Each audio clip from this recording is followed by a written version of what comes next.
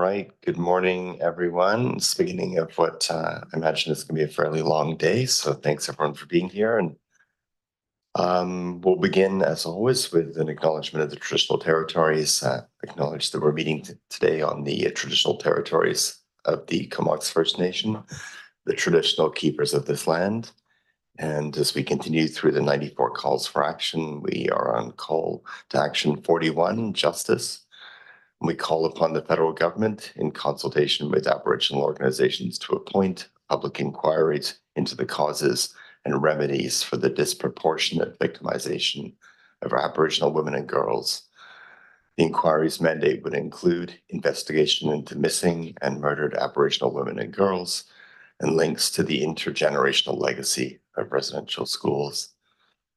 And just a couple of sort of thoughts before we get started. One is I think we're going to dispense with receipt motions. We're going to be receiving a lot of things today, and I think we'll just do motions on the actual recommendations. And I know in our discussion of the procedures bylaw session the other week, we talked about trying to sort of keep things a little bit more tight and have one initial question when you put on your light and a single follow-up, and to try to keep our observations fairly succinct. And I think today's a great day to start putting that into practice. So we will start off with a motion for adoption of minutes. Moved and seconded. Any opposed? Seeing none, that passes.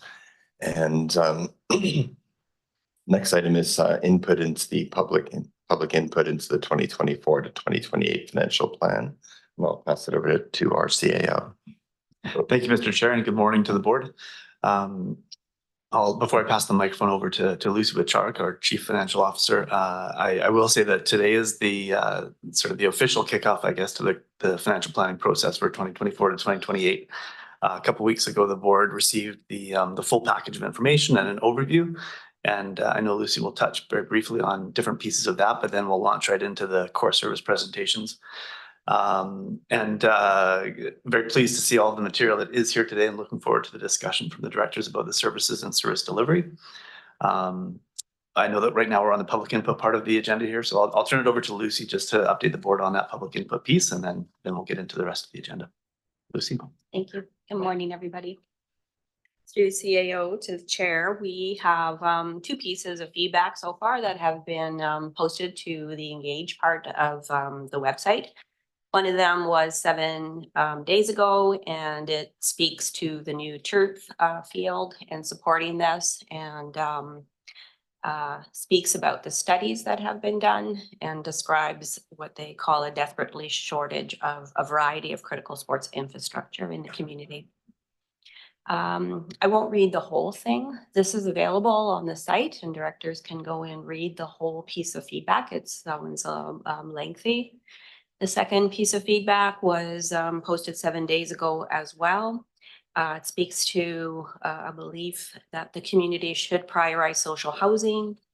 And secondly, comment about recreation. Area 3 should be prioritized, as there's been a need for years for youth programs that can't grow due to limitations with ice. So I'll leave those for directors to read more fully on the site if you'd like. Okay. And that's what we've received so far. Great, thanks, Lucy. And I think that takes us on to the beginning of this whole process. Item number 2, the Finance and Administration Core Service Financial Plan. And, James, you want to lead off or go straight to Lucy? I think just straight over to Lucy. There's a couple of points that I will jump in on, but Lucy, I'll let you introduce that core service. Yeah, Lisa, just to cue my presentation.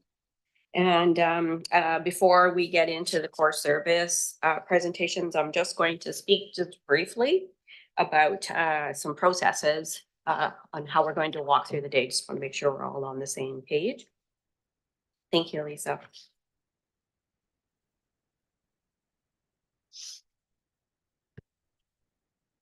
Oops, that's not the right one, Lisa. The one I sent last night. That's not the right presentation. And sorry if we have quite a few presentations that are queued up, so if we mess up a little bit, we just ask for a little bit of patience. Absolutely.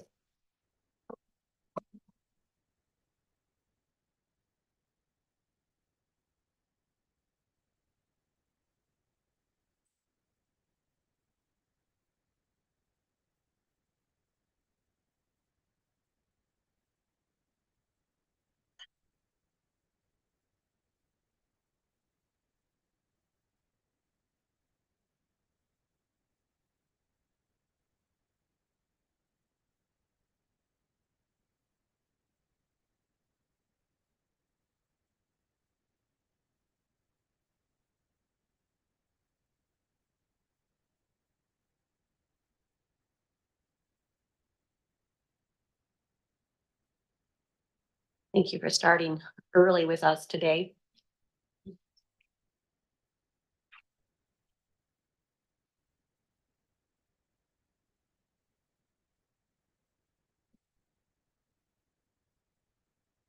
It's great.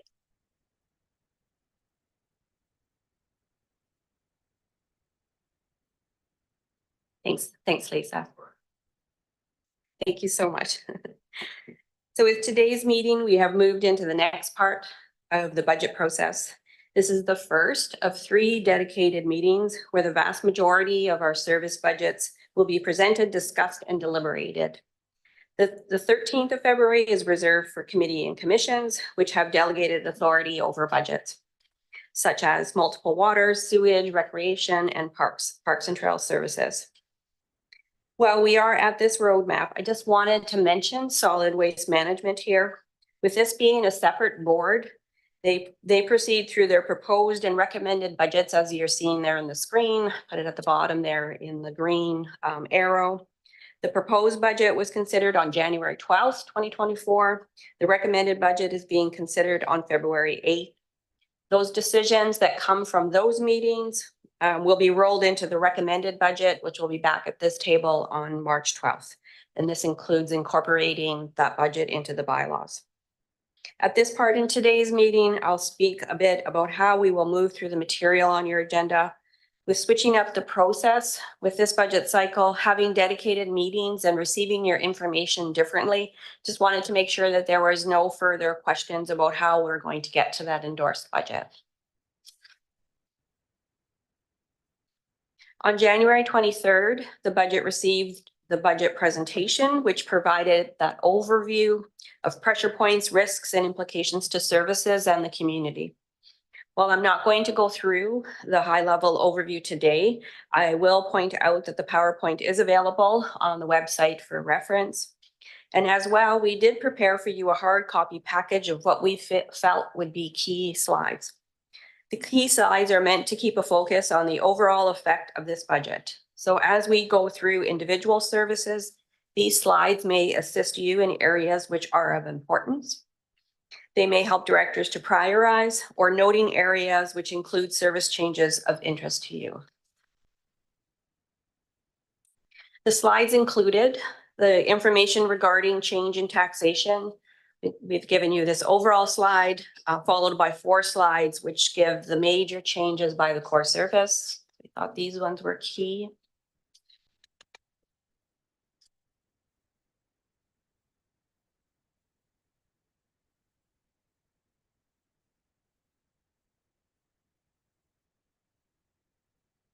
We've also provided for you the slide on the utility. So if that's useful. Next, the information that's about the effects on the typical household. For your reference, gave you the slide which shows to you the median values for each one of our 5 areas.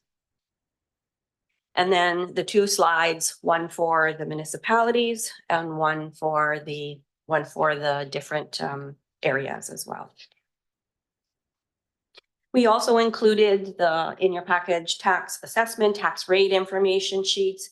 These were on the website, left them in your package in case you want to zero in on any one in particular service as we're going through presentations. And this will just be for quick reference for you. Major capital exists, obviously, and so we've given you the 3 slides that hold the major capital projects by each one of the core services. If any of you are interested in a hard copy full report on capital, we can provide that to you as well. Okay, and last but not least, sorry, one more. Yeah, just a couple of quick points on the last 2 slides, and we'll get going into the actual presentations. There's lots of materials to get through across the 3 days, and therefore I will describe the first couple of sections in today's agenda and ensure we all are aware of how the resolutions are going to be captured. So after I'm finished with this agenda item, we'll move to the core service. We'll move through core service by core service. First, there'll be an overview provided of the core service, and first up will be finance and administration. The overview will be delivered by the GM and aims to provide an update of board strategies included, provide the high-level information on pressures, challenges, and trends being faced, and also new services being contemplated, etc. Then after the core service overview, and for those individual services under the responsibility of this board, staff will provide a brief presentation for the service. And this will be followed by any questions that directors may have. Prior to moving on to the next service, directors will be asked to approve the recommendation to endorse the proposed budget. We will continue to move through each of the individual services. In the case of those under finance and men, 110, 100 for municipal administration, 130, 110 for administration and general government, 550 economic development, etc. I'm sure you noticed that we have not prepared individual presentations for services that have little changes or where we don't have control over the cost escalations, such as library services on the island. For these smaller services, I'll just say a few words about them as needed. Staff can address any questions of the board, and then the board will be asked to endorse those proposed budgets. We will move on to the core service of water services after that. The overview will be provided by GM Mark Rutten. All services under this area, under water, have been delegated to other bodies, and the CVRD board today will only get the overview for that, and the same for sewage treatment. We'll continue through the day like that. All the material associated with these agenda items is on the website, so I'm hopeful that you all found that easily enough. As I mentioned, lots of material to get through. While we did a lot greater amounts of time for those larger service areas. For the most part, staff will have presentations for you that are about 5 minutes long. The PowerPoints were meant to capture that key information that you are used to seeing in your staff reports. When staff are presenting, they may not speak to every single one of those slides. Okay. Staff in the room, we're going to work as best that we can to get you all the information that you need as quickly as possible. If we can't answer in the moment, we may come back to you after a break or after lunch or at the end of the day. Resolutions will be tracked, of course, and we'll also be tracking any follow-up that you may ask for as well. Inevitably, there may be some services where discussions are taking longer, or sometimes we get stuck on certain services. When this happens, feel free to use a parking lot, can move it to another point in the agenda or to the end of the day. And where needed, any follow-up or any other services that you may want to consider later on, we do have our February 27th meeting as well. The intent of changes made to this budget cycle was for the board to maintain a better idea of where the budget is going in total and those overall implications to the taxpayer. I will suggest that if the board wants to have discussions around this, it can occur after we get through all of the other overviews of the individual services. And just my last point, part of what makes a CVRD budget process interesting is the fact that there are 6 commissions which have a hand in determining budgets. Each of these commissions and committees have delegated authority. However, I am also noting that the CVRD board has overall authority over the budget bylaw. It may be challenging to maintain a common overall direction.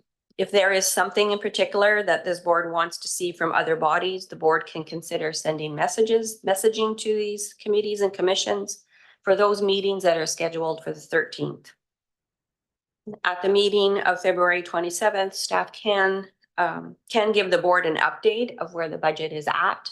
Just to provide an overview of what had occurred over the 13th and where we are at. Okay.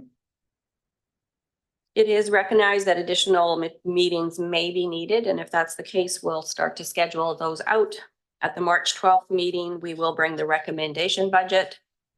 And the board can also address any other items in the budget on the 12th as well. And with that, I'll just answer any questions that you may have. And maybe if I can just before questions or in place, so I just want to draw the board's attention to this handout. It's the few pages at the back of the hard copies that were distributed. Staff recognize that there is a ton of information that's been published and presented, and it's online and PowerPoints and budget pages and whatnot. And that's what we're going to endeavor to get through in the next few days and then next week as well. But this in particular is a really good summary of all the services, and they're broken out by jurisdiction. So Village of Cumberland, for example, is right at the top of that page, and you can see all the different services that the village is in, and it reflects the mill rate and the taxation for those services. So just to distill a lot of that information down into a few pages only, that's a good reference point. But that being said, we've got a ton of material to get through, and we're gonna launch into that here fairly quickly. So Lucy had said if there's any questions, certainly we can entertain them, but we're also ready to begin that finance and administration core service presentation. Okay, I don't see any questions. I realized at the beginning I didn't take the opportunity to just say thank you, Lucy, for the enormous and everyone who's involved in preparation of all these materials for us, and for starting out the process so much earlier in the cycle than we have before. So thank you, and we'll just hand it over to you for today. We have our finance and administration core service, and myself and Jake and James are going to be doing this for you.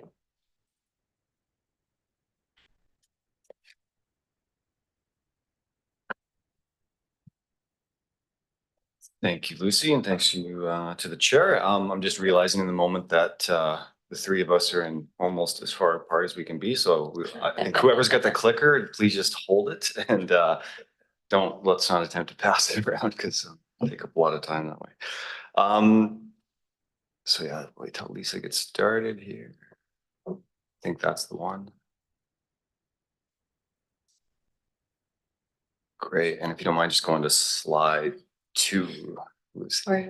Or Lisa. And I think if you point it towards Lisa, then that should do the trick. Great.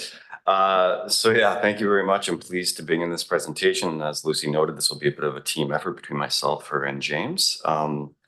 This core service area really serves as the foundation from which we provide our core local government functions and the many public services that the CVRD delivers. Under this umbrella, there's a number of functional areas which we've noted here, and we'll be going through these presentations here over the next hour or so. So I won't take up the time at this point to dive into each of them. Next slide, please. So on this slide here, we've outlined our key success indicators, and these, like our strategic drivers, serve as our respective objectives for the services that we provide to the public, the board, and our internal clients. We've noted these here through the strategic planning process, so I think these should be fairly familiar to the board, but certainly appreciate if there are any questions or interests around any individual ones. Next slide, please, Lucy. Also through the strategic planning process, we established the strategic initiatives for this core service area, and further information on these will also be provided during the individual functional presentations. I'm also cognizant that James has recently provided an update to the board in which he went through and identified the sort of major milestones and targeted endpoints for each one of these. So that's also fairly fresh probably in the board's mind as well. Next slide. So This core service area is facing a number of trends and opportunities, and these are presenting themselves certainly in the work that we undertake and in the proposed budgets that are before you. The first one here is the one that the board will very much be familiar with, and that is the influence of senior government legislation and their associated programs and the impact it's having on our services. There's a variety of new requirements, standards, additional reporting, programs to be developed, grants to apply for, and all of these place an administrative burden on us to apply to and conform with. It's not to say that the senior government legislation is not worthwhile, and in fact, most of it is addressed or aligns with our strategic drivers and is also seeking to address issues that we're facing locally here. But nonetheless, it is many new obligations that we have to consider and manage appropriately. The other major trend here that's relevant to the core service area is the rapid evolution of technology. And this is both, again, a threat and an opportunity for us. Cyber breaches and privacy attacks have unfortunately become commonplace in our society. And with both sensitive information and our services relying heavily on technology, we need to do everything we can to secure and protect our systems, our tools, and our information. But the rapid changes in technology also hold immense opportunities for us, and we realize that there can be many efficiencies that can be gained in providing more open, integrated, digital, and interactive services that benefit our staff and the public and the board alike. Like many other local governments, though, our digitization and modernization efforts include replacement of many of our legacy systems that function for our finance, our meeting management, and otherwise. And these are both costly and complex to undertake. So that's certainly a trend that you'll see presented in the budget this year, and I'm sure budgets going forward as well. The other trend I'll speak to here briefly is the growing challenge of effectively engaging and informing our community. In today's society, information is consumed through a variety of methods. And so in order to build trust and reach our community, we have to be active on multiple mediums and communicating around a variety of services that the CVRD is undertaking. Combine this with the complexity of these initiatives that we're doing, and we are certainly faced with challenges in reaching the community and effectively communicating on all fronts across our organization. So with that, I think I'll turn it over to James to talk a little about the last bullet here. Thanks, Rick. So this slide, I'm going to touch a little bit on. You can move to the next slide, Lisa. Thanks, or Lucy. So I'm going to touch a little bit on some of the HR trends and challenges and opportunities that we're seeing. These figures here are, of course, part of the proposed budget and would not be final until the approved budget or the adopted budget is considered the middle of March. So in terms of HR trends, provincial and federal legislation continues to evolve to have impact on our employees and the diversity of skill sets that are needed for our employees. The economic outlook is cooling, and there's a declining inflation and a softer labor market that we know of, but still a lot of uncertainty in that arena as well. The complexity of the services that we're delivering continues to evolve, and with that comes an expectation on additional skill sets and greater levels of responsibility and judgment. Jake touched a little bit on the technological change, and that's certainly playing out in terms of our workforce as well. From a challenges perspective, wages continue to be a top priority of interest to our employees. We are facing recruitment challenges for certain positions in certain areas in particular, but I think across the board there's a lot of demand for a lot of employees right now. Health and benefits costs are also increasing, and we're seeing a greater demand for mental health and wellness supports as we carry forward. From an opportunities perspective, we are seeing a shift in the labor market in the last 6 months or so. We're moving to a bit more of a balanced supply and demand coming out of the pandemic. We are also looking to build that workforce for the future. So recognizing that we have a different and evolving set of services that we're delivering, we're looking to match those service deliveries with the skill set. As mentioned previously, we do have 4 positions proposed in the 2024 financial plan. That's the IT project manager, an asset manager, an engineering analyst, and a solid waste plan coordinator. Those positions will all be discussed in greater detail when we get into those individual services, but as an overview, we want to touch on them here. As well, in the 2024 financial plan, we're needing to consider a few extra resources when it comes to the temporary and casual pool, whether that be in the student realm or co-op spaces, or even just casuals, to make sure that we have that coverage. And then lastly, I guess this slide also looks at 2025, and there are several positions noted there in 2025. They have not been presented in detail to the board, and this round of budget presentations is really about 2024. So we won't get into too much detail on the 2025 positions, and they're not for approval in this current realm. But the positions of note include in the cybersecurity area, procurement, Indigenous coordinator, and then a couple of assistant type roles for different branches. And so with that, I think I'm turning over to Lucy.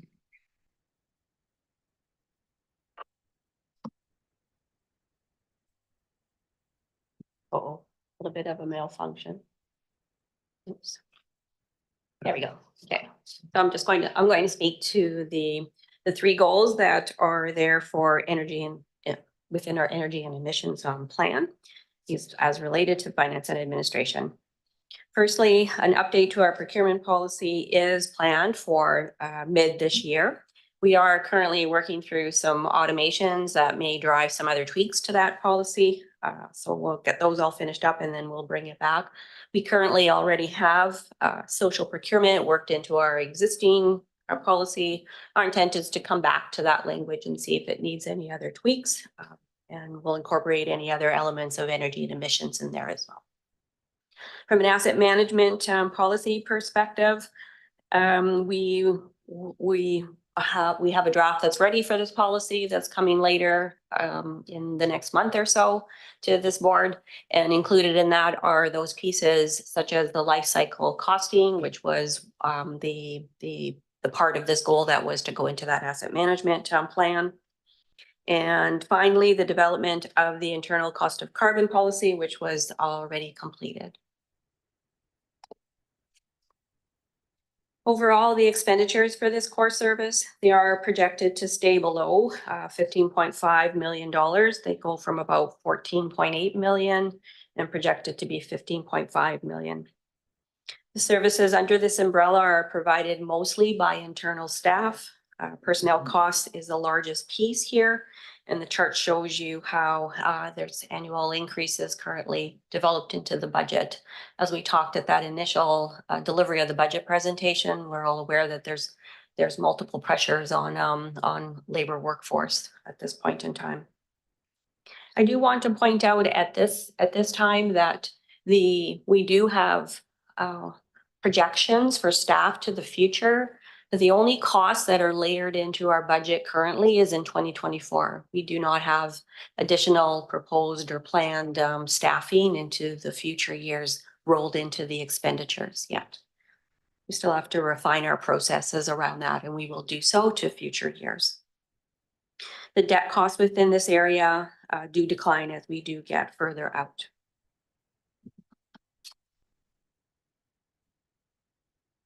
As far as the funding sources go, I believe the board is aware that expenditures from our corporate departments, such as finance, IT, communications, HR, for example, are proportionally charged out to other services. This is the bulk of the recoveries from other functions. As costs rise, these recoveries rise as well, going from about 5.6 million to 7.3 million. Other funding comes primarily from taxation. And Jake is going to speak to this slide.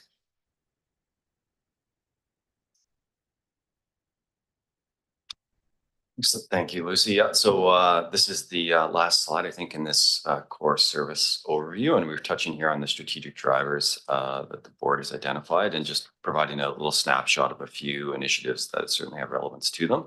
I could draw your attention to a few of them in which under I guess the far right-hand side, under accessibility, diversity, equity, inclusion, the board will be familiar with in past years our partnership with the Social Planning Society for administration of the Accessibility Committee. With the new legislation that's came into place, we're now looking to formalize that. And so we're working with the Social Planning Society around an agreement that will see that support continued and the funding for that provided through this core service area. We've also noted a number of achievements with respect to Indigenous relations, in which the Indigenous relations framework has been endorsed. There's the ongoing reconciliation advisory group that's functioning, and continued engagement with Comox First Nation. We've also reflected there on the community partnerships, again, our work with the Social Planning Society, and then a few other achievements with respect to fiscal responsibility and climate crisis with regards to the internal cost of carbon and asset management and so on. So yeah, unless there's any questions on those, I think the next slide is to the questions. Questions? Good. All right, so far so good. No questions on that. So I guess we're going next to function 100. Director Brown. Sorry, I did have a question. On one of the slides, there's recovery something on the text at one of the graphs. Yes. Recoveries from other functions. What does that mean? Yes, through the chair, this is the function where our support services internally are charged out to all the other services for the CVRD, so that we have a policy that directs how this is going to occur. So because with regional services, each one of those services needs to be full costing. So in essence, it's the overhead that's being allocated out to all those services. So that's the function of that. So admin support and stuff. Correct. Like that, staffing. Yes. Okay, Okay. great.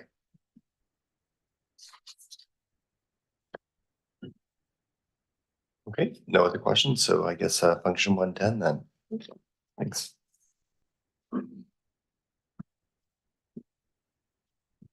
So shall we move on then to our first actual individual service? That's okay. Okay. And the first one we have up is a nice and easy one, and this is 100 municipal member municipality administration service. Thank you, Lisa, for the PowerPoint. Nice. Between this service and the next, Service 130, Electoral Area Administration, the legislative administrative requirements are taken care of. Service 100 involves the municipalities. It holds expenditures related to elected officials and also allocations for key senior level positions, office expenditures, and etc. For 2024, a small adjustment in a position allocation occurred and all other human resources stayed the same. 2025 currently has a proposed position increase for the Indigenous Relations Coordinator.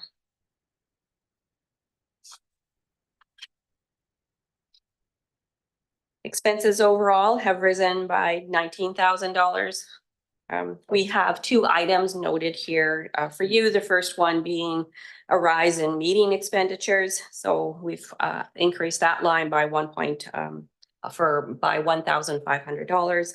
And secondly, we're proposing some additional dollars for legal. This is one of those lines that varies a lot across the years. And we'll just feel that a little bit more dollars in this line is appropriate. From a revenue perspective, taxation for this particular service has remained the same. And again, just some small increases to the future from a taxation perspective. And for the future, mostly staffing and director reimbursement, which will drive costs up somewhat as you go to the future. Okay, so some gradual increases as we go from year 2 to year 5.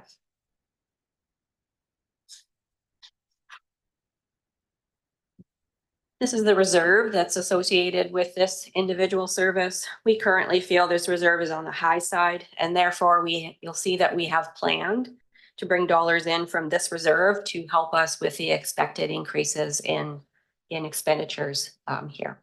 Okay. That's the transfers to operating line that you see there is incorporated into this 5-year budget. The short presentation, and our recommendation is that the proposed budget for 2024 to 2028 for function 100 be approved. And any questions that directors may have, we can address for this one.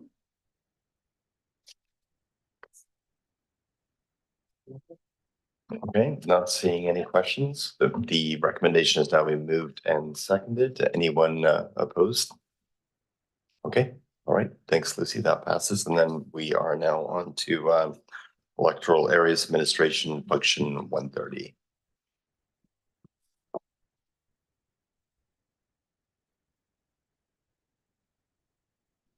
Thank you, Chair. Yeah, so this is going to be a bit of a replication of the last presentation, but this time with respect to the rural areas. This function is specific, of course, to the electoral areas services costs for board governance, management costs, and elections in the rural areas. Next slide, please, Lucy. And not too much to explain with respect to this slide. I will note that it does include director remuneration and expenses as well as those costs associated with your constituency expenses for those rural area directors. So these are all within that function. And maybe next slide, Lucy. Thank you. So here you see the human resources. We have noted their proposed Indigenous Relations Coordinator for 2025. But otherwise, the positions that Lucy kind of spoke to being are allocated partly to this function include the Chief Administrative Officer, the Executive Assistant, excuse me, my position, as well as the Manager of Legislative Services and the Senior Manager of Strategic Initiatives. So all of those are partially funded directly through this function and as well as Function 100. Next slide. With respect to expenses, we've noted a decrease there in constituency expenses, a decrease in the election cycle, given that we don't have a general local election, not for a few years. The other thing to note is Lucy touched on the increase in legal fees, and the reason for that is that with your new adoption of the board code of conduct policy, of course, there's an incorporation of a solicitor to help administer that process. So in respect of that, we want to make sure that we have sufficient legal funds that would come from both Function 130 and 100 to support that should a code of conduct complaint arise. I think that's all good to note there, Lucy, if you don't mind going to the next slide. We've noted here there's no reliance on prior year surplus of the proposed budget in terms of the revenue side. Next slide. Funding sources are noted here from electorals area A, B, and C throughout the course of the next 5 years. And next slide, Lucy. The operating budget for the 2025 to 2028. Again, I don't want to spend too much time here unless there are specific questions, given that this has been provided to the board already. And next slide. The future expenditure, Lucy, I don't know if there's anything with respect to the reserve, if there's being treated in a similar manner as the member municipality.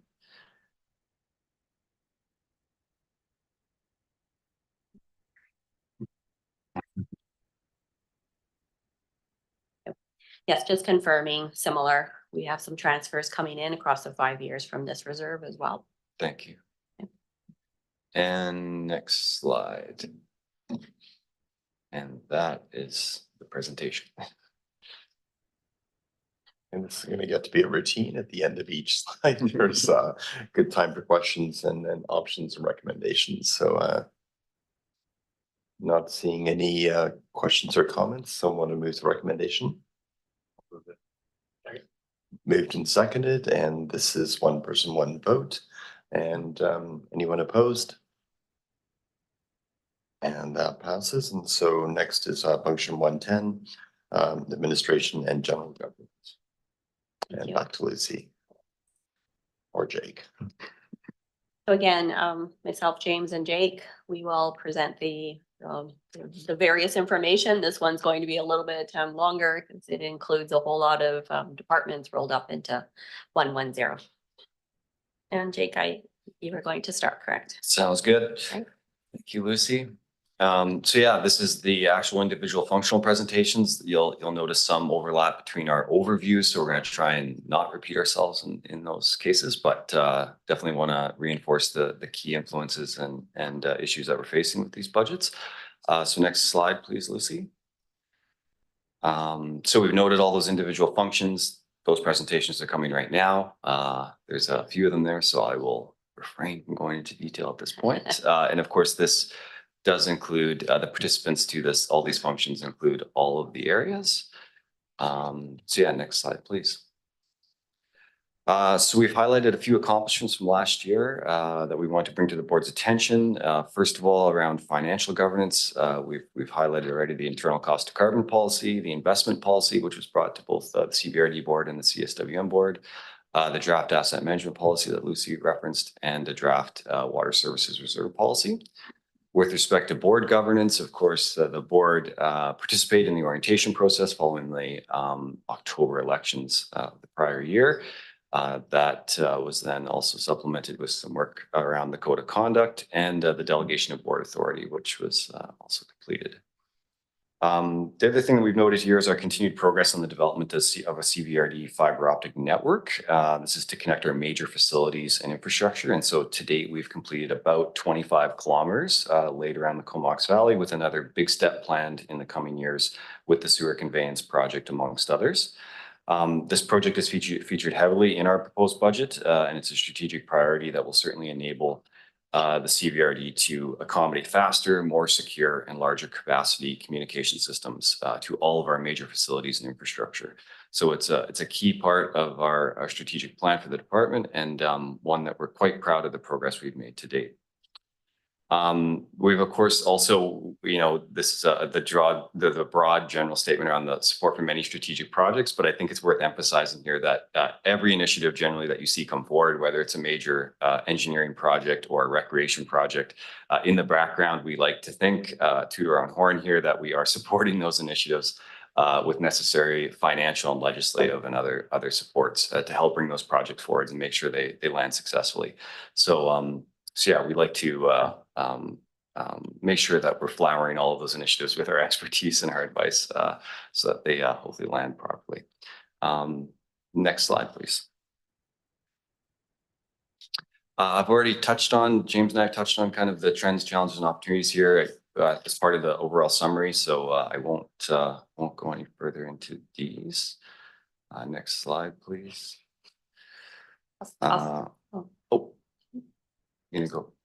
I'll speak to the first two initiatives that are on this page. So just briefly, we spoke about our successes so far for the asset management program. Going into 2024, we just want to pick up our momentum more on this very important initiative for this corporation. We'll move forward and bring forward the draft policy to the board, the asset management policy, and have that endorsed. That will be followed by the development of an asset management strategy. And the intent is to create standards and guidelines that can provide that direction for the corporation as a whole. And that's the only way that you get everybody moving in the same way for an asset management program. We do have a proposal put forward for an asset management manager, and that's to have a dedicated resources there in order to be able to get through this body of work and also be that key support for departments as we go. For the fiscal framework and strategy, where we continue to see high levels of risk, for example, we'll continue to address those as we go as quickly as we can. Going into this year, we want to take some time to conduct some further research, understand our current state, especially when it comes to the CVRD reserves. You'll likely hear us touch on or speak about as we go through some services, the state of some of the reserves. There's more in-depth work that we need to do on our reserves to understand how good are the levels that they're at right now, or where do they need to go to. So this is the type of analysis that we're going to do as we go into the year and develop some additional board policies around that as well. I also wanted to just point out here that the work in this fiscal sustainability space will be also conducted for the other entities, for example, North Island 911, the hospital district as well, and solid waste management. I'll pass it back to Jake for the last strategy.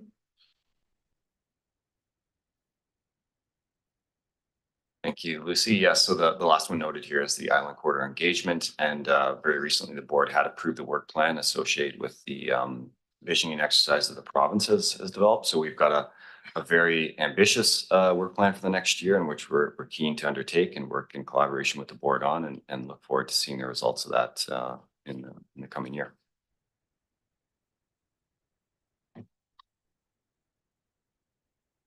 Director Brown, I turned your microphone on by mistake, but is it okay to take her question at this point? If you like, go ahead. So there's an asset management plan there, which is awesome. I'm just wondering if it's including any natural assets or if the district's done any work on that yet. Or To the had that chair, conversation. we do have natural assets identified in the policy. To the extent that we've actually considered natural assets, I want to say that it's just initial look and work that we've done around that, and nothing formally bringing those assets in. So yeah. Okay. Great, thanks. Yeah. You're welcome. So from a human resource perspective, the 1110 service operates with 40.10 FTEs, and this included in this figure is the 2024 ask for the additional 1 FTE, and that's that asset management manager position that I have already mentioned for advancement of the asset management program. Although in most services, the adjustment category is minor, within this function for 2024, the adjustment has been made to bring in the recently formed PMO office, project management office for engineering, into this budget area. Well, the FTEs, and that is 2.85 FTEs, have been moved over. It's important to note that this has been done to facilitate the new process of charging the cost of this office out to capital projects. The net effect on the overall budgets for 110 is zero. It nets out. In 2025, an additional 2.05 FTE is proposed, and this includes a procurement technician, and that would be 100% charged to this area. Cybersecurity analyst, it's allocated here 85%, and the Indigenous Relations Coordinator, which would be allocated here 20%. And then in 2027, we are projecting out that an additional financial analyst would be required.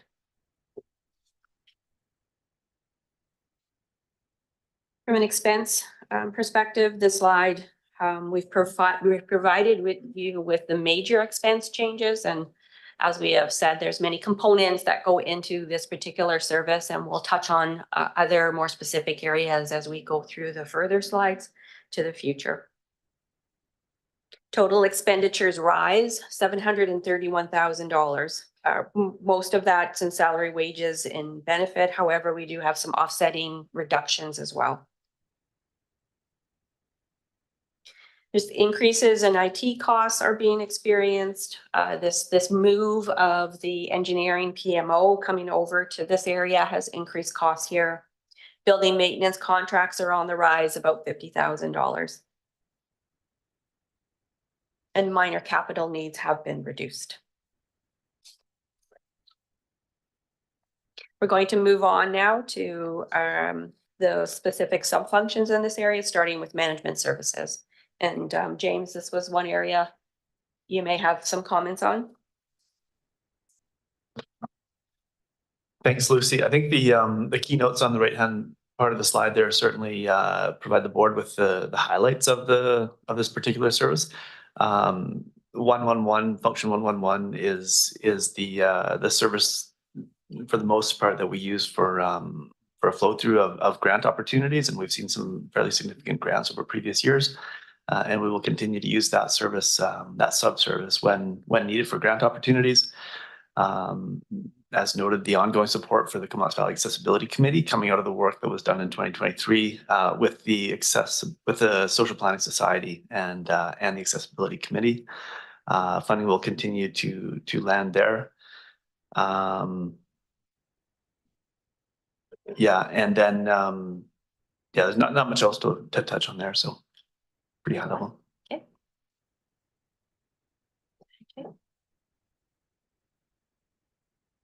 Okay. Lucy, as these are all quite specific, and so we're not flipping back through slides, is it okay going forward if we just allow questions to be taken as they arise? I would say probably it's best to leave questions to the end. Because maybe not so much for this particular service, but I do think in most of them, as you get through the whole of it, your questions may be answered Okay. as you go through. But as you wish through this one. No, happy, I could see Director Brown's turned off the Okay, light. I'm okay, sure she'll that just would be ask at awesome. the end, but Okay. thanks for clarifying. Over to Jake. Okay, thank you, Chair. Yes, so this is function 112, Legislative Services, and I want to acknowledge joining me here today, of course, is Lisa Dennis, our Manager of Legislative Services. The term legislative services I have definitely come to appreciate is not well understood necessarily in the public. In my view, I've tried to kind of boil it down to what is the essence of it. And in my view, we provide the tools, the systems, and the resources around three core functions: electing government, making government work, and ensuring open government. That's where most of our work seems to fall. So of course, electing government is delivering local government elections and all of the approval processes that come up from time to time associated with their services. We also manage the decision-making process and helping to make sure that the meetings are held and properly conducted. And then finally, we look to manage the regional district's information throughout its life cycle. And that, of course, provides a valuable service in making it transparent and open to the public in how we conduct our business.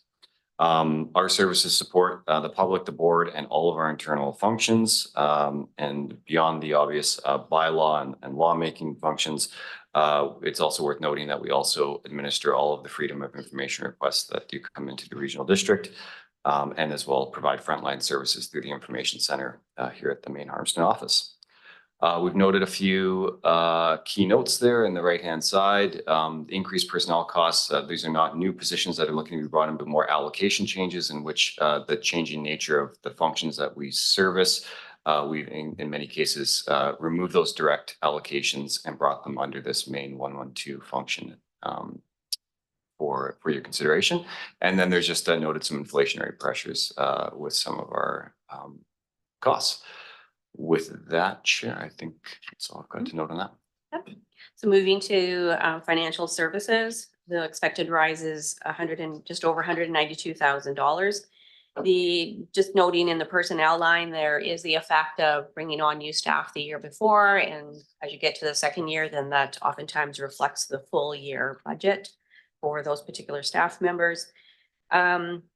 Our budget is coming down from a consulting fee perspective by about $70,000 as we have finished up one-time work around asset retirement obligations. These are new external reporting requirements that we've had to work through. Our financial technology application is one of those areas where we have aging technology, and we've added some money in this budget in order to start conducting some needs assessments. We need to understand to the future where we need to go with this software and plan very carefully, because there's multiple different types of modules that we need to be taking care of, and it'll be quite an undertaking to get through that. Well, the growth in departments, more licenses for our budget software was needed, and automating our procurement process has included new technology, which comes with annual maintenance fees of $6,500.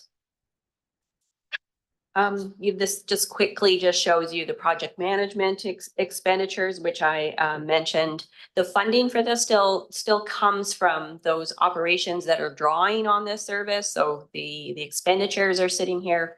The funding still does come in from other services. And then moving on to human resources, and James will speak to this one. Thanks, Lucy. So the 115 human resources subfunction is led primarily by Ellen Jackson, our senior manager of human resources, who is in the room today and can jump in with any other answers if needed.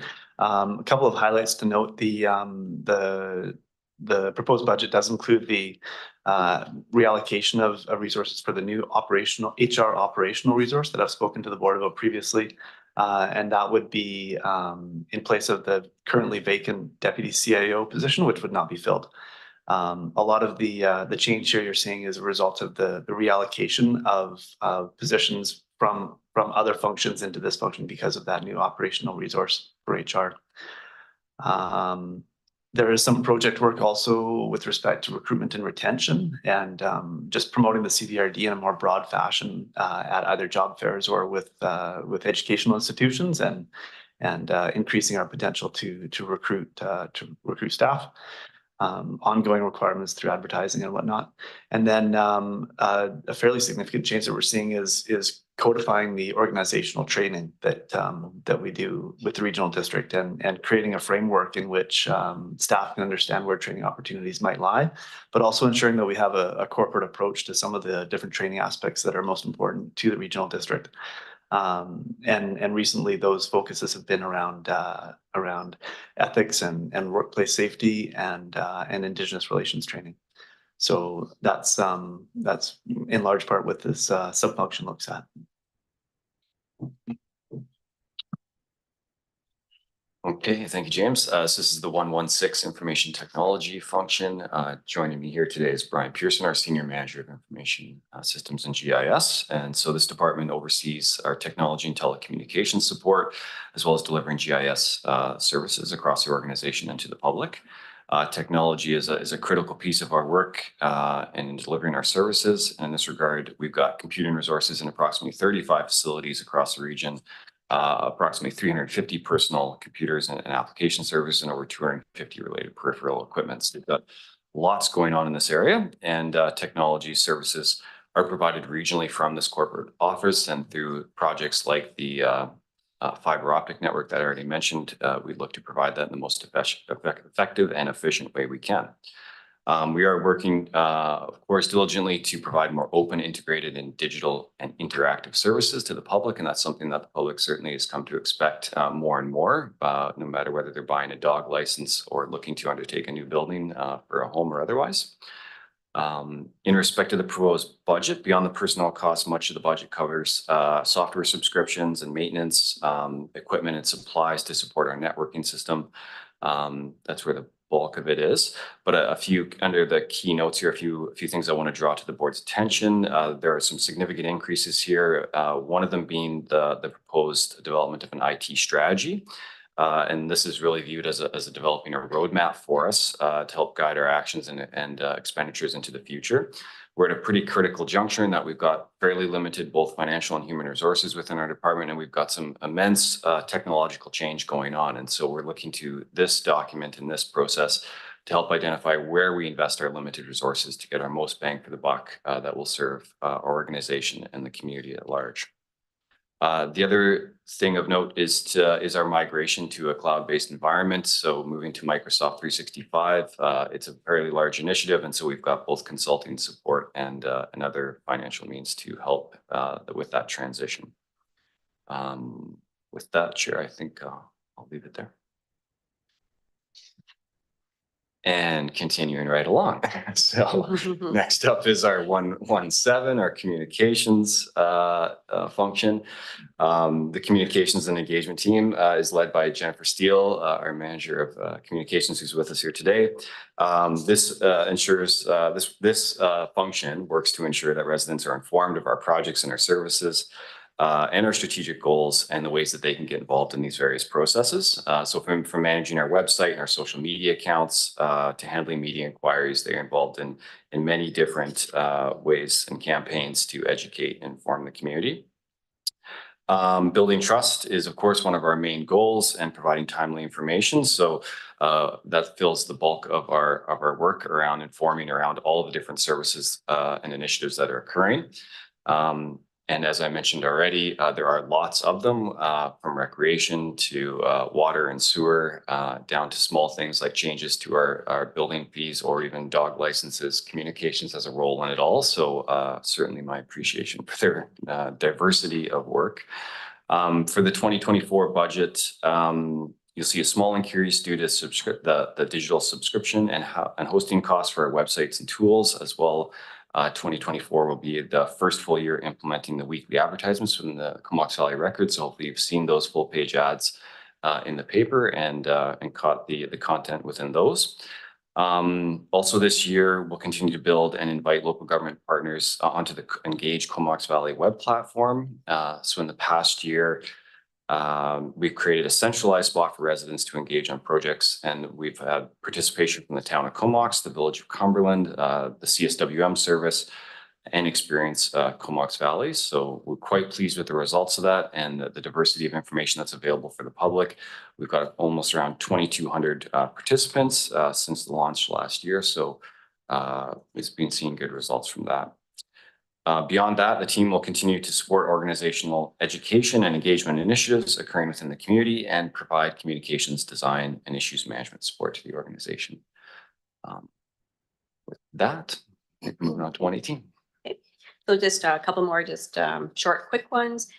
We have a sub-function in here that its primary function is about contributing to reserves. And just of note here, you'll notice the increase in internal cost of carbon going up by almost $55,000 there. Yeah. And then 119, the last sub-function, I believe, is about our corporate office expenditures. For this one of note, a change of just about $72,000 in the personnel cost line. This is a place where an allocation again is driving some of that, and it is our corporate climate response coordinator, where we used to last year it was in your 50%, and we've reallocated that 100% in this area. Professional fees are down because of some one-time costs in 2023. And as I mentioned earlier, the building maintenance costs up by about 50,000. Just some increased costs in labor is coming through and materials being passed on. Okay. So that's that. I'll quickly touch on revenue, the funding for this service. Funding for this service is partly by taxation, and we are proposing a decrease in taxation here. We do have a greater amount of investment revenue that we are bringing into this budget, so that's very helpful. And the recoveries have increased, and as I mentioned, this is due to our support services charges to departments, and as we calculate that all in accordance to our policy. The funding page just shows you to the future that we aren't anticipating increases to taxation going forward. We'll try to keep this one level as much as we can. From an operating budget perspective, just shows that steady increase to future years. Okay. And then on a capital plan, Jake will just maybe quickly speak to it's mostly IT infrastructure, some vehicles in this area. Thank you, Lucy. Yes, so the bulk of the 2024 capital plan is identified within the IT infrastructure side. Much of this relates to the fiber optic network project and is funded from a transfer from the admin reserve 801, and as well as a $100,000 transfer from water associated with connecting to their facilities. So that's the main thing I want to draw your attention to, and again, it's a funded through a transfer from reserve. Okay. Good here.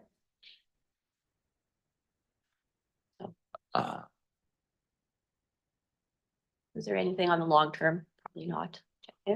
Yeah, nothing too significant to pull. And on this slide, we've just summarized the 3 reserves that are associated with this function. So not much to say here. These are our projected balances to the end of 2023. And from a summary perspective, Jake, for this one.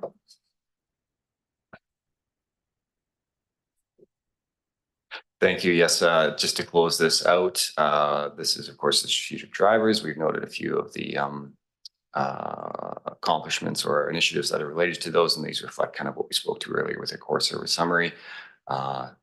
So I will leave it at that. Thank you, Mr. Chair. All right, thanks very much. And a couple lights on, I think it's Director McCollum first. Oh, sorry, Director Arbor. Yeah, thanks. So last year in the budget process, staff had recommended starting to see the 500,000, I believe at the time, for more additional office space, and the board turned it down. So I'm just wondering if staff over the last year has come up with potential solution, whether I think at the time, part of the board had said, okay, well, what can we do, remote arrangement, things like that. So I'm just wondering, because it was put forward last year, we turned it down, and then I don't think we've gotten an update on that. Thanks for that. So yeah, you're right. There isn't a recommendation here, or there isn't dollars noted in this financial plan. Space does continue to be a challenge for us, and we with the increasing staff complement for delivering services, we do have that challenge, and we do recognize that we will have to be addressing that over the coming years. Your executive team is looking at some of those options, and as they become more prevalent and requiring some board input, we'd be bringing them to you. But we haven't had that. We haven't had that discussion, and we certainly haven't layered that into the financial plan at this point. All right, thanks, CAO, and then Director McCollum. Thanks. Yeah, I had a question on slide 15, sub-function 118. Yeah, just wanted to understand better why there's such variability on the capital works reserve contribution. Just want to understand how that works.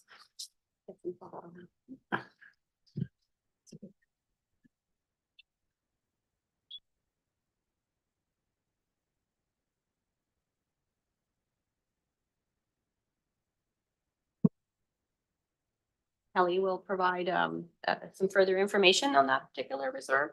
Dr. McCollum, through the chair.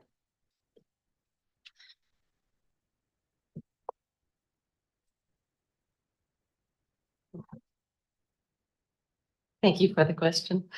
Some of that volatility is coming from the major capital project that's continuing through this year.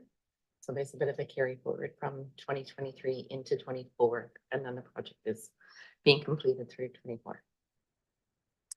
Okay, yeah, that makes sense. Thanks for that. I have a second question, and I don't see any other lights on, so I'm gonna fire away. The slide that depicted revenue for this service, sorry, I didn't write the slide number down. Scrolling here, slide 17. I'm noticing that there's a large increase in investment income, which makes sense given the interest rate environment. But what I'm wanting clarity on is what is the investment income related to? Because based on the reserves held in this function, that it must be pulling in revenue from other reserves. And I'm wondering if, especially given that it's a fairly significant amount of money, if we're attributing investment income from other functions into this service, or I want to understand that $800,000 a bit better. Thank you for the question through the chair. In this particular line, what this investment income relates to is our cash flows in and out. So not the specific values in each one of the service reserves. It's the interest that we're making on our regular general bank account as we go. So this is where we have allocated this piece of interest to start with. Okay, that makes sense. Thanks for that explanation. And I'm guessing that the increase is 43%, not 433. If we could get that kind of increase, that would be awesome. The increase from 150 to 800. Okay. Oh.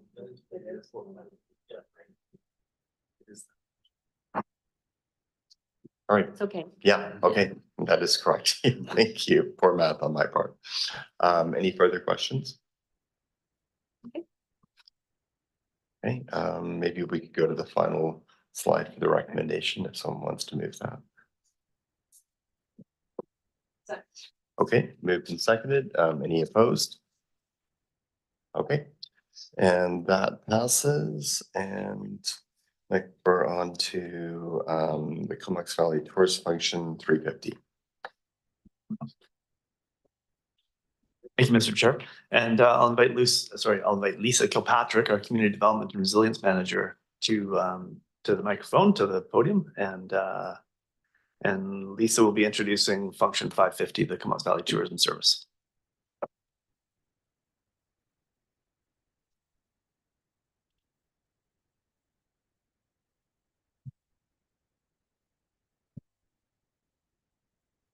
Are we just gonna continue with asking for the slide to be advanced?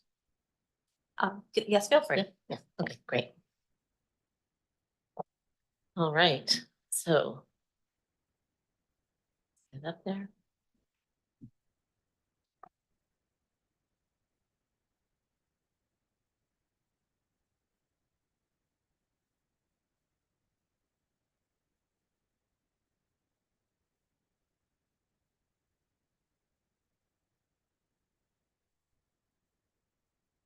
There it is.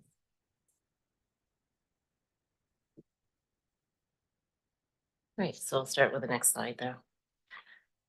So the Comox Valley Tourism Service transitioned over from the Comox Valley Economic Development Service in 2022. So the service is here to provide destination marketing and tourism information services to the region. Our contractor right now is 4VI. They deliver the services, and then the service operates under the brand Experience Comox Valley. So we have the participants that are Cumberland Courtenay, the defined portion of electoral area A, so not the islands, and electoral, I think that's an area, electoral areas B and C. Comox participates by way of fee of service agreement or fee for service agreement. On the next page.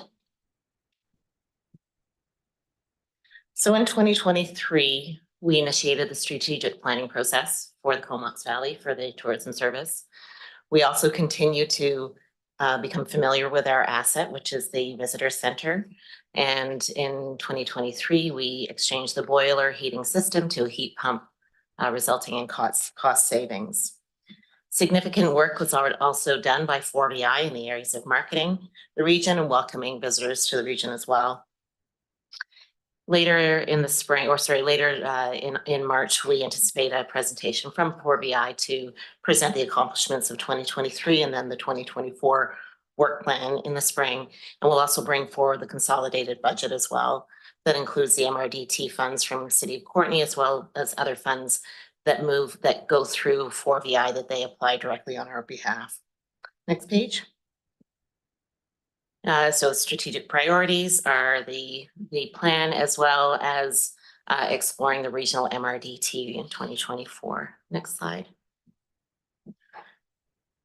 So in addition to this, these trends, challenges, and opportunities, I just want to acknowledge that Destination BC has been a significant funder of the tourism services in the region for quite some time. There may be, we anticipate some changes to their funding. Right now, the budget that we do present for 2024, it provides significant leverage for us to be able to hopefully receive another $249,000 from Destination BC. That amount is yet to be approved. In addition, through the strategic plan process right now, we are identifying that the evolution of the service may need the direction that the evolution of the service may need to take from destination marketing into destination management, as we hear the importance from the community for sustainable and regenerative tourism. Next slide. And we can move on to the next slide. So moving on to expenses here. So over the last 2 years, we've been transitioning from the Function 550, which was the economic development services. And so in doing so, we are getting familiar with the building.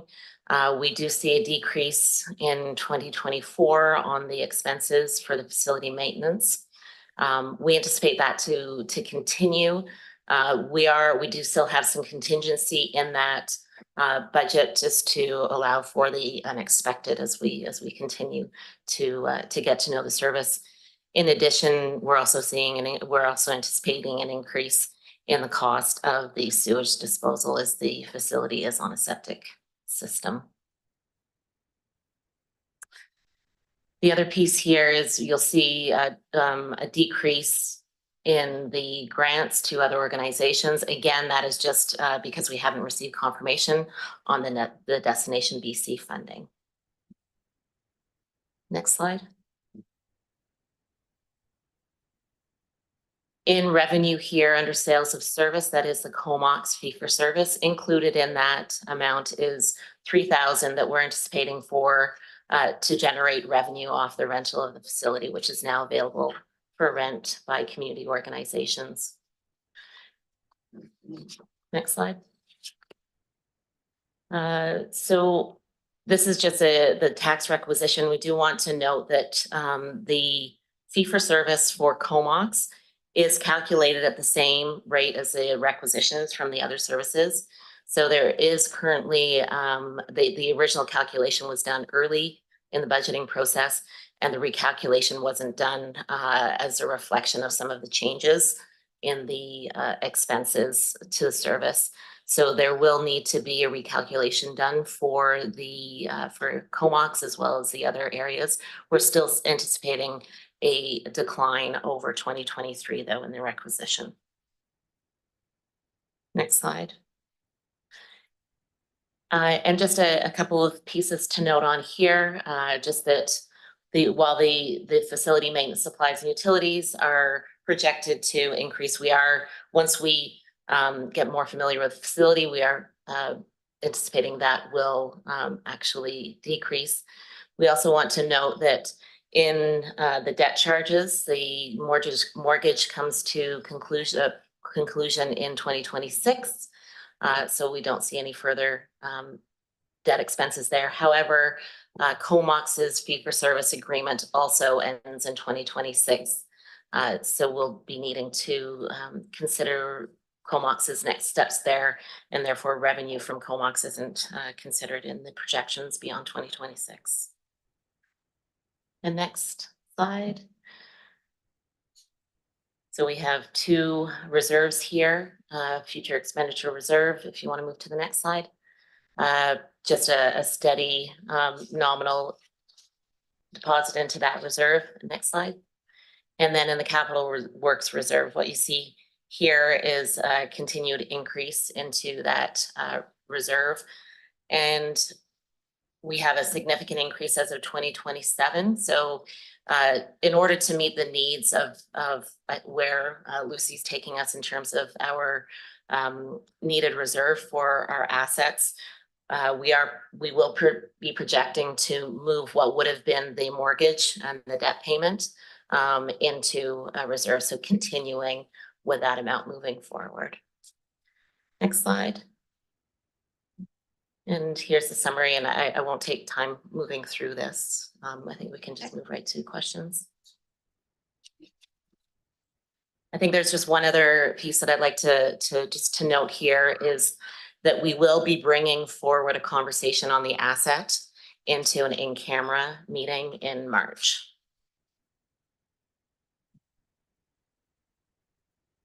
Okay, thanks, Lisa. And I see light with Director McCollum. Yeah, thanks. Yeah, from looking at these numbers and just the notations beside a lot of expenses, it seems as though the bulk of our expenses are related to holding on to this asset, maintaining it and looking after it, being the visitor center.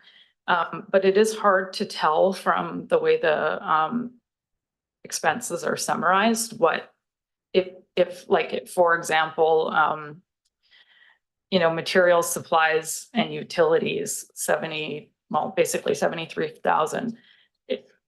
Is that all attributable to maintaining and looking after the visitor center, or there are some other things that fall into that category that are not related? So under that category, if you maybe just want to move back to that slide. Page is that? I think Slide 7. Yeah, there we go. Great. Yes, so what we're presenting here is that is the cost. We're trying to give you a sense of the cost of the facility, so that that is just the facility. So this slide So for the only 90 has expenses related to the facility itself. So the category of facility maintenance, supplies and utilities with a budget of 95,000. Oh, I see. 96,000, that is the cost of the facility. Okay, yeah, I'm then- looking at the year over year change, which is the additional document that came with the presentation, and I don't think it separates it out, which is why I didn't catch that it was different on your slide, so that's helpful. So the general services, so this slide only relates to the visitor center and none of the other services that are that we're paying for out of the service. Is that right? So it includes the contract that we have for 4VI. So under the contracts and professional fees, that's 67,000. So that's a contract that we have with 4VI, and then some additional projected costs that will come from the strategic planning process. The debt charges is definitely related to the building. That's the mortgage. And then obviously the capital reserve is related to that asset as well. Okay, yeah, it's presented differently in the additional document on the website, which is why now that I'm asking the question, I'm a little bit mixed up, but I'll just carry on and go back to it after. So I guess my question is, I am glad to see that we're thinking about contributing to reserves and that they'll bump up once that debt is taken care of. But do we have I recall conversations around asset management and the state of that facility kind of during the transition, but I don't know that we've had any updates on it. And I see on that reserve slide that there's no forecasting of needing any funding coming out of the capital works reserve. So is that to say that we're not anticipating that there's any work being done, and is that based on some assessments that we've had in recent years? Mm-hmm. So when we were looking to acquire the asset in 2021, we did have a building assessment completed. The bulk of the work that was identified through that assessment was completed in 2022. And then in 2023, we unexpectedly had issues with the boiler system, which we brought to the board last year for the capital expenditure of 40,000 to install the heat pump. So as of right now, there's nothing else significant in the asset assessment that we had done that would indicate that we need to that we'll need to be including any major capital expenditures in the next 5 years. That's great. And then I guess to circle back, could we get like an idea of what the cost of having that the visitor center included in this service is, like on an annual basis? Sure. So what I think in early fall, we brought forward a consolidated budget of the entire service. And when I say that, the funds here reflect what is supported by CVRD. The consolidated 2023 budget was about 1.1 million. So these funds significantly leverage other dollars that come in through MRDT and other funding that 4VI receives directly on our behalf, such as the Canada Summer Grants funding for students. So when we bring the report to the board in later March, we'll definitely include that. And then we'll also have the in-camera meeting, and we'll bring detail around the asset into that meeting. Where my mic went. Oh, there we are. Thank you. All right, thanks so much, Lisa. And we'll go to Director Brown. Just on that same topic, we have revenue coming in from that building at all? Or is it a in-kind to 4BI, or what's that relationship? And if people are renting out that space, is that income coming to us or going to them? So as part of the small contract that we have with 4DI, which is 50,000, they operate the visitor center for us on our behalf. We have projected a very small amount of 3,000 in rent for short-term use, which is so the facility is available for lease by community organizations. The board did take a look at in 2022 the option for longer short-term rentals.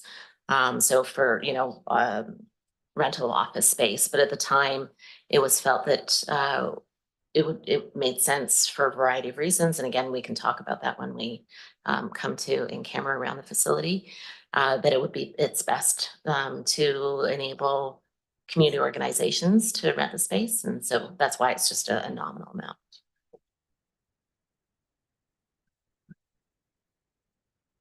Great, thanks. And Director Brown, do you have another question or? Oh, no, sorry. Perfect, okay. Not seeing any other lights, if someone wants to move the recommendation. Moved and seconded, anyone opposed? Okay, and that passes.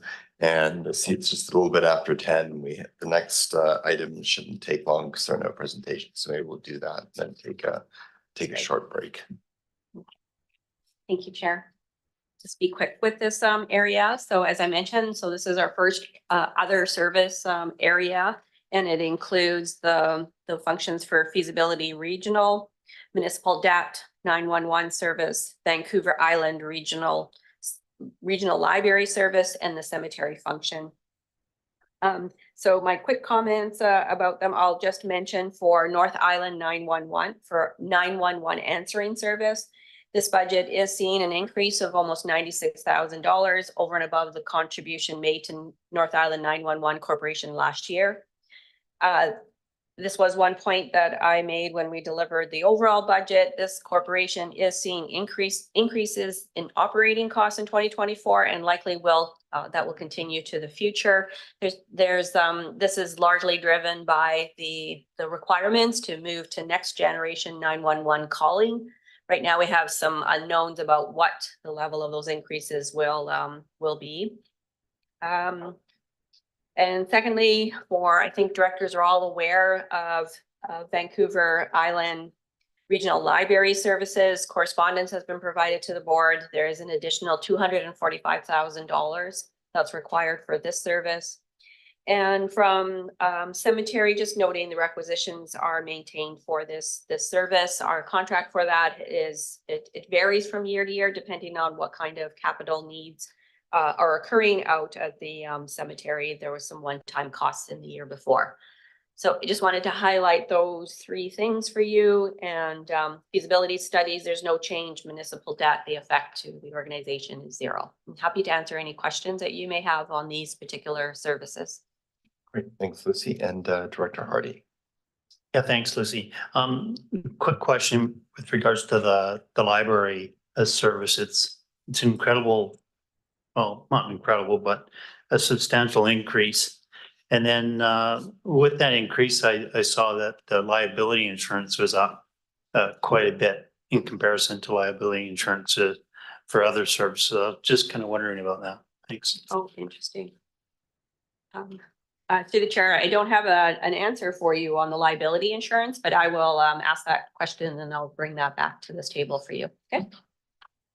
Great, thanks, Lucy. And Director Hillian. Thanks, Chair. Also, in relation to the library with that increase, I'm sure it doesn't relate to renovations, but I'm wondering if we have any idea what's happening with the plan to renovate the library, and particularly in relation to accessible washrooms. Through the chair, in my reading of the information that came through, not recalling specifics around the renos to our library. I don't know if anyone else has any further information on that can help. Otherwise, I will go dig into that and bring that back to you. Yeah, thanks. It is something that's been talked about for several years, and I think it's been delayed a couple of times. I don't know where it stands right now, so it would be helpful to know. For Thanks. sure.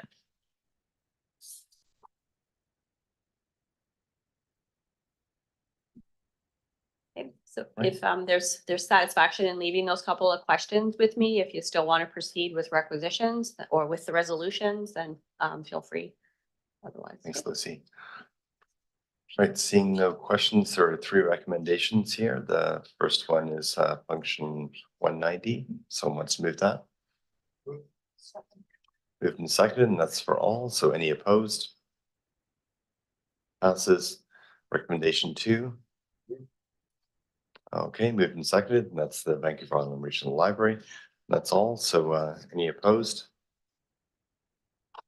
And recommendation 3 is just area B, Courtney and Comox, and that's the cemetery service. Moved and seconded, Hillian and McCollum. Anyone opposed? Okay, and that passes. And I think at this point we'll take a 10-ish minute break and just come back at 20 after. Thanks.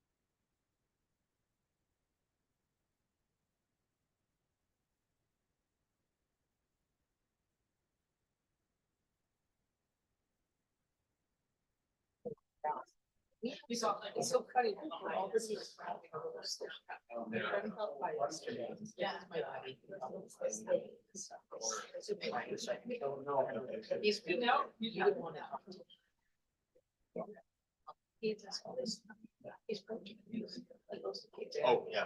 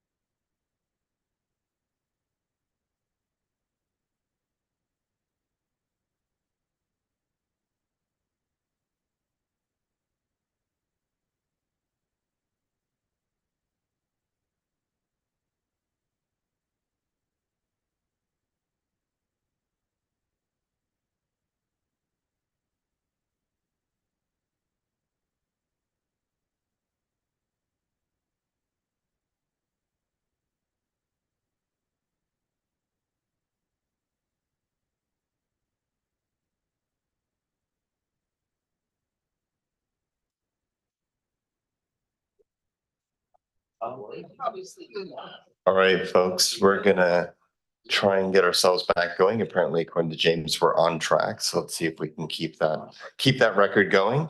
So now we're moving on to core services, and we're starting with the water supply core service. And I'll pass it over to James. Thank you, Mr. Chair. Yeah, and so we have gotten through the finance admin as a core service, and thanks to the directors for that. We're now going to introduce a couple of additional core services. And as Mark and then I will note, these will be considered at upcoming committee and commission meetings. But we felt it important to present these core service overviews for the board, given that those committees and commissions are under the purview of the board. And so without any further ado, Mark Rutten, General Manager of Engineering Services, will present the overview of the water supply core service. Mark. Thanks, James.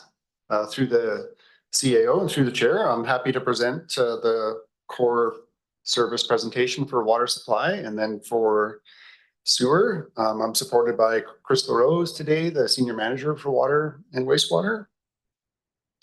Every day, the CVRD provides this essential service to thousands of residents across the regional district.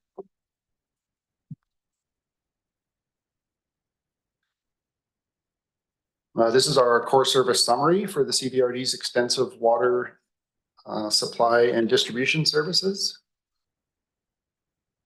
Some of the key success indicators for the water supply service. High quality water, one of our key objectives, of course. Water supply and infrastructure resilience. We're focused on making sure that the system is always available and always ready. Reliability. Water conservation, using only what we need. Affordability. Watershed protection, protecting water at the source. And working with Comox First Nation. Some of the key initiatives that are going on within our water services. There's a lot going on. the Water Extension South project, a strategic initiative in partnership with the City of Courtenay and with Comox First Nation to extend Comox Lake water to the south. An overall budget of $20 million and supported by grant funds at 7.4 million. The Water Master Plan. This is a comprehensive study focused on system improvements required to support growth. This study will be completed in close collaboration with Courtenay and Comox, the main users of the Comox Valley water system. Study work will be completed this year, and there's a budget of 300,000 for that. And Chris will go into a lot more detail on this project in his presentations coming up at Water Committee. And then water rate review, I've highlighted this, even though this work was largely completed in 23, there's a massive implementation over the coming years. These rate reviews for the electoral areas, for their 4 water local service areas, was based on an asset management approach using a Waterworth tool. And you know, the core goal here is to establish sustainable service over a long period of time. These initiatives are also provided in greater detail on the links shown on this page, so you can check that out on the CBRD website. Corporate Energy and Emissions Plan. In 2023, we completed several charging stations at the water treatment plant and ordered 1 electric vehicle for the water treatment team. And that'll be delivered in 2024. And then completed the audit work of all of our facilities. And that audit work then leads into feasibility study work that will be completed in 2024.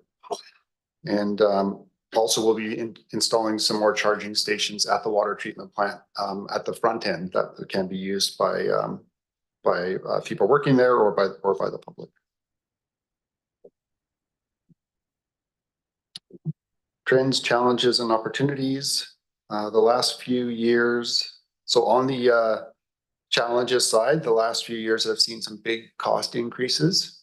That has been a challenge. We are starting to see things stabilize a little bit, so hopefully that continues. Another challenge is water conservation, the messaging around conservation, especially for the various systems that we have, because they all have different sources and different levels of resilience within those sources. Another challenge is some of our smaller systems are very challenged, like Denman Island, on finances. They're small, they don't have a lot of resources in terms of revenue generation, and the costs are high to upgrade those systems. Big opportunity on the water side is asset management, which is really key to the long-term success of these services. This slide here totals up all of the expenses across the different water services. This just provides a snapshot of total water costs across the CBRD. You can see that it makes up a significant part of the CBRD's total expenses. Most of these categories remain constant and grow slightly over time, but it can be seen that the orange bar, the light orange bar near the top of these bar graphs shows increased reserve contributions as a result of asset management work and the rate review work. And the purple bar at the very top shows the Royston Capital Improvement Cost Charge payments beginning in 2027, and those will be in place for 10 years. On the revenue side, you can see that most of the revenue for the CBRD's water services, when they're all totaled together, comes from the sale of bulk water. That's the large blue portion of the graph. But it can also be seen that parcel tax revenue is increasing over time as asset management rate review work starts to be implemented.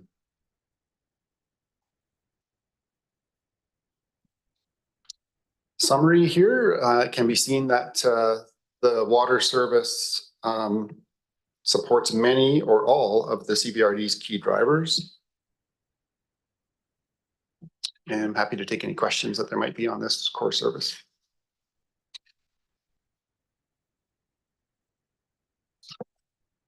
Right. Looks like everyone's entirely satisfied. There's no questions at all. So that's just Entirely good satisfied. news. And there's and there are no resolutions on this. So thanks, Mark. And I guess we move next on to sewage treatment or service. James. Thanks, Mr. Chair, and I'll turn the microphone over again to Mark Rutten. And I would just say that certainly while the Water Committee, the Sewage Commission, a lot of the committees and commissions, they do have delegated authority, and that's where the bulk of attention will be given to these budgets. If there's instruction from the board or some perspective that the board is wanting the Water Committee or the Sewage Commission or other bodies to have as they go into those deliberations in the next week, it may be helpful to have that consideration here. So, Mark, I'll turn this back over to you for sewage treatment. Great, thank you. Again, I'm happy to be presenting this very important service.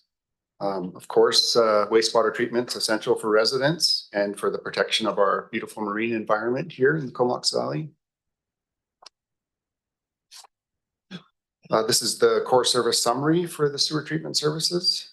There's a lot going on in sewer as we work to complete our liquid waste management plan.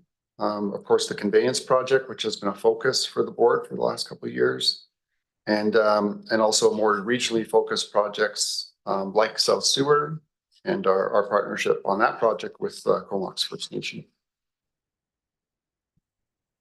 The key success indicators for the sewer service. Asset management continues to be a key. It's a common theme that you'll see across water and sewer services and many other regional district services. Controlling costs and looking for grant opportunities to the greatest extent possible. Resilient and reliable infrastructure. Partnering with First Nations. Reducing I&I, and I'll speak to this a little bit more on a slide coming up. And reducing the risk along Willamar Bluffs, which of course is well on the way with the implementation of the conveyance project. Some of the key initiatives to highlight within the sewer services. There's a lot happening right now. The conveyance project, of course, one of our biggest projects, a large construction project aimed at resolving the greatest environmental risk and liability along Willamar Bluffs. Adding system resilience and reliability and improving capacity. And, you know, we talk a lot about the environmental benefits of that project, but it also does add pumping capacity, which is important for the service and something that where we've been at the limit for the last couple of years. Liquid waste management plans, we've got 2 underway right now. They will be brought together into a single plan, but the core area liquid waste management plan is continues to progress, currently approved at stage 2 and moving towards stage 3.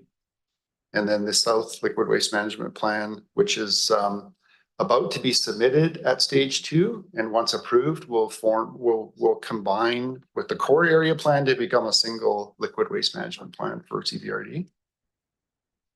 And then South Sewer, an important strategic partnership between Comox First Nation and a private developer in the south to extend sewer services to the communities of Royston and Union Bay. And significant grant money in place for that project. There's links provided here. There's more information available on each of these initiatives on the CVRD's website. Corporate energy and emissions, an important focus for the CVRD sewer services. In 2023, we installed electric charging stations, completed the energy audit, and based on that audit work, we'll be completing feasibility studies in 2024 to determine which projects to bring forward that create the most success.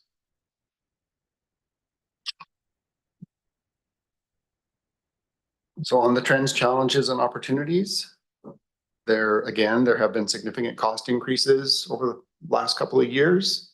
Those do seem to be leveling out. We did get some very competitive bids on the conveyance project, which has helped to bring the cost down slightly on that project. Another challenge for the sewer service is wet weather peak flow. So this is an issue that happens in the wintertime during major storm events where the inflow and infiltration adds to the flow. That can peak at 3 to 4 times the normal dry weather flow and creates issues for the pumping system, but also for the treatment plant itself. South Sewer continues to be a complex project. It's a partnership, like I said, between First Nations and a private developer. So we continue to work through that. And our small systems are challenged with high resident costs. So included, most of this presentation is really for the larger core system that we have, but we do have some small rural sewer systems, and they are challenged with high costs. Just a few residents participating in a pretty complicated service. Asset management, again, is key to keeping these services well positioned to carry on into the future. This is the total expenses for all of the CBRD sewer services. So this is really 3 services together, one of which is 98% of the expenses. The Comox Valley sewer system makes up a large part of these expenses. You can see a big increase in contract and general services in 24 and 25. This is due to more detailed design work for South Sewer. And you can see a transfer to reserves, which is quite high for the next few years and then drops in the future as we begin to take on debt for the service. So we'll be consuming the reserves to pay for capital projects and then increasing the debt expenses as we also take on borrowing for those projects. And that's mostly associated with the conveyance project. Funding for sewer treatment is mostly by tax in 2 forms. One is the requisition that's charged to Courtney and Comox for the Comox Valley sewer system. And then the other are parcel taxes, which are for the smaller systems that the CBRD operates. You can see a spike in revenue in 24 and 25, and that is associated with the South Sewer project as we complete more detailed engineering for the next phase of the liquid waste management planning. That's funded by project partners and by grant funds. And the graph also shows revenue provided by taxation, like I said, either requisition or parcel taxes. In summary, you can see that sewer service supports many of the CBRD's key drivers. And I'm happy to answer any questions that there might be on the core sewer service. All right, Director Hillian. Thanks, Chair, and thanks, Mark. Just on the last slide, there's no indication of any grants after next year, and I'm wondering if you think there is still the possibility that we may be able to get some grant support particularly from the federal government for South Sewer. For South Sewer, we're still, because the project hasn't started, there still is opportunities to apply for grants if there are any that are in line with the project. So I think I would say it's, it already is quite well supported by grants, that project. And the partnership that we have with the private developers also providing important funds to the project. I think we have a project that's quite viable right now. So we will continue to look for grants. I'm not sure how successful we'll be. And we'll definitely keep our eye open for programs that, that can really support that kind of an initiative. Yeah, thanks. I'm just hopeful that we're not giving up on that possibility. Yeah. All right, and Director Arbor. Yeah, thanks. We have achieved a high level of leverage in that particular project, but by all means, I would say, I think we're not done when you see a doubling of taxes for residents in that catchment basin. And especially a lot of interest with phase 1B as well. We don't have federal partner at the table. I think we should absolutely pursue some federal grants that could reduce a little more the cost to people in 1A and start lining up 1B. So you'll see motions coming through ESC to that effect in the next couple of years for sure. All right, thanks very much. And any further questions for Mark on sewer?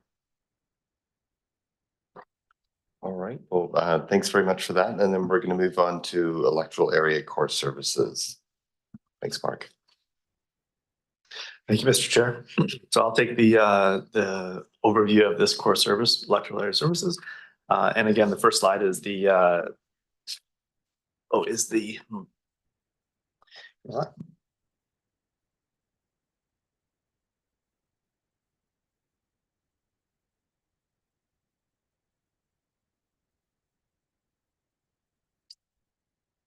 I'll take my own instruction and come to the microphone to present this core service.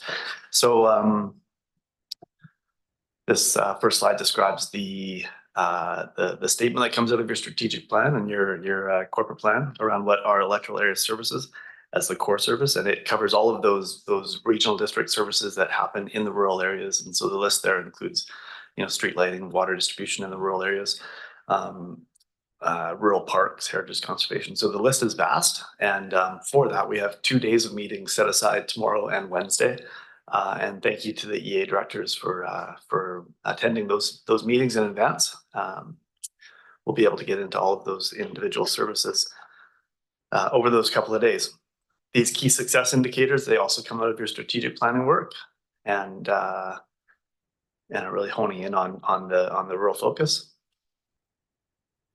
We've listed here the initiatives that come out of your strategic planning session. I think, like Jake mentioned earlier, we've recently presented a strategic initiatives update where all of these initiatives for all the different core services were presented, and we described the key milestones and the desired outcome from each of those initiatives.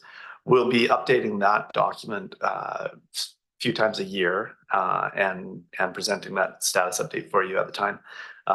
So the update that you see on the screen here, there is just really reflective of what we had reported back in December, building on that point. Trends, challenges, and opportunities. We do face, like probably most other regional districts in the province, not challenges, but just rural service delivery can have its own sort of unique issues or situations, I guess, and whether that be the set of regulatory tools that we either do or don't have in the rural areas, or levels of public expectation in terms of what the services are that we're delivering, those challenges do arise. With most of our services, there are multiple cost pressures, and we continue to see those. The Rural Water Rates Review Project is certainly a very good indication of some of those cost pressures. But I think one of the best opportunities we can look at is that direct action is available. As regional districts are structured, those rural services are defined with a very clear purpose. They have a geographic boundary for where we will deliver those services, and it allows us to really hone in on that part of the Comox Valley where we can make the most have the most impactful presence in terms of service delivery. So while we do try to get out of our silos and try to break down those silos, the way the regional districts are structured and the legislation that we have to follow, it does mean that we have these individual budgets for all these different services. And so that's what I'm referring to there with the direct action. So it does provide that good opportunity. On the expenses side, this is a roll-up of all, I don't know, is it 60 some services, Lucy, in the rural areas? There's a vast number of services. I'd say the majority of the regional district services, maybe not in total dollar value, but certainly in numbers, happen in the rural areas. And so this roll-up reflects that grouping of all those services. And we'll get into each and every one of those in the next couple of days. And similar on the revenue side, this is the roll-up of all those different services. So I'm not going to get into too much more detail on that. From summary, just a reflection on the various drivers of the board, the strategic drivers, and tried to pull out some of those highlights for each of those drivers and how the rural areas are seeing those drivers manifested in your service delivery. I think that's the end of that PowerPoint. James, looks like everyone's satisfied with that, so I guess we can move on to the Regional Sustainability Core Service. Okay, thanks. So Alana Malali, our General Manager of Planning and Development Services, will present this core service regional sustainability presentation. And then this core service, actually, we have several individual services that fall under the core service. And so after Alana's presentation, then we'll get into the those few services, individual services. So Alana, over to you. Thank you, James, and thank you, Chair, to the directors. The Regional Sustainability Core Service encompasses, as James has noted, these services. So Regional Growth Strategy 512, your new Regional Park Service 692, and then our 2 housing services, Homelessness Support Service and Emergency Shelter and Supportive Housing Land Acquisition Service. Just pretend 550 tourism is not there. We talked about that in finance and administration services this morning. So as James said, Lisa Kilpatrick and I will be tag teaming on 512, 450, and 451. And then you'll be hearing more about regional parks and trails next week, February 13th, with Doug and Mark.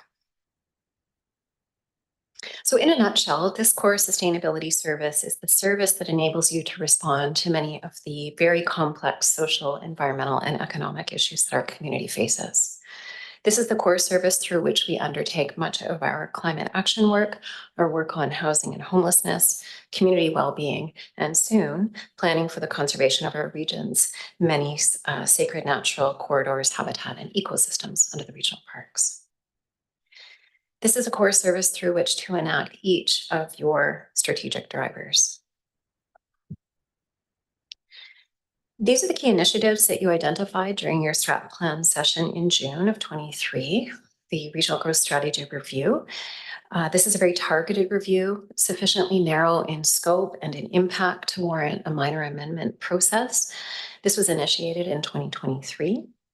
You will be receiving a report later this month recommending approval of a targeted consultation plan, primarily focused on informing the community about the regional growth strategy and the existing policy basis to tackle many of the complex issues that the community is facing. Your decision to focus on a targeted scope enables staff to focus on implementation via goal-specific action plans. So the housing action plan is currently in the procurement process. The third initiative identified back in June is the implementation of the poverty reduction strategy. And this is work that we're undertaking in partnership with the Comox Valley Community Health Network to develop a collective impact framework to ensure systematic implementation of the 2021 strategy. The regional park strategy, as I you'll hear more about that on February the 13th. And then lastly, on this slide, developing a response to the housing crisis that looks in particular at 3 things. One being those opportunities for direct action by the CVRD. Secondly, to continue advocacy to the province for a permanent emergency shelter in our community. And thirdly, continuing to work with the Comox Valley Coalition to end homelessness.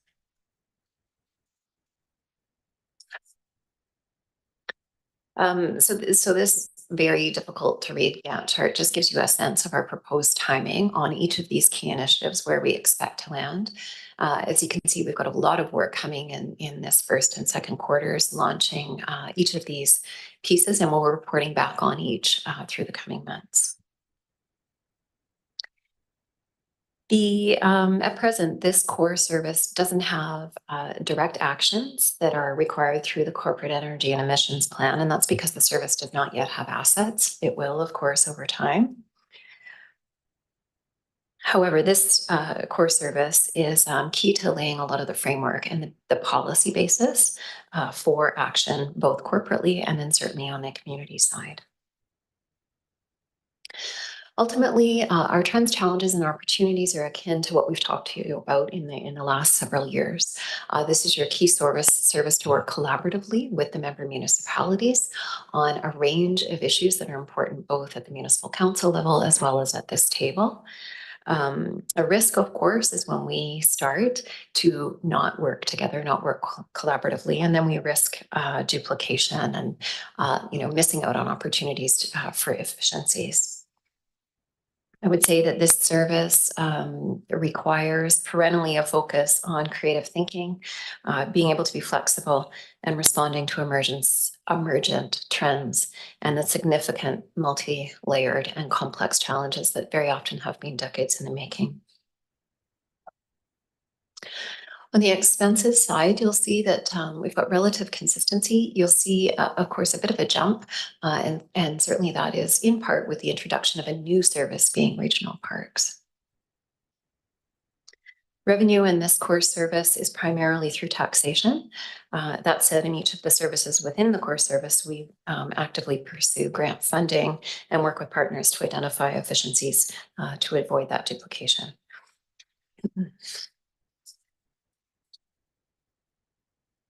As I noted at the beginning of the presentation, this is a really good way for you to act on each of your drivers and for staff to understand how your drivers can be implemented on the ground through the work that we undertake in this service. And so our recommendation to you today is that you move forward with the proposed budget. Oh, no, not yet. You want to hear about each of them. So we're going to be coming. Lisa and I are going to be coming and talking about the RGS and the homelessness and support service and the emergency shelter and land acquisition service. But at this time, I certainly can take any questions you might have on the general broad strokes of this core service. Looks like no overview questions, so just keep going then. Oh, sorry. Thanks, Director McCollum. My question is not actually about what was on the slides, but just looking at the additional report that came with our information on Engage for the budget. And just looking at last year, we get a sense of what the actuals were versus the budget. And one thing that jumped out at me was education programs public. We budgeted 136,000 for that last year and didn't really use any of it. And I'm wondering what that's related to, or why. I assume we weren't able to move ahead with something. Mm-hmm. Thank you, Director McCollum, through the chair. So that primarily comes from the 512 budget, RGS. So we'll look at that one a little bit more detailed momentarily. But we did have lofty goals, I think, of being able to do a lot more work with our public in 2023 than we were able to. We did do some work on some of our air quality pieces implementation, but I think we thought we'd be a little bit further ahead with our climate action framework. So that's the piece of work that we sort of kicked off with you at the elected officials forum in January. So we are proposing to still move forward with some of those initiatives, but have wrapped them up. Oh, sorry. And the other thing I should say is that some of the work that came out of the housing legislation, we paused on some of the work that we thought we'd do on the housing action plan, just because it now makes sense to bundle some of that work and do it in 24. Okay, thanks. Okay. All right, seeing no other questions, do you want to continue?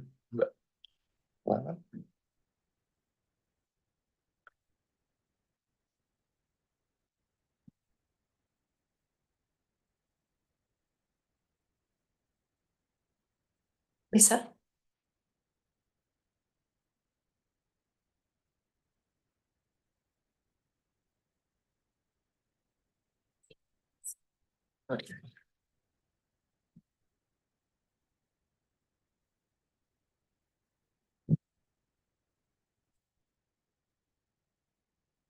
Great, through the chair to the director. So first we're going to be discussing 450, the emergency shelter and supportive housing land acquisition service.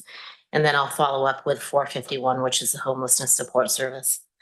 So both 450 and 451 presentations here reflect the direction that the board provided staff in the December 5th meeting. So I'm not going to go into too much detail. Hopefully, if there's any questions, I can answer those when we finish here. So starting with 450. So next slide, please.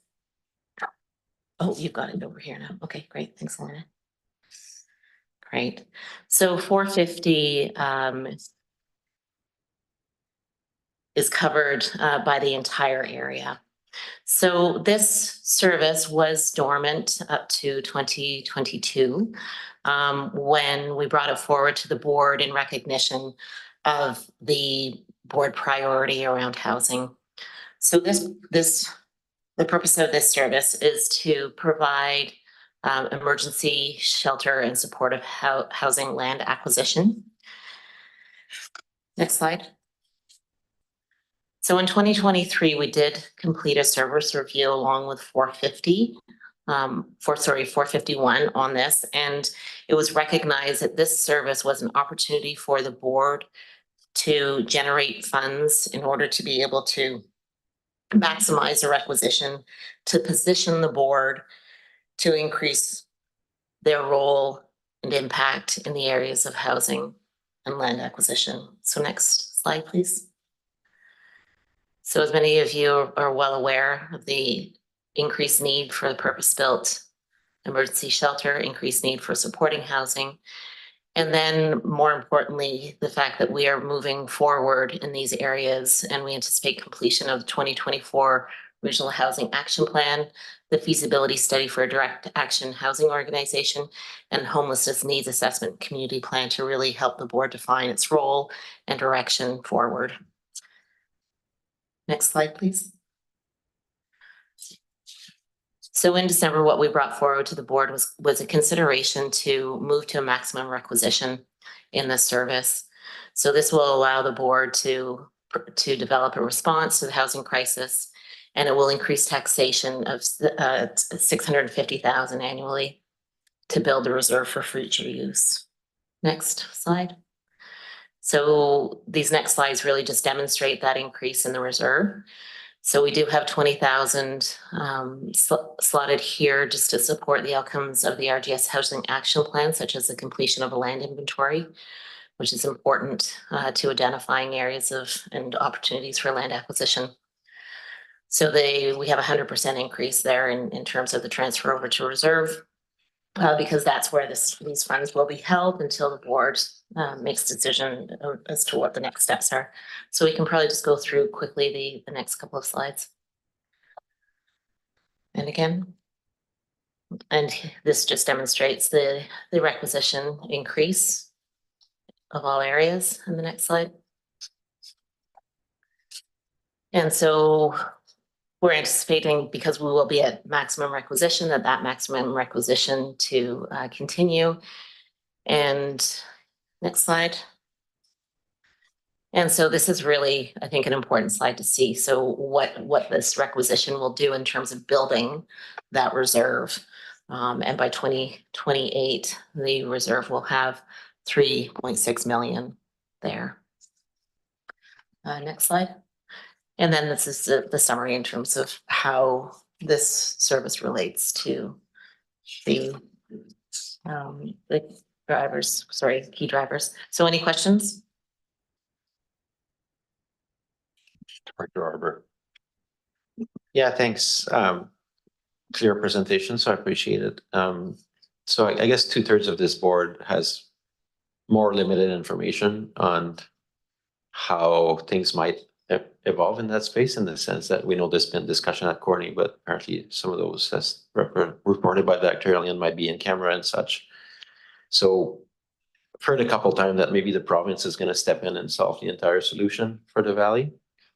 So my question is, if we start requisitioning for that and no money is necessary from the regional district, what would happen to those funds? Would they, because it's hard to transfer funds from a service to another. So I don't have a concern, like if the province is not going to step up and we produce $3 million and we put an emergency shelter together, to me, that's an outcome I can go back to my residents with.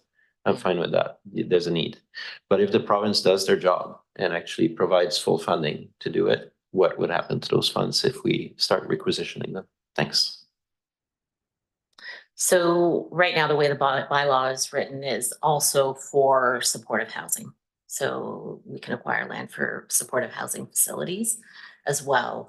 as emergency shelter land acquisition. I think we tend to kind of just, it's a long title for the, for the service, so we tend to shorten it. But I think that, supportive housing is a key piece, and it's certainly within the board's priority of the housing wheelhouse.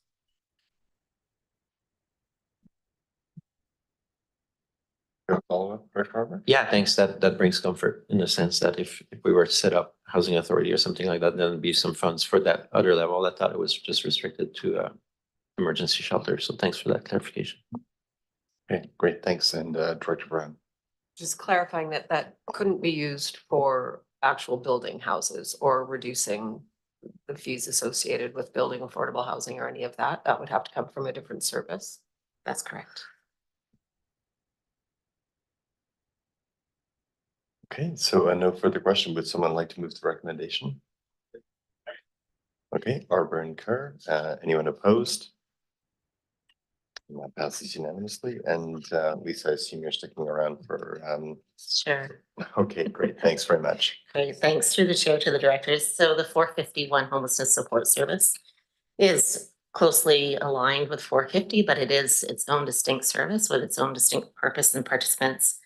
So the participants of this service are Courtney Cumberland, defined portion of electoral A and B and C.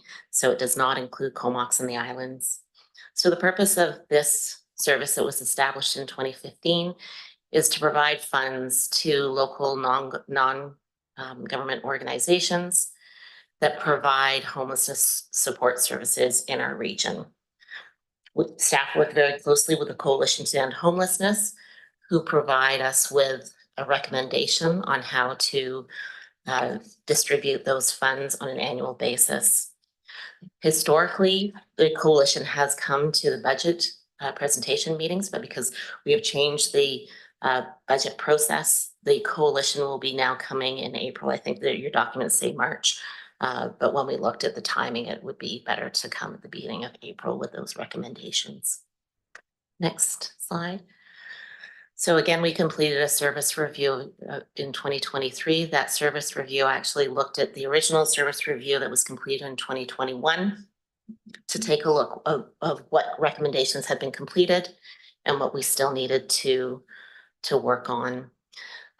We also in 2023 have given Coalition this support for strategic planning process, which they are hoping to start fairly soon. We also have a commitment of 91,000 for the extreme weather response space. So that hasn't been activated this time, but we do have that commitment there that will be allocated if needed to an organization recommended by the coalition.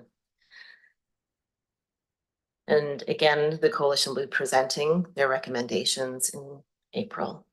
Next slide. And I think we can just move forward to the next slide. I think just trends and challenges and opportunities warrants just, you know, some mention here, and that we are dealing with a significant increase in our unhoused population. And the numbers in our point in time homeless count rose from 132 in 2020 to 272 in 2023. The homelessness needs assessment and community plan, which we will be embarking on soon and working with the coalition with, will provide direction on the allocation of resources for greatest impact.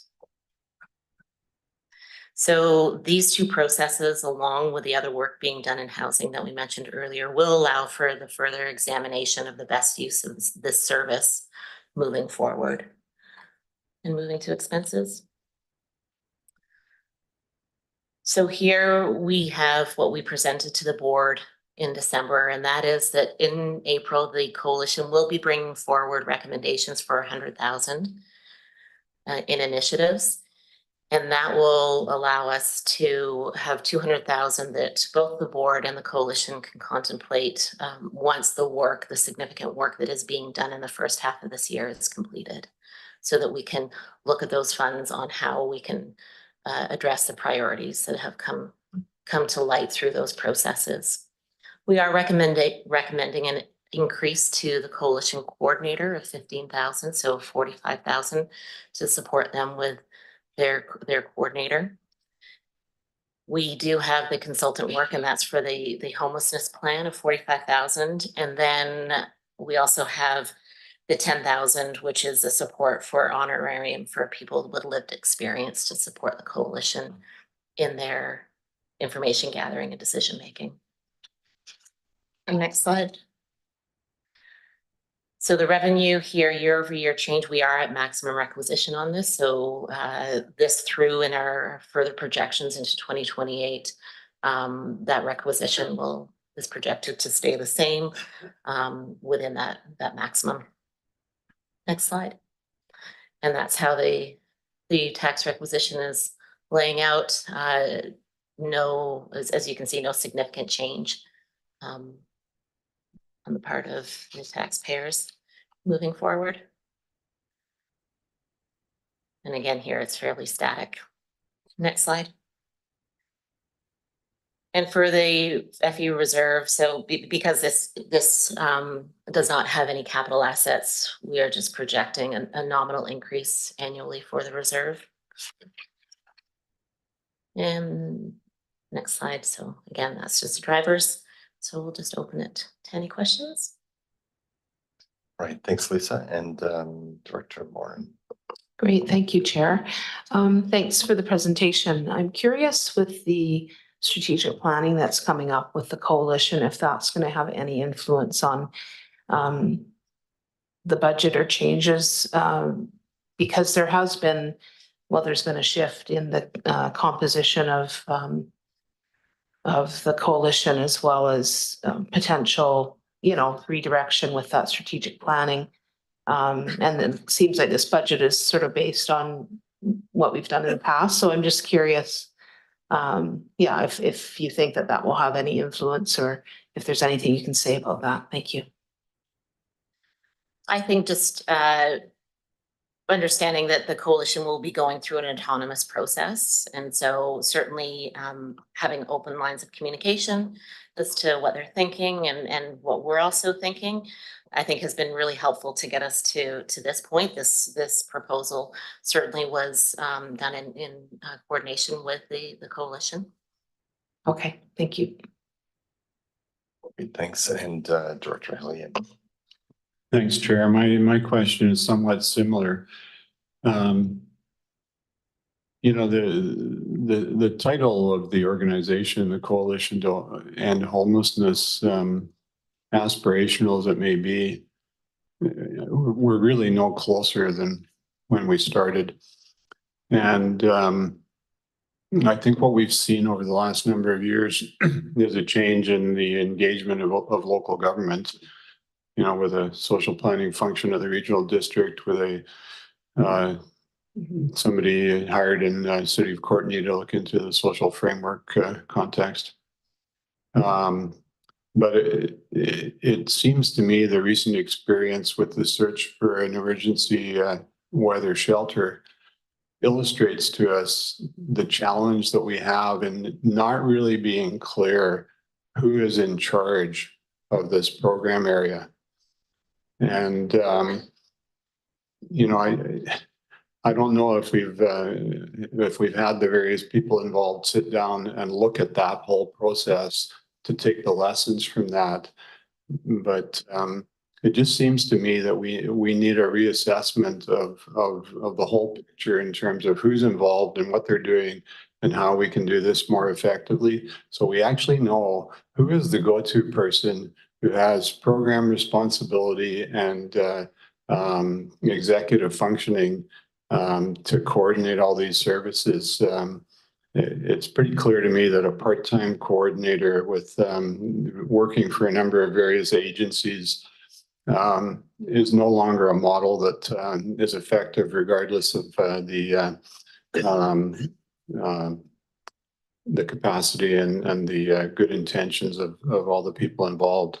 So I'm just wondering if we have any confidence that out of the various processes that are underway, we can arrive at something that is more professionally grounded, and so that we have direct lines of accountability and responsibility in this program area.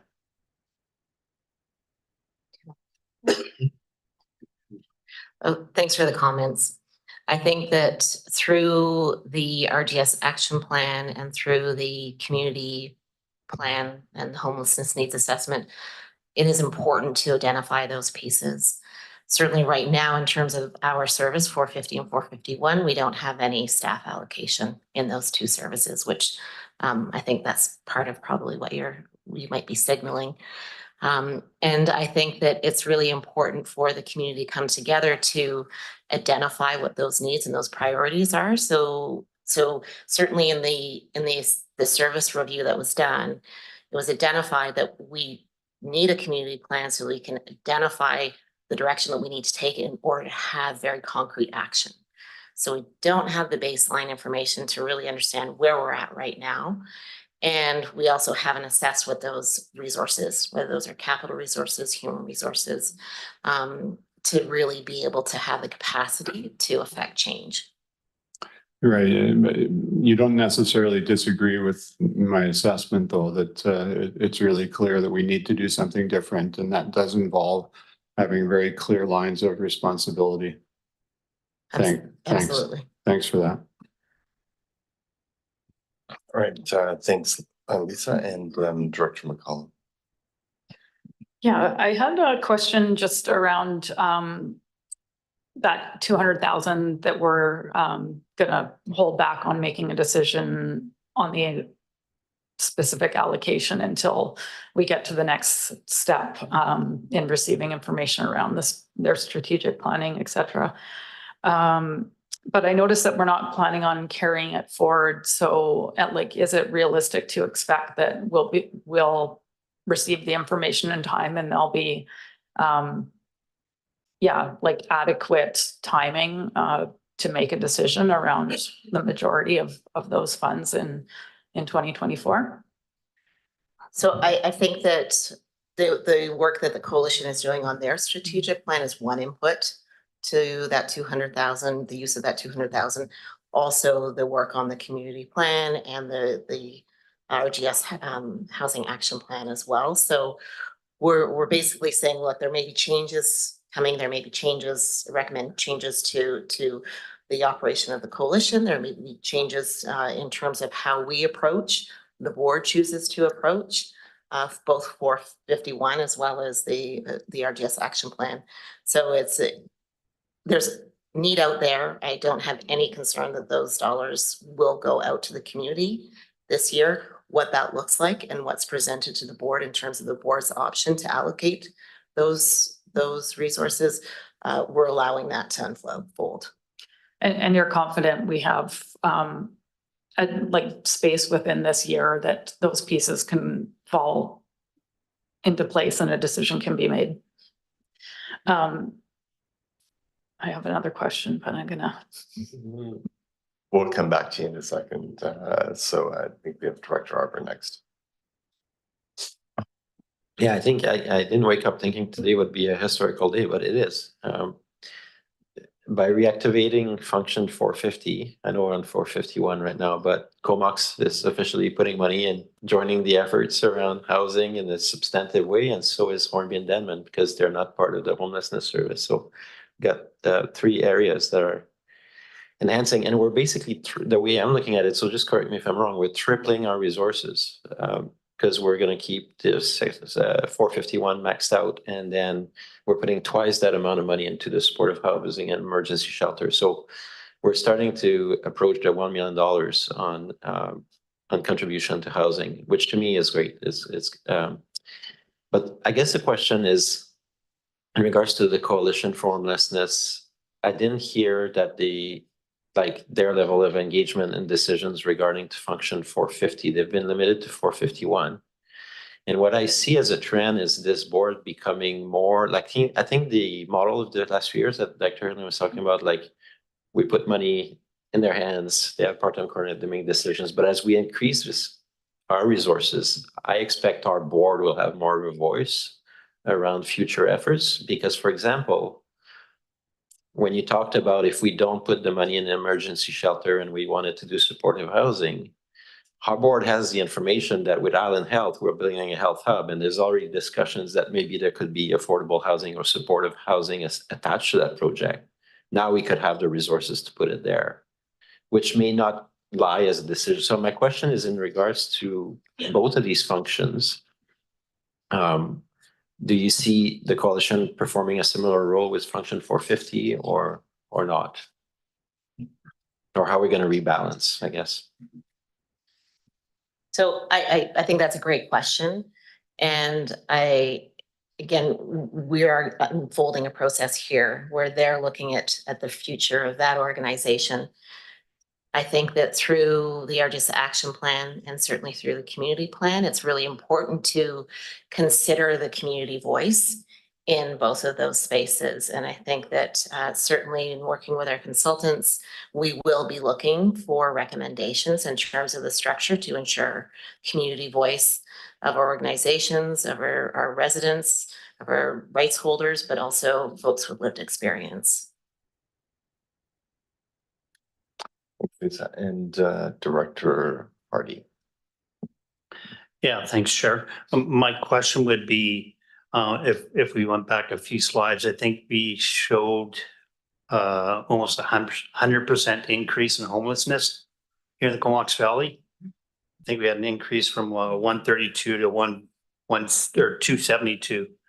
So I'm just wondering, with regards to the budget and the planning, future budgets, have we taken into account that we may increase homelessness by another 140 next year and 140 the following year? So just wondering about that budgeting in accordance with regards to an increase in homelessness down the road here. Thanks. Certainly. And I think that when we did the review of the service, the consultant was very clear on that you have two tools already in place here. Those tools being 550 and 551. And out of the work that we're going to be doing, there may be recommendation that we need to look at augmenting those tools or not potentially augmenting requisition, augmenting other ways that the services are delivered. So again, that's something that we'll, through these pieces of work, we'll be coming back to the board with recommendations around. All right, thanks. And we'll go back. I guess actually we'll go to Director Kerr first because he's a first-time speaker, and then Director McCollum.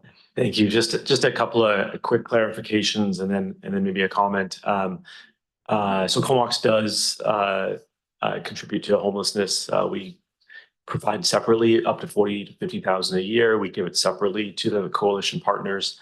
And as you know, many around the table know, it is my wish that we would be a full-fledged member of this service, and I will keep lobbying my fellow Comox councillors to join. So stay tuned. Also, I do think, I do agree with Director Hillian's comment that a little bit more tight focus and structure is good. So I do support the additional coordinator role, the funds going towards that. I will also say, though, that there has been a lot of great work done at the coalition, hundreds of units, 300, 400 units, I lost count, created because of their collaboration over the last decade. And, using best principles of complexity science, it really developed and bubbled up from the surface, and these partnerships and relationships were what drove it. And so at that time, I think that was actually the best model, to not have a rigid structure. But now, as it's evolved and grown, I think now is the time to kind of like tighten it, focus it, and bring those partners to an even higher future state. So I think that this is the right time, and I support that. Thank you. All right, thanks, Director Kerr, and Director McCollum. Yeah, just a question on the 5-year operating budget, looking ahead beyond 2024. The other professional fees remain at 100,000, and I think for 2024 they're approximately, I think, about 60,000 to the coalition coordinator, and I assume the remainder is for the consulting fee. So just looking ahead, did we leave it at 100,000 just to show that we're not projecting a change to the requisition? Or is the 100,000, are we projecting an increase on the coalition, or what are we looking at for that 100,000 going forward? So it really is an opportunity for us to say, we will need some more resources here. So let's keep that at that max to recognize that, you know, there's going to be some help needed into the service.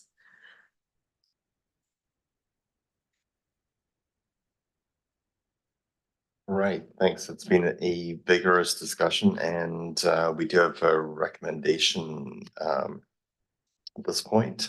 Does anyone cares to move it? Okay, it's Lee and Brown, and so it's a vote of the areas, Courtney and Cumberland. And anyone opposed? And that passes. And so next we move on to the regional growth strategy function. Thanks, Mr. Chair. And Alana Malali will be presenting this RGS budget for the board. Great, thanks, James. Through the chair to the directors. So as I've already spoken a little bit about, I would suggest to you that this is your key service to guide regional planning and decision-making. All of the municipalities, or each of the municipalities and the electoral areas, save for Denman and Hornby Islands, participate in the service. The service focuses on study work, data collection, and that collaborative planning that I referenced. And we're continuing to build capacity and understanding amongst staff and yourselves to work on very complex issues. This requires identifying key partners and collaborating on the work as much as possible. As a bylaw, the regional growth strategy provides a framework to manage our growth regionally through land use designations and supporting objectives and policies, as well as providing GHG emissions reductions targets and key progress indicators for some of our policies. No changes are proposed in the RGS service for 2024. 2023, like many of the past few years, has been a busy one for us. And over this past year, we've been able to advance a number of initiatives that focused on implementation, building on the extensive study work that was completed in 2021 and 22. These accomplishments include initiation of that RGS review. I spoke about you approving a very targeted scope for a bylaw review, such that we can undertake the work using a minor amendment process, which will enable us to continue to focus on implementation.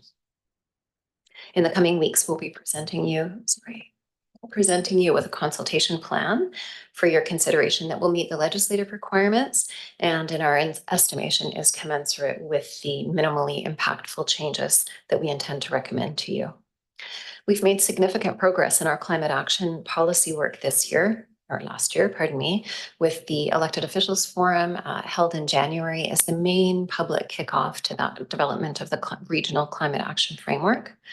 We completed the Community GHG Emissions Inventory, and we developed the Home Energy Concierge Program, which is a key initiative of the Residential Retrofit Acceleration Plan, and that program is launching this week. We've updated the housing needs assessments. We'll be presenting these reports to you just in the coming weeks here to both the Electoral Area Services Committee, yourselves at this table, and then to each of the municipal councils. And we will be using this data to implement the provincial housing legislation, and then this housing action plan that we've spoken about so many times already this morning. We've completed the active transportation network plan prioritization exercise, and now we're in sort of funding design strategy mode for the Cumberland Courtney Connector project. Perennial is the value of that regional collaboration. As I said, we've worked together to advance key initiatives to avoid duplication and create those efficiencies. And as I said previously, you know, a challenge would be when we start to see that fall apart. Presently, under the umbrella of the Technical Advisory Committee, your senior planners and engineers have been working together to share information on or developing a shared interpretation and implementation strategy on several elements of the provincial housing legislation.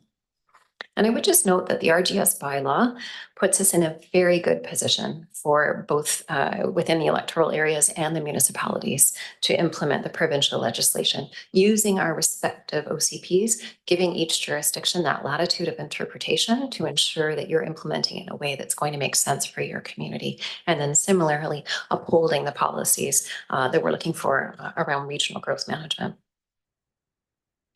These initiatives, of course, are tied to your June 2023 strategic planning exercise, and each is underway with key reporting coming back to you in the coming weeks ahead.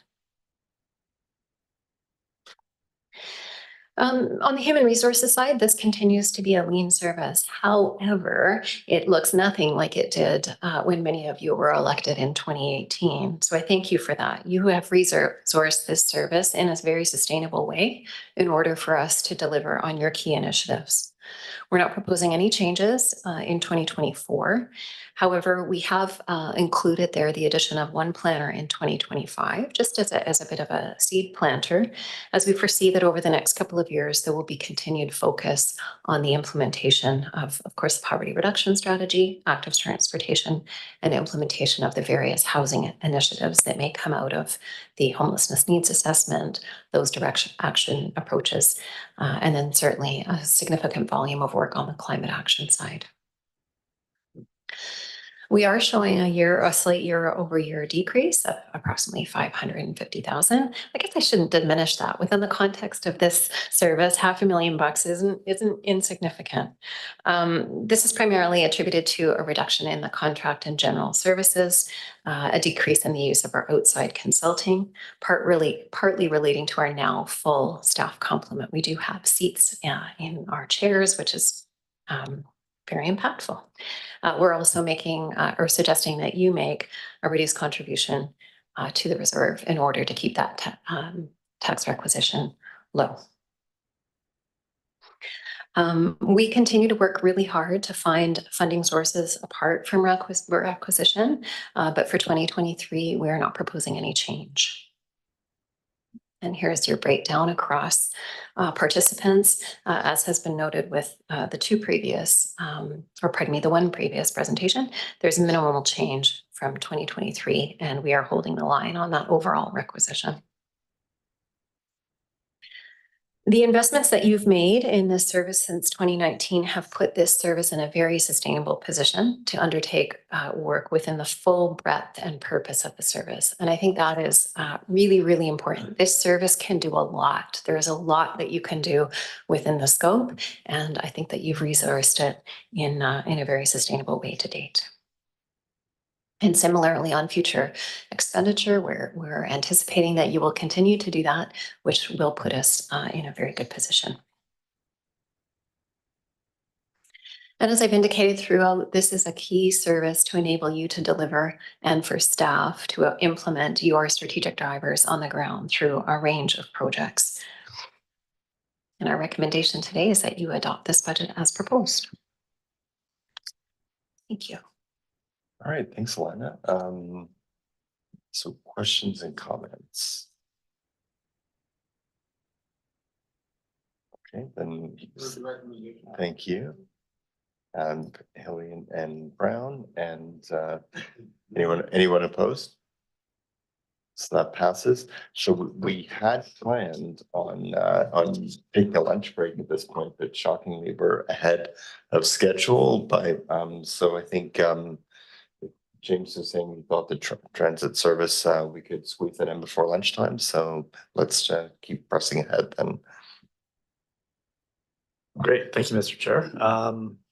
Michael Zabarski, our manager of fleet and facilities, will be presenting this presentation. And so thanks for letting us carry on with one more item. I don't think lunch has arrived either, so it's probably just as well to move on to our next budget. So Mike, over to you.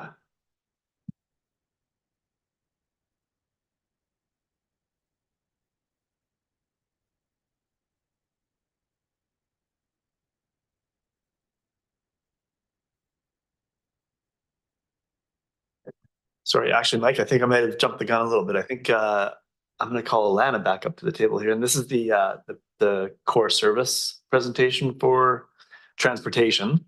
Of course, transit is the one service underneath the core service of transportation. So Alana, what happens when we change the order of the schedule, we get all mixed up. So Alana, over to you on the core service that's transportation.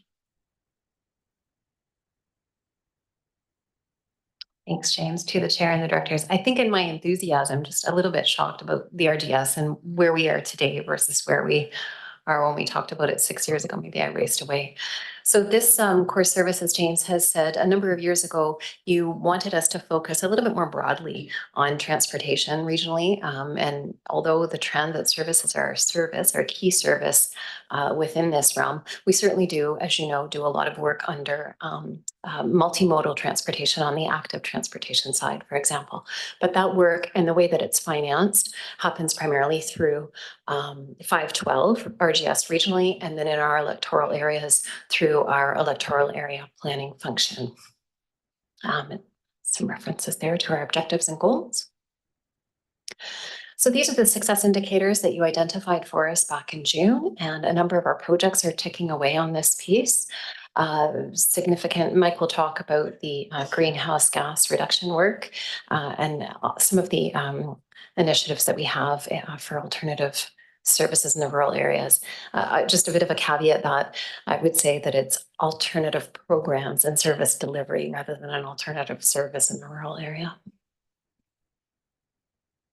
We've made significant progress. I don't want to steal Mike's thunder here, but certainly on implementing the Transit Future Action Plan, you'll be seeing some additional hours proposed in order to deliver on the recommendations from that plan. We continue to work with the Ministry of Transportation in the electoral areas, certainly, to advance infrastructure improvements on that overall transportation objective that we have. As I noted in the regional growth strategy, we're doing a lot of work to prioritize active transportation facilities and features. And very often transit is a really important part of that conversation so that we can try to build that very integrated network across transit and active transportation to give our residents as many options as possible. Sorry. So Mike will talk a little bit about delivery of projects through the year and then the subsequent years ahead, but this is certainly to show you where we are proposing to devote energy on those key initiatives that you identified back in June. Certainly, I think you've more than appreciate the value of investment and in transportation, and certainly those investments are key to our ability to address a number of our key drivers on the equity side, on the climate action side, certainly, and on the fiscal responsibility side. As you know, our on-road emissions are the greatest source of emissions across the region. And so it makes even more sense to be investing in alternative transportation, alternative to the private vehicle. I can happily say that we're now out of our most recent disruption on this front, with transit service returning to the community on February 12th, and the Handy Dart resuming this week. But something like this certainly does point to the challenges that a service such as transit can face. And there are so many external variables. Mike will talk a little bit about our proposals for meeting our riders where they are following that kind of disruption. And then we're also looking at this last point, the provincial role in supporting modal shift, as both an opportunity and sometimes as a challenge. So getting the various ministries to work together to kind of understand our broader vision and to help us secure financing to deliver on that vision. Mike will talk in detail about these numbers through 780. Skip over them. And similarly on the revenue side. Great, so we'll hold questions and I'll pass it over to Mike to talk about the transit service. Oh, sorry.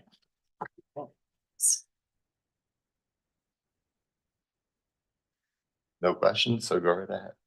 Great. Exactly. We can take questions now, or I'm going to jump into the transit budget in Yeah, more I'm detail. not seeing any questions at this point, so Okay. feel free to go ahead with the transit budget. Okay, this is fine. Yeah. So as you all know, the transit service has participation from Courtney Comox, Cumberland, a portion of area C and then all of area A and B.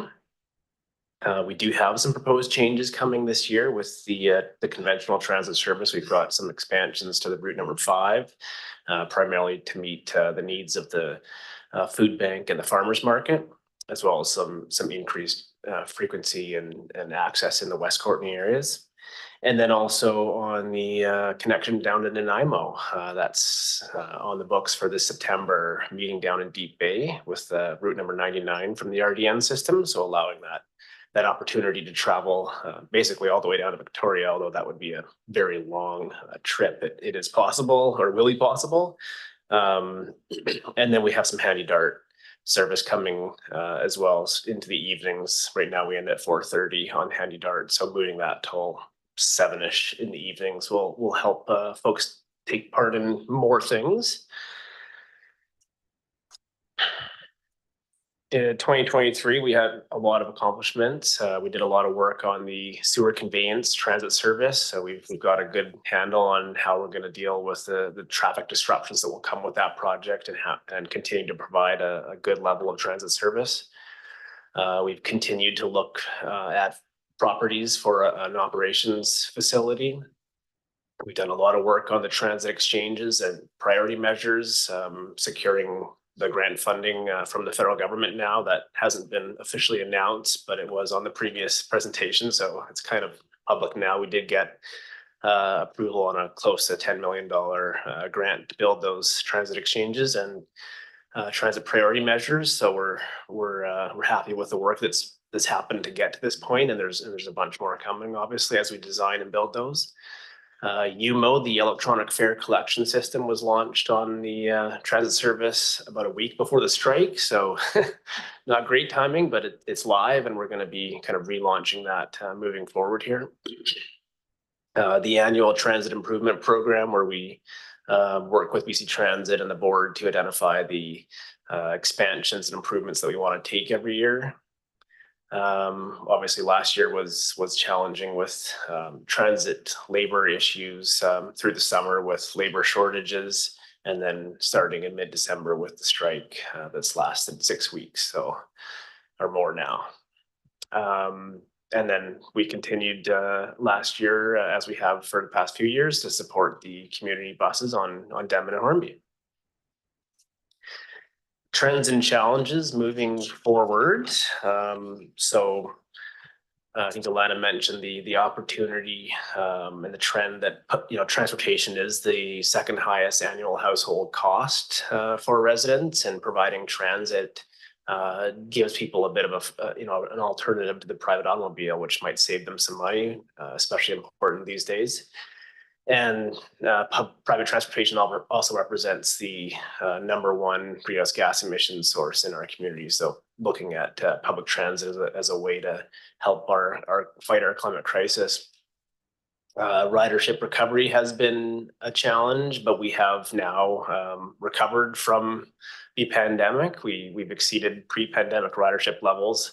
Of course, we've now also had a strike, so we'll see how ridership recovery looks like post-strike. Labor uncertainty continues to be an issue. We're very hopeful with the new collective agreement between the union and PW Transit that will help attract drivers and mechanics and other staff to the transit industry and keep that being a reliable opportunity for people. We have the expansions coming in 2024, which I mentioned earlier. Although one of the challenges with that is we rely on the provincial government to provide their share of the funding of those expansions, and that has not been the case for the last 2 years. So end of February, we'll find out if the province's budget includes money for expansions this year. We're hopeful. We do have a bus fare review planned for this year as well. So looking at some of those things that have come up from the board before, such as maybe increasing the age for free fare for youth. So right now, 12 and under for free. Do we want to look at maybe a 19 and under free? Also looking at reduced or free fare programs for certain community groups that we might want to help out. And then infrastructure, I mentioned the exchanges and transit priority measures. We've now got the funding. We're working with our municipalities and BC Transit to get going on the design work.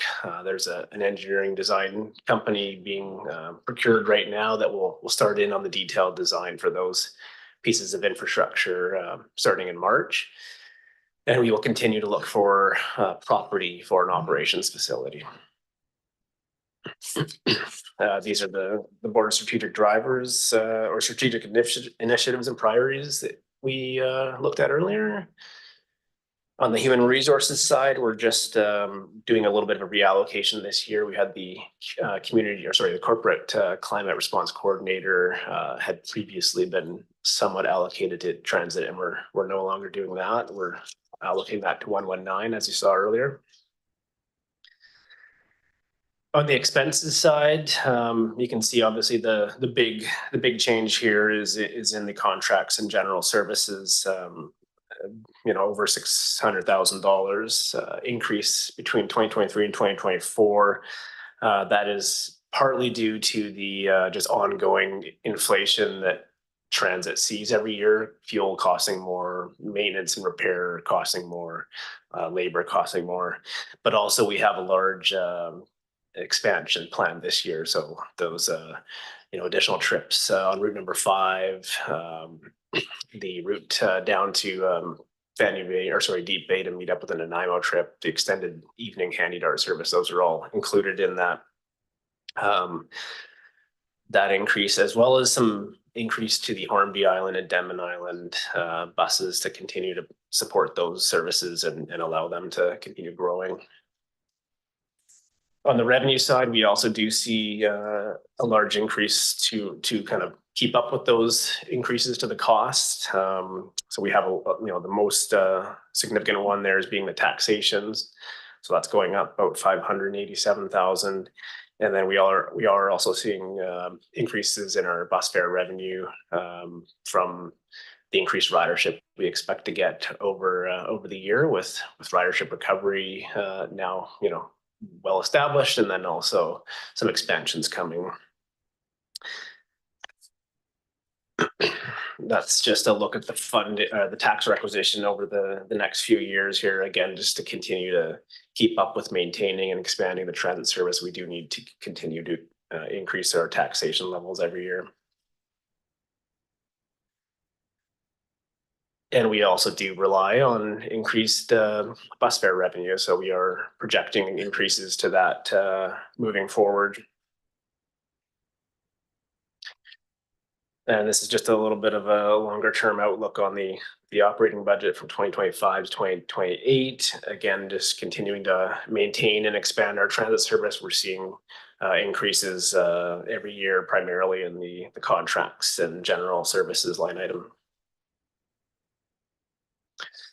On the reserve front, we do have a fairly healthy reserve, and we could look to utilizing that in a number of ways, whether it's to reduce our tax increase moving forward, to pay for some of that capital that we are looking at, such as an operations facility, or to fund service expansions.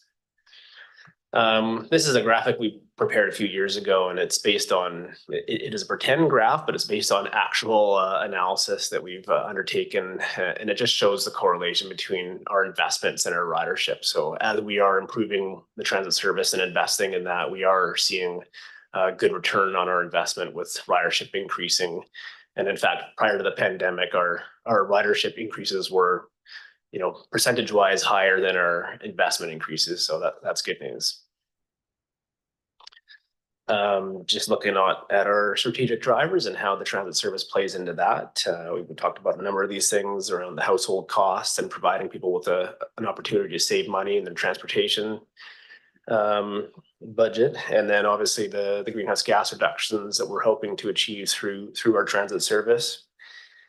We do work with our member municipalities and School District 71 very closely on administering the transit service. We have a couple of routes that provide key access to Comox First Nations, that being route number 4 and number 15. And into our new driver with accessibility, diversity, equity, inclusion. Public transit is a very key part of that being an accessible form of transportation that's available to everybody.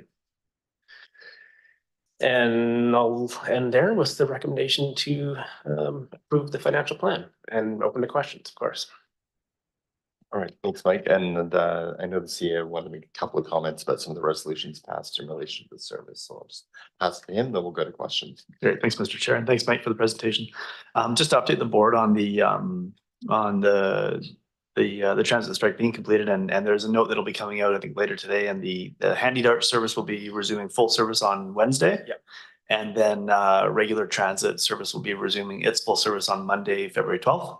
And that just is to provide a bit of time to ensure that the buses are going to be operated safely and mechanics have been able to get into to do their job. So that's good news for the community, certainly. I also wanted to just update the board on the few motions that were adopted January 9th at your board meeting. There was a couple of resolutions around sending correspondence to BC Transit and the province about that ongoing strike, and also asking for improved communication between BC Transit and the regional district, and also considering transit through the board's strategic planning. So, so just to confirm that, yes, the CVRD staff, we are working with BC Transit as we normally do, and we will be relaying that request for greater communication and ensuring that opportunities for BC Transit staff to attend board meetings or sessions will be provided. So you've got that space. The correspondence to BC Transit and province, we didn't actually send that because we understood that there were some dates set for bargaining, and so we held off on that. Want to update that to you here. And then lastly, on the strategic planning piece, we're planning to have a staff report to the February 27th board meeting, and we'll certainly reflect in there that notion of transit and the strategic planning session for board's further consideration. Of course, your strategic planning session itself is on May 30th, I believe, is the date towards the end of the month, or towards the end of May. So with that, Mr. Chair, Mike, I'm sure we'll take any questions from the directors. Thanks, James. And see Director Hardy first. Yeah, thanks, Chair. Through the chair, I guess just a couple of items. First and foremost is that Area B does pay the same amount as any municipal governments with regards to the transit service, but yet when we look at the transit service going through Area B, we find that there's the equity with regards to that service just isn't there. So I'm hoping that maybe that gets addressed, I guess, in this strategy planning later on down the road. The other question I had goes back to the first or second slide with regards to the map of the transit service and how, I guess a concern that I have here is, again, going back to CFB Comox, who's a major contributor to the Comox Valley. And again, there's no transit service that goes out to CFB Comox. There is the service that goes out to the airport, but unfortunately it doesn't go by any of the residents in the CFB Comox area. So I'm just wondering if that's something that can be addressed down the road as well. Thanks. Yeah, so for service out to CFB Comox, we did work with them several years ago now to look at how we can better provide them with service. And we did establish a trip to meet their kind of major shift time, which I think was somewhere around 7 a.m. till 3 in the afternoon. So there is a trip for that. We do have limited service out there, obviously. So other than route number 11 and route number 99, there isn't much going to the base. And yeah, we'll continue to look for, different ways of providing service to them. We don't have any expansions on the near term horizon to the base, but we do in the longer term with route number 11 being something we wanted to look at in the next few years. So I think that would be the best opportunity to improve service to the base. Thanks, Mike. And Director Arbor. Yeah, thanks. I just have a couple. First, if you can comment on the provincial share of expense. Well, first of all, amazing news on the 10 million potential contribution. I don't know when that's going to be formalized, but we're now in public, so we might be ahead of the news. We might want to put something out there as the CVRD that's happening. But anyways, that's amazing news for our facilities. In regards to the provincial share of expansion funding not approved the last 2 years, is this a across the province, so it's just that they don't like our transit future plan and they're just not approving our particular region, because there would be a big difference between those two things and how we go about advocating for rectifying that. Yeah, so just firstly on the infrastructure funding, the federal government is wanting us to hold off on any announcements before they get their time to cut ribbons and announce that. So we can't really do anything more formal than what we've talked about today, but it is great news. And then on the other point, province-wide. So the last 2 years, I think probably coming out of the pandemic, there wasn't any additional funding to anywhere in BC for transit. So they didn't single us out. Okay, can I do my advocacy piece for the year? So I would like it if the board would consider, so one of the things that I've raised the last couple of years is the Hornby and Denman runs are very successful. We're seeing some really nice ridership and some really custom approaches. I know the Denman bus has even been doing some pilot trips into town, bring the community to go shopping and elders and things like that. So they're really going outside the box, and I think heading into a space where we want to be eventually when you talk about more customized service. But with the 150,000 or so that we put into those two services, I think that's about right. 200. 200. Yeah. What is happening that is quite distinct from the rest of our system is that they don't benefit from the 50% matching from BC Transit.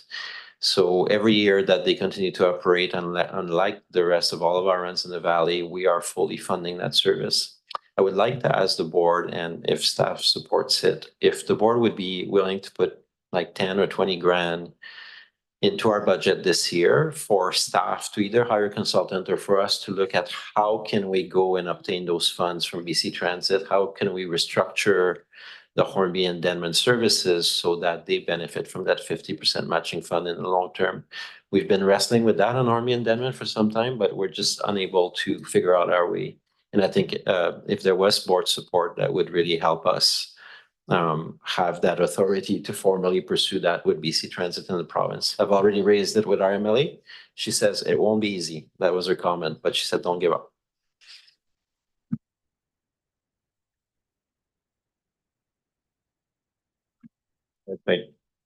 Thanks. I was just conferring with the CAO as to what would be the best way of handling your suggestion, Daniel, whether it should be an ESC meeting or here. And James, do you want to just speak briefly? Sure. Without having a ton of background on it, I'm wondering whether this would be a transit service expense, or could it be something more from a feasibility service? If it's about some kind of eventual function or activity on the islands.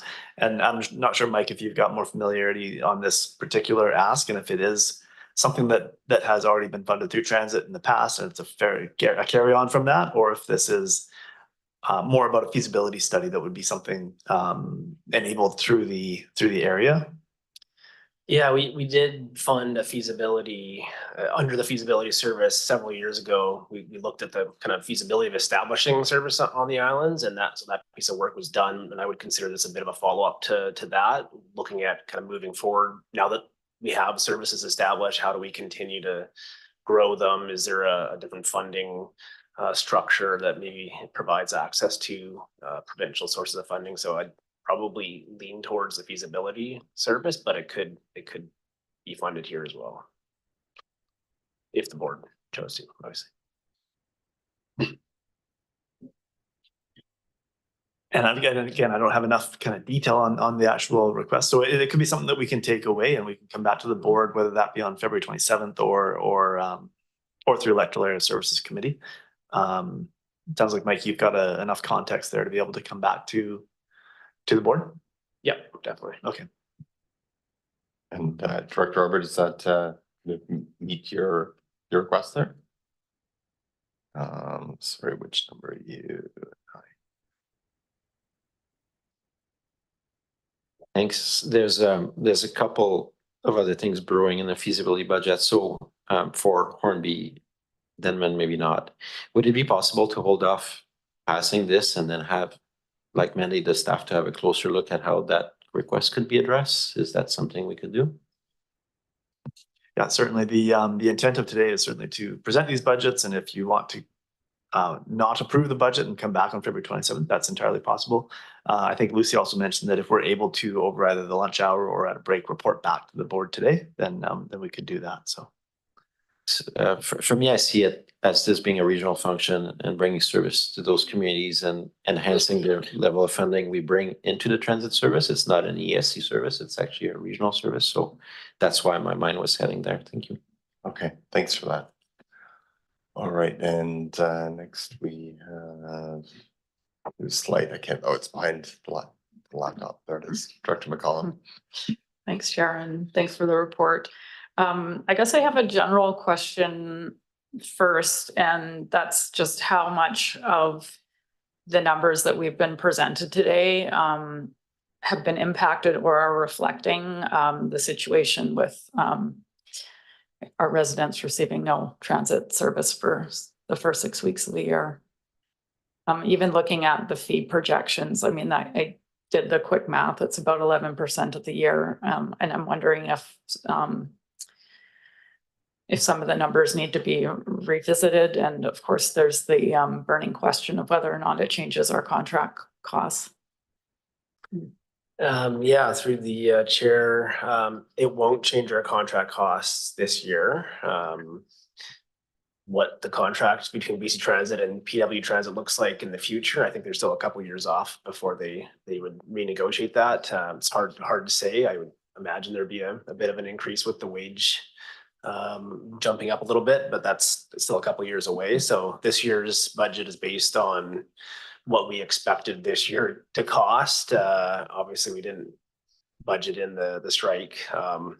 We have done some preliminary analysis with BC Transit to understand what the cost impacts are, and so we are losing a bit of revenue with January and half of February having no bus fares, but we have a fairly significant reduction in our operating costs as well. So during the strike, we weren't paying for fuel, maintenance, the driver's wages, obviously, a bunch of the other costs of running transit we just weren't seeing them. So that reduced cost far outweighs the reduced revenue that we were expecting. Yeah, and so that is my question, is whether or not those changes are reflected in the numbers that we just looked at. I know, like, we basically just got the news last week, so I would assume no. Yeah, they're not reflected in the budget that's proposed, and I think it's a bit hard to really know where things will shake out. So I think what we're trying to do is approve the budget as it is, as you see it today, and then any adjustments that we might need to make, we can always do budget amendments down the road, but we won't have a really firm understanding of the true cost impact from the strike until probably after the budget approval timing in March. So I think we'd have to come back later with those. Okay, yeah. Yeah, and I guess on that vein, I noticed that the actuals from 2023 were about 600,000 less than what we forecasted under operating. And which is, fairly significant. And it looks like we had a surplus of over 700,000, which looks like it's mostly related to that. And our fares were higher than projected too, which is great. But just looking to understand like where that 770 was allocated to for 2024, if it's went to the reserves, because you can't see the balance the year before on the slide, or if we're reducing our taxation a bit in 2024 with that. So just wanted to understand that. Yeah, I can maybe start and then pass it over to Lucy. I don't think we have that slide up here with that exact number reference, but I know with last year's costs, we had some expansions budgeted for last year, which we didn't get the provincial funding. So those are fairly large amounts of money that we didn't spend with no approval from the province on those expansions. And then, as you mentioned, we did get a larger revenue income from bus fares and ridership recovery, and maybe Lucy has more to add.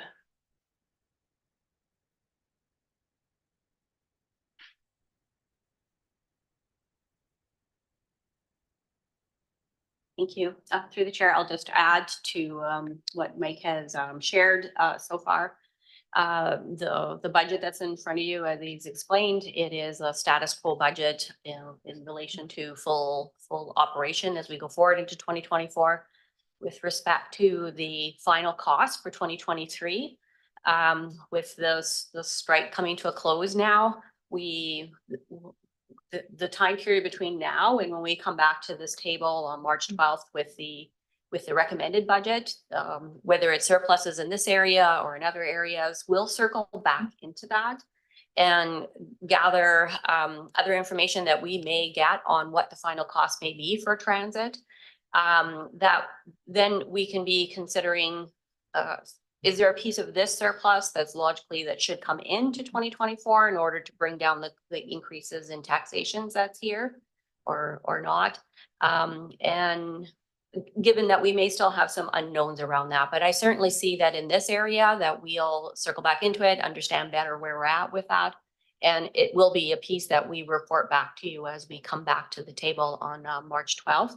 And I can imagine that we may have some other recommendations around some additional surplus dollars that may help to reduce the increases that you're seeing here in costs and the new services that are coming forward. Yeah, thanks for that. And that is that's a great answer for the time being. Just thinking that last year we did have a significant surplus and we started the year with no service, that it would be nice to have a look at those two things together before we do the final budget approval and see if there's a way to reduce the tax increase. Just given those two factors, I think that there's probably some room to relook at some of our projections. Thanks. Director McCollum and Director Layton. Thanks, Chair. First off, Mike, when I saw you at the door this morning, I was so excited to ask you about when transit service was going to resume that I neglected to first say good morning. So my apologies for that dreadful lack of courtesy. You know, I think that I don't recall a transit strike around here for a long time, and I certainly don't recall one of this duration. So I think what this has done, apart from reinforcing to me how valuable this service is, particularly given that the strike, the labor disruption occurred during the time of our worst weather of the winter. It's given us an opportunity to ask a number of questions, some of which have been raised in public correspondence that's come to us, and one in particular that we may be able to get some answers to at strategic planning is the difference between the service that we have and the service, for example, in Nanaimo, which apparently is directly run by the Nanaimo Regional District. So, you know, I do have questions about that and some of the issues that were raised about the transit provider being run by an American-owned company and that type of thing. We'll save those for another day. My specific concern right now is users who had already purchased transit services and haven't been able to use them. What's their recourse? Are they going to get a credit for their next bus pass? And how do they go about that? Do you know? Yeah, for December and January bus passes that people had already purchased, we've been offering refunds prorated in December and then the full month in January. So presumably most people, if not all, that were interested in getting a refund have come in already. We've been issuing a lot of refund checks. So they can't just apply that to get a credit for the next month or two. We didn't offer that option. We weren't sure how long this was going to last, so we felt it cleaner just to give them a refund and then hope that they come back and buy another pass when service is back in. Right. My other question, which you probably don't know the answer to, when there's a long labor disruption and then there's a settlement, it's always interesting to figure out what brought about the settlement and why didn't it come earlier? Do you get any sort of briefing on that type of intelligence? Not really. I mean, we're not at the table during those discussions between the employer and their union. And, you know, as much as I might hear the odd rumor here and there, I can't say with any kind of certainty, you know, what changed over the 6 weeks of the strike. Maybe the cold weather. Right. And finally, if the service had continued running, all the maintenance functions that are going on now would have just been occurring as per regular activity. It's a bit hard for the general public, the users, to understand why, when the buses sit for 6 weeks, why they can't start running again, what actually needs to be done. Yeah, so the mechanics were also on strike during that 6+ weeks. So yeah, none of the maintenance that would have normally happened occurred. The buses basically just sat at the facility, and now that the mechanics are back on, they're going through the fleet, getting them up on the hoist, inspecting them, doing any kind of deferred maintenance, and then making sure that everything's in good shape before they get back on the road. So that's why we need to wait until Feb 12th. Unfortunately, there's a lot of buses that need a bit of love. Thanks very much. All right, and Mike, you were talking about the refunds that are being issued on transit passes, that people would just come to the front counter here at the CBRD building to effect that? Yeah, exactly. We did put out, or BC Transit put out information to riders in December about the refund being available only at our front office here. We're the ones capable of doing the refunds. All of the vendor network are not really set up to do that. So it's been busy at our front counter with people getting refunds for sure. Okay, useful information for the public. Okay, and Director Morin. Great, thanks, Chair. Just on that note of what Director Hillian talked about with the time, the maintenance time, it'd be nice if there was a way to stagger the service so that as the buses get ready, some routes go into place. So I don't know, maybe a miracle will happen and that will happen, because it does seem like a long time to wait. Just in terms of the accessibility, diversity, equity, and inclusion driver, I just wanted to make a comment that, you know, certainly during this strike, that was the need for that driver, or the importance of that driver was really illuminated, because it was people who experience, primarily, not everybody. There were certainly people who take the bus who, you know, don't experience all those barriers, but you know, it really did, I think, impact folks who are struggling the most with accessibility challenges and low incomes and all those kind of things. Lots of young people as well. I wanted to ask about kind of the education programs piece, and just in terms of, you know, all the good news that we do see in this service that we've been seeing over the past few years with, you know, increased ridership, you know, even at our UBCM conference being noted as a community that has throughout in the province that has seen you know, some really good success in this area. I'm wondering if there's any way that we can communicate out more around how we're addressing some of these increased services and things. I know we do put it out, but I just wondered if there was a way to kind of enhance that a bit.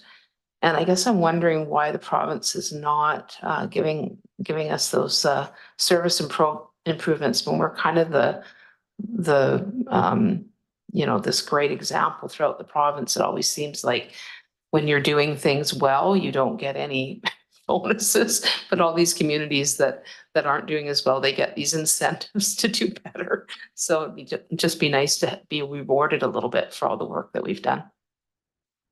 Yeah, so on the education front, so we do already kind of supplement what BC Transit does. They have their programs, campaigns, and then we have a transit outreach contractor that we use who goes kind of all around the community at public events. They're going into the schools or at seniors' homes or at, you know, a variety of those kinds of locations, doing transit outreach and awareness and talking about the new services, the improved services. So that's been really successful, and you know, we're always hoping to continue, you know, using that contractor and providing more awareness. We also have an advertising budget in addition to what BC Transit does that we use to help kind of promote what we're doing. And then, yeah, the provincial share of funding. I think just with the last 2 years being kind of post pandemic, or coming out of the pandemic, there was, you know, just unfortunately nobody in the province getting any funding from the province for transit expansions, which is disappointing. And fingers crossed this year maybe we'll get our increased service with a matching portion coming from the province. And yeah, it would be nice to get rewarded for all the good things that we've been doing here, and the transit service being a shining example in the province. Thank you. Great, thanks. And Director Grieve. Thank you, Chair, and thank you, Mike. I remember I was taking off from where Director Hardy was on the ability to get to work at the airbase. I have a friend that worked at the airbase up to recently, and he'd love to use a bus, but of course he lives in the electoral areas and there's no connections. You can't make connections. So I'm just thinking maybe this function 780 needs a big rethink, because when we started this back 14 years ago, the rationale was that one bus would take 30 or more cars off the road. And what we've seen, if anything, I think the last 2014, we did a survey, and since that time, there are actually more single occupant vehicles out there. They aren't carpooling as much as they were beforehand. So I think, you know, here's an opportunity, I think, to get probably the biggest return on investment and bang for your buck on reducing greenhouse gas emissions. Get people on the buses. So this is one of our biggest line items, almost $5 million. Maybe we should think of actually, rather than going to electric buses or run half a dozen people around, let's get the buses full. So how do we do that? Well, we need a more complete coordinated service. We talked about the hub and spoke systems and all that. What we have is just buses running here and there, and sometimes they connect. So if we really want to do something about our biggest greenhouse gas emissions, which is single occupant vehicles, then I think we have to actually double down on transit, not pull back on it. And further to Director Hardy's comment, the electoral areas pay over 20% of this fund and get 7% of the actual user hours. So it's not about equity, but it's about actually, I think, you know, making it work. So just a thought out there. Maybe this is something we should pursue in future to some of our sessions. Thanks, Director Grieve. And I mean, I guess the fact that we've had one of the highest ridership recovery rates in the province shows that we're getting people on buses. And I certainly know from the experience of driving my daughter to school every morning, the traffic through the center of the community is dramatically heavier and more congested during the strike. So is taking cars off the road, perhaps not 30 plus for each bus, but there's a significant difference. And I would imagine others have probably noticed that too. You want to add anything, Mike? Yeah, just kind of speaking to that point, when we did the mobility primer work a couple of years ago, looking at mode shift and all the different transportation modes that people have, I think what we found out of that was we can provide better service, we can provide bike lanes, we can provide all these things, but you know, this community is very car centric, and that's the issue. Is it's easy to drive here. There's free parking. So, you know, you go to places that have a really high transit mode share, and they have brutal congestion. no parking, and when you do find it, it costs a lot of money. There's disincentives to driving, and so I think until we start as a community maybe looking at ways of reprioritizing funding towards, away from driving a car and towards these other modes, and we make it a little bit more of a deterrent to drive, then that's when we'll see the big mode shifts happen and getting people on the bus. Of course, we still want to, continue to provide a good high level transit service so that, they feel like it's an easy shift to get out of a car and onto a bus. And it looks like, in our short term, we have a bunch of transit improvements that I think will do that.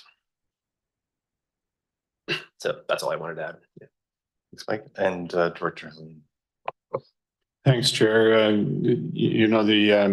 I wasn't going to say anything else, but your comments have prompted me to comment on the situation that we'll have on Back Road. You made reference to the challenge of the sewer conveyance project. And of course, there's huge concern about Back Road right now. And that's going to be exemplified when we have the conveyance project creating one-way traffic on Comox Road. It was suggested, not entirely frivolously, by someone in a discussion with members of Comox First Nation that we put a toll on Back Road for non-residential users, and that would solve the problem in a hurry. I don't know if we have the jurisdiction to do that, but it would be a great way to raise money for transit and create the incentive for people to travel by transit.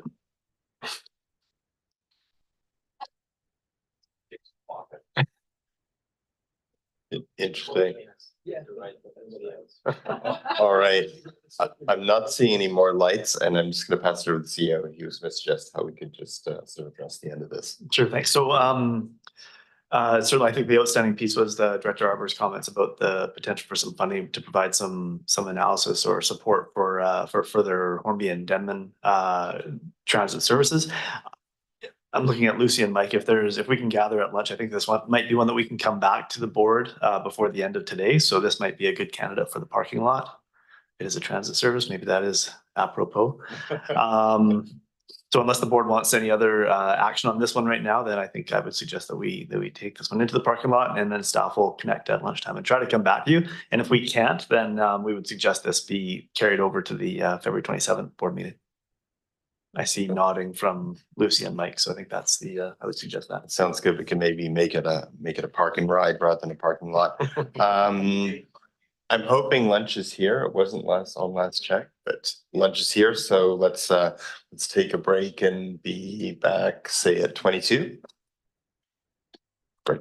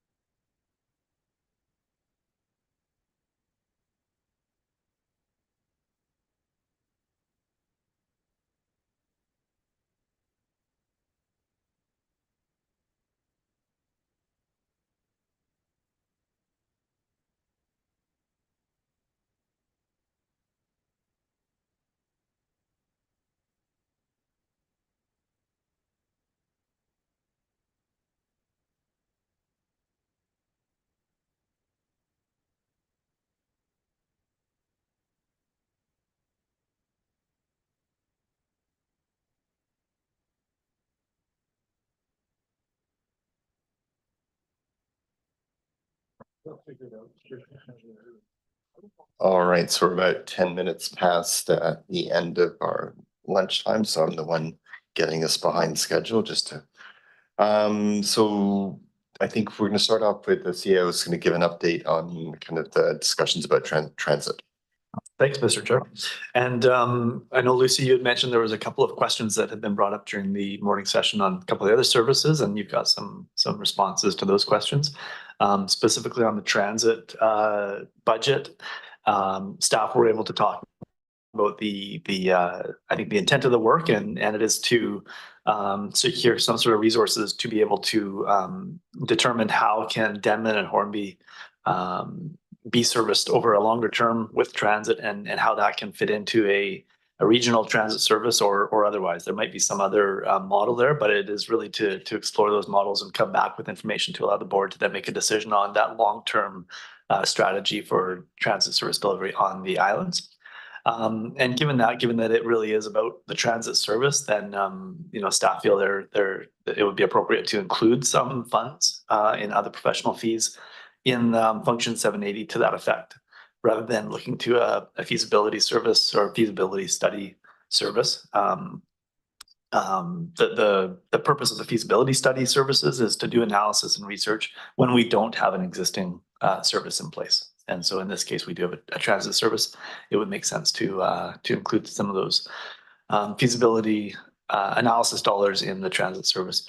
So I think, Lucy, we were imagining that the recommendation on the screen there, that the proposed function 780 financial plan be approved, could simply be amended to incorporate some funding up to $20,000 in other professional fees to that effect, and then the board could consider that. Lucy, do you want to add anything else to that point? Maybe just what I'll add is from a resolution perspective, you may just want to address the first resolution that amends the proposed budget by adding the 20,000 to other professional fees to conduct the study for service on Hornby and Dublin Island, and the funding can come from prior year surplus. We're confident that the additional 20,000 can come from the surplus. So we just suggest that you can have a resolution like that first, and then secondly, to endorse the proposed budget, including this amendment, if that's okay with from Lisa's perspective as well. Okay, so two motions, one, the one you just referenced, and then following that, we could just do the recommendation as it is. Director Arbor, did you want to move something along those lines?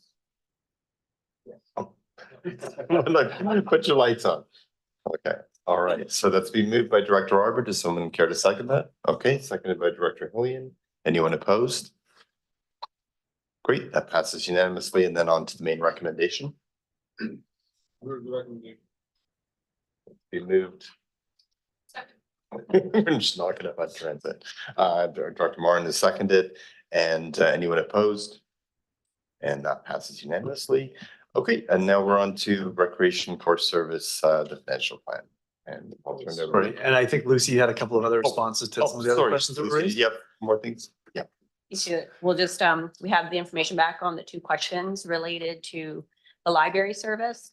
So firstly, with reference to the liability insurance amount that's included and the increase that you're seeing there, the overall liability insurance for the CVRD is allocated on the basis of budgets and in line with our support service policy as well. So it's just a factor of they have a greater budget, greater requisitions, and that's why correspondingly this liability has gone up as well. It's their portion of that overall liability. And secondly, with the help of the team, we scoured through information that we do have about the Vancouver Island Regional Library Service and their budget. And we can't find mention of capital work that's being done at our own location here locally. There's no indication of that. So we can continue to further reach out and see if we can get some specific information on our own library branch to understand better what kind of plans there are there. In the current literature, there isn't anything about it. Great, thanks, Lucy. Okay, and with that, we will move to the recreation service, and I'll pass it over to the CAO. Thanks, Mr. Chair. And Doug DeMarzo, our General Manager of Community Services, will be introducing the financial planning core services for recreation, this PowerPoint. And Doug will allude to the upcoming Recreation Commission meeting next Tuesday, where all these different individual services will be then further presented. So Doug, over to you on the core service and the clicker. There's the clicker. Thank you and good afternoon. Our recreation programs are really for life. You'll often see initiatives in our industry such as participation, everybody gets to play, sport for life, support for DACA programs, live 15210. What underpins this all is our excellent staff and volunteer organizations delivering on fun, unique, cost-effective recreation for children, youth, adults, and seniors. Perhaps recreation is a start of reaching a dream, as evidenced by many Olympians from our valley, or building some life skills such as swim lessons. Or perhaps you're just living out your final years playing and maintaining your health. In all these situations, you're surrounded by friends old and new in the community who also help look out for your well-being. In addition to our programs, the Board and Recreation Commission has taken on the responsibility of providing those places for play, leisure, and learning through managing our recreation facilities, fields, and exhibition grounds. Is this mic too loud? I feel. No? Okay.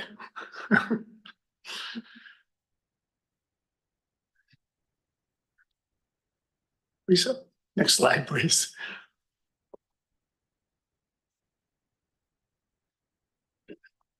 So in general, we obviously have a lot of facilities as indicated on this slide, but in general, we're land poor and partner rich for recreation facilities. We have many on leased lands from the school districts, North Island College, and our exhibition grounds, rightfully so, are restricted under the ALR for their uses. 19 Wing also operates a pool and an undersized rink. Our land scenario may lead us to eventually a cram and jam approach or potentially conflicting priorities with our partners. So it's something we need to consider as we grow as a community moving forward. The key success indicators here are really about making recreation successful in our community. As you can see, we have very large aspirations. Many of these indicators are directly linked to keeping our growing community to deliver the basic recreation services we need. I'm just going to highlight a couple here. One being volunteer engagement. There's been lots of conversation in the community about different volunteer capacity and other issues and great things that volunteers do. I think from a club perspective, especially the youth clubs, I think our volunteer clubs are still strong and they're still able to deliver through the facilities we provide. So we're very thankful for this. Noting that there is a national trend in some paid positions in many youth sport clubs through nonprofit type club sports. The other piece here to focus on is our asset management. In the last few years, we have brought many plans forward to understand the life cycles of our facilities. We do know we have old assets, and many of our plans also tell us we're missing community assets to serve our growing population. If we think about all these key indicators here and we're able to do them correctly, we will be helping to support the health of our citizens because recreation is a healthy lifestyle for life. Some of the key initiatives we have is to complete and implement the CVRD Recreation Strategic Plan that's underway. The new artificial field is still in discussion and looking to still scheduled for Q4 of 2024. Developing more playing field amenities using the framework and amenity improvements collaborative plan that's been put forward, and analyze the capital and climate aspects for ice facilities. This work is currently underway and scheduled to be presented to the board this year. Where does it really factor in? When we look at our corporate energy and emission plans, we know our rec facilities do contribute to that GHG increase, not increases, but do contribute a large percentage of GHGs. We're looking at how we can reduce this, how we can work with our land partners and surrounding facilities that could result in a decrease in overall emissions.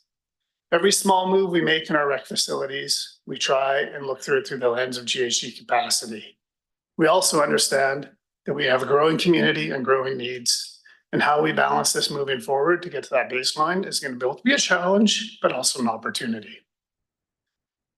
As such, we hope to have a final report in April 2024 that looks at developing those targets and emissions for the Rec Commission to consider, as well as continuing our conversations around how we can go further at, well, specifically around our aquatic center in the partnership with NIH to understand how that will work forward. And those partnerships to reduce the GHGs. We're also consistently looking at replacing our air handling units in the sports centers and other air handling type HVAC systems within our facilities. We have changed trends, challenges, and opportunities.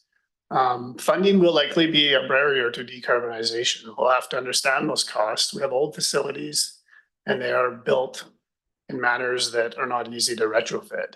Staffing recruitment continues to be issues for lifeguards and custodians. Jen and I used to pride ourselves in being one of the few pools around BC who hadn't closed for staffing closures up until December, when we did end up closing for a few days due to lack of staff. The Rec Commission has put forward a recreation strategic plan in 2023 spring, and staff is underway meeting the needs of that plan and bringing back ideas, processes, and reports to help establish the path ahead as evidenced on the slide in front of you. Really, we're looking to help support a healthy and vibrant lifestyle choices for everyone in our community. Another challenge for us is the Comox Valley Exhibition Grounds is still waiting on Agricultural Land Commission approval of the landscape kind of master plan. And then we'll be able to commence work on the farmers' fields. Another opportunity and trend is our recreation grants continue to support multiple nonprofits delivering great recreational opportunities around the whole region. I think it's been a very beneficial program and also continues to support the outdoor pool. Our expenses are projected to reach up to $12 million, and we'll go into those areas in-depth details at the Rec Commission meeting on February 13th. We are seeing a good return for our revenues as well, which is in line with most of the communities who deliver recreation programs. As you can note here, we obviously have some sales of services that are fairly high and have really bounced back quite nicely after COVID. We were quite concerned on what that would look like as an industry moving forward, but we've seen high use of our facilities continue. So in summary, with your strategic drivers, there they are in front of you. I think it's safe to say that it's about providing affordability to the community, reducing GHGs, looking at our facilities and how we meet the growing needs of our community, and making sure any program and facilities we build, use, are provided to the community looks at being accessible, diverse, and equitable through an inclusion lens. With that, I'll leave you with some questions, if you have any. All right, and Director Hillian. Thanks, Chair, and thanks, Doug, for that presentation. It just jumped out to me at the end there that the Indigenous relations driver was blank, and I'm wondering if there's something we're missing there. I think our focus in that piece is something we're continuing to work on. We haven't found a clear path forward to understand how to engage the Indigenous community more thoughtfully. We do offer and always have offered programs that are inclusive to that community, but as a driver where we have a specific thing we can point to that's new and moving in that direction, I think we're challenged to have that at this stage. Yeah, maybe it's something that we can turn our minds to as the year progresses. I know you've done some camp programs in the past and such, but maybe it's something that we can actually take to KFN as well to look for partnership opportunities. Thanks.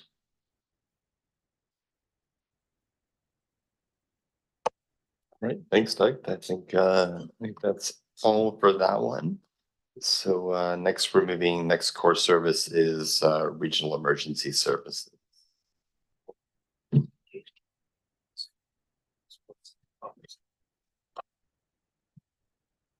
Thank you, Mr. Chair, and Doug DeMarzo.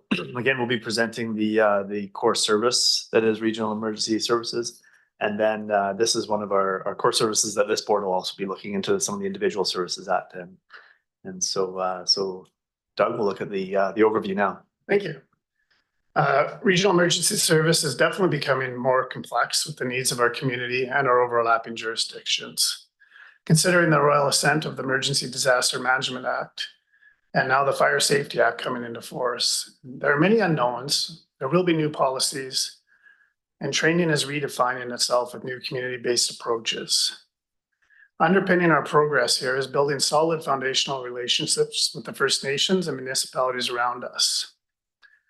Typically, when you think about it, we've relied heavily on highly trained firefighters or search and rescue groups to be the first on scene at a motor vehicle accident, fire, or rescue. This is something our community has come to expect and something we do well, which is i.e. response. What is little less known is the four pillars of emergency management, being mitigation, prevention, preparedness, the aforementioned response, and of course, recovery. The budget put forth today will help in funding these core services as we define our path forward in response to new legislation without losing sight of what has worked well in our past and what will hopefully work well in our future. That is community connections and volunteers. Our key success indicators are really about emergency prevention and mitigation, a renewed focus on training from all levels of municipal government, as well as with our First Nation partners, both here and across the way. Consultation and strengthening partnerships with First Nations through UNDRIP and other related legislation, and collaborating with service providers on emergency food supply preparedness. I think identifying our hazard risks and vulnerability assessments is going to be a key to being ready for climate readiness as we move forward. This is all some of the work that you'll expect to see in the next year to come. Here you see our initiative status. We're underway in most of these sections and areas, including the Mount Washington Fire Hall, the Union Bay Fire Hall, and the Denman Island Fire Hall is actually being pushed out to 2027, which you'll see further along. One thing that we're focused on is fire smart prevention, coordination, and we are working together with our municipalities through Howie's group in how that unfolds and helps our community be prepared for fire smart, as well as all the ongoing drills and other exercises we do in multi-jurisdictional relationships. So as I've alluded to, we have legislative changes for emergency management, which are going to change. We're seeing ourselves support the vulnerable populations more and more and being more and more brought into those complex scenarios. There's going to be a new multi-jurisdictional approach and collaboration, which we're a little bit ahead of. We already now serve as a region, which is why we're presenting here to the board, where we formerly used to present to the EASC. The municipalities are now part of the service. We have an outstanding search and rescue building and understanding how those needs are needed to be met in our community. They're currently housed still at Moray, but there's been a lot of dialogue over the last few years. We've definitely seen an increased cost of equipment. And if we're looking to electrify fleets, especially in the emergency services realm, it's going to be very expensive. So we'll see how that unfolds over the years to come as well. So that being said, all things considered, including for those that aren't aware, our rural fire departments here, we're running expenses of around 6 million and holding that fairly flat through to 2028. Most of our funding sources are through tax requisition. And especially with the Comox Valley Emergency Management Program, we've been very successful in funding the last few years, largely through provincial government funding, largely to help with our Indigenous relations as well as training. So in summary, again, we're taking a fiscally prudent approach in delivering our emergency management training. We're really focused on volunteers, both in our community halls, our radio programs, and our emergency support services programs. looking to deliver in partnerships with our munis and surrounding neighbors, and continuing to support our vulnerable populations, both through warming and cooling centers. With that, if you have any questions, I'm happy to take them now. All right, thank you. And Director Hillian. Thanks, Chair. I don't know if it's just me, but when there's a blank column, it sort of cries out for something to put in it. And I'm just wondering if you couldn't consider the vulnerable population support noted there as also a climate change mitigation issue. I would say if we had a solution and we're not being reactive, we may be able to put it in as a climate change crisis piece. But I think at this stage, it could fit, but we decided not to repeat it and instead put it in there. I guess you could think of something like fire smart programs or other things at this stage as well, with some further thought. So yes, we'll be more prudent to look at filling every category in the future. Yeah, and I may have missed it, but is the outreach to the public around issues like fire management and disaster management, is that part of any of those aspects that are noted there? Yeah, we have the community partnerships and well, I think the inclusion piece. So I think we have the NEP program, which is our neighborhood emergency preparedness plan, our fire smart coordination, continually looking at new ways to engage the community. We tried some new things in 2023, which we can talk a little bit more about in our presentations, but yeah, they're definitely at the forefront. It's really about ensuring our community is prepared. And if that preparedness model works well, that's going to allow us to have a better response model, which will then hopefully lead to less cumbersome recovery models. So lots there. Thanks very much. Thanks, Dr. Hillian and Director Reed. Thanks, Mr. Chair. Just a little bit of information, I guess. Exactly a week ago, we were over at LGLA at the Electoral Area Forum, and the first item of business was the impact of the Emergency Management Plan, the EDMA. And we had presenting for the province, Keith Preston, who was the Executive Director of Policy and Legislation. And when Trish Mandiu, who was UBCM President, asked for a warm welcome for him, we had 250 people sitting on their hands. It was the coldest reception I've ever seen in my life. He went on and struggled for about an hour, I guess. And when it got to the point about their $100,000 a day fines for individuals and up to 1 year in prison, and then asked for questions. Well, you had people up there with very much lived experience in catastrophes and emergencies. Some had their houses washed away. Some had to fight fires. Some were barred from going back to their homes. And you have to imagine that these are the rural residents of British Columbia. And one of the questions was, how is it that you get royal assent and then go out for consultation? Which is exactly the opposite way that we do it at local government. So I just thought I'd let you know that. And then when it was all over, it was coffee break time. And again, they asked for a round of applause and people just got up and walked out and had their coffee. So I don't know if this Keith Preston is going to keep his job or not. But I thought I'd let you know that's the general response up there to the new legislation, just so you know. That was exactly the way I saw it as well. It was quite striking, the response, and significant discussion about the unfunded download there. And next is Director Morin. Thanks, Chair. Well, just to keep up with the picking on the province, my comment was going to be around, we're not really, we know that just with general supports and services and funding for people who are vulnerable, unhoused, et cetera, we're not getting what we need. But even when it comes to emergency situations, well, I recognize that people are not getting the kind of help that they need in the rural areas with all these extreme weather events, et cetera. There is some kind of response from the province to, help people evacuate, but people who are unhoused, we're not getting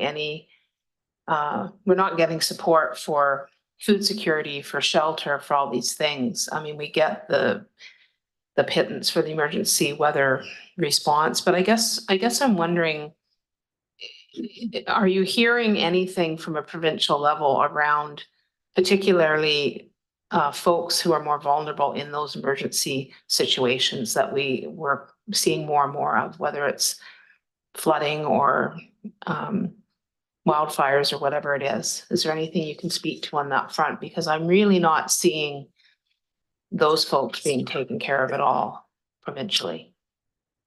Yeah, I'll hand this question to Howie and then maybe I'll comment on it as well.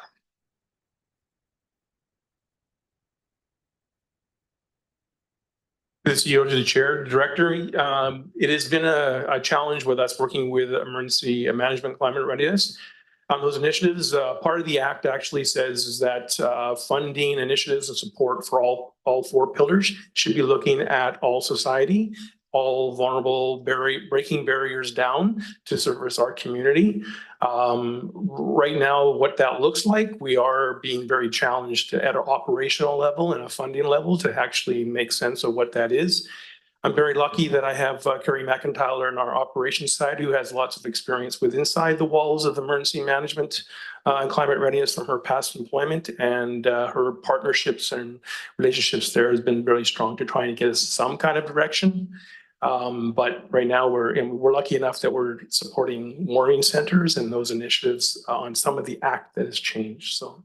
And I mean, maybe that's something on a political level we need to figure out some ways to put more pressure on, because we have heat domes, we have all these things that are impacting people who actually have no ability to get any help with that. So anyway, thank you. Thank you. And Director Arbor, I managed to turn your light off, so you're welcome to hit the button and I can just get you started, and then Director Hardy after that. Yeah, thanks. I thought that was a good catch from Director Hillian of the climate crisis blank being slate being blank. And that triggered to me a number of things that we're actually working on that are driven by that in our emergency services.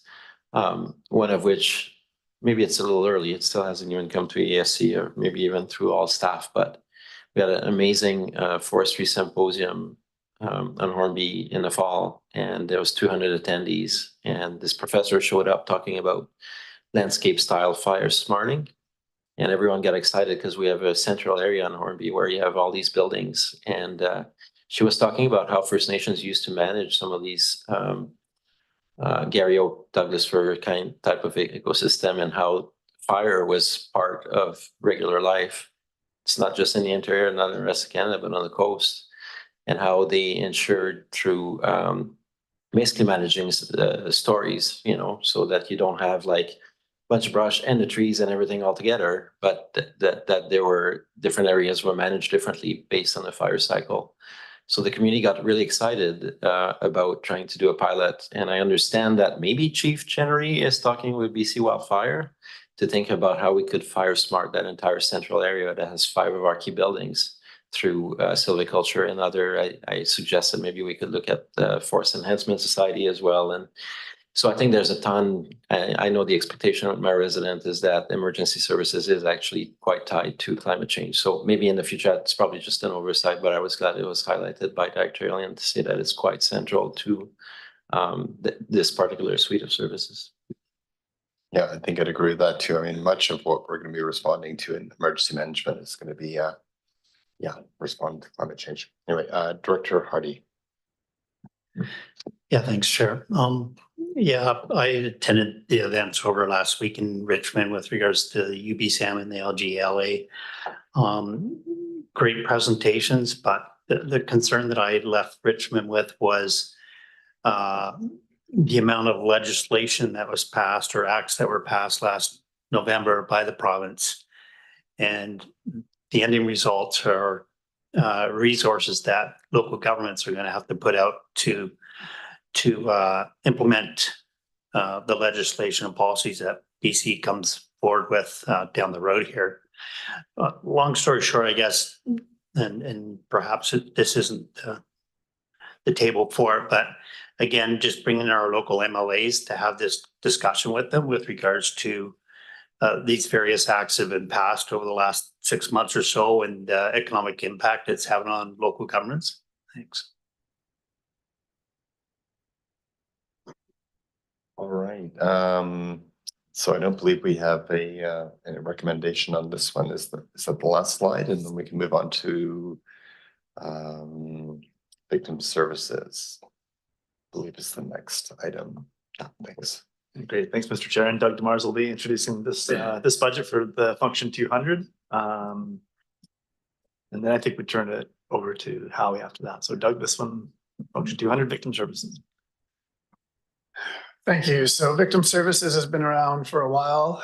It's provide assistance programs and contribute funds to the Comox Valley Crime Stoppers. So from a victim service perspective, this is really about providing criminal justice information and support, safety planning, practical and emotional support, information and referrals to those that may have been a victim of crime. There are about 60 or so programs similar to this throughout the province. Our continued support of Crime Stoppers has been ongoing for about $12,000 a year. And really this year they're focused on advertising to get the tip numbers back up to where they were before pre-pandemic levels. So they've definitely seen a decline, and this is one of the areas we haven't seen a rise. So they'll be focused on advertising this year. I'd argue that victim services continues to be a need in the community, so our support has continued to be warranted here. And we're looking at this is basically a grants kind of out to the Comox Valley Transition Society, then basically goes to 2 employees that work in the RCMP office from the victim services perspective, and then the Crime Stoppers organization. So that into about $120,000 a year. And the revenue is pretty much tax based. So with that, here's our overall operating budget. And our option recommendations are that it's approved.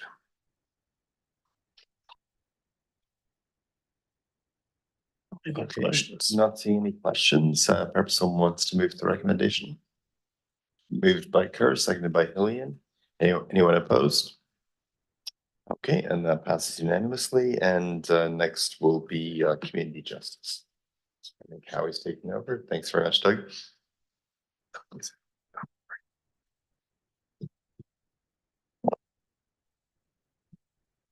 Thank you very much. Through James to the chair and to the directors, thanks for the opportunity to present function 205, which is the community services justice center's grant funding.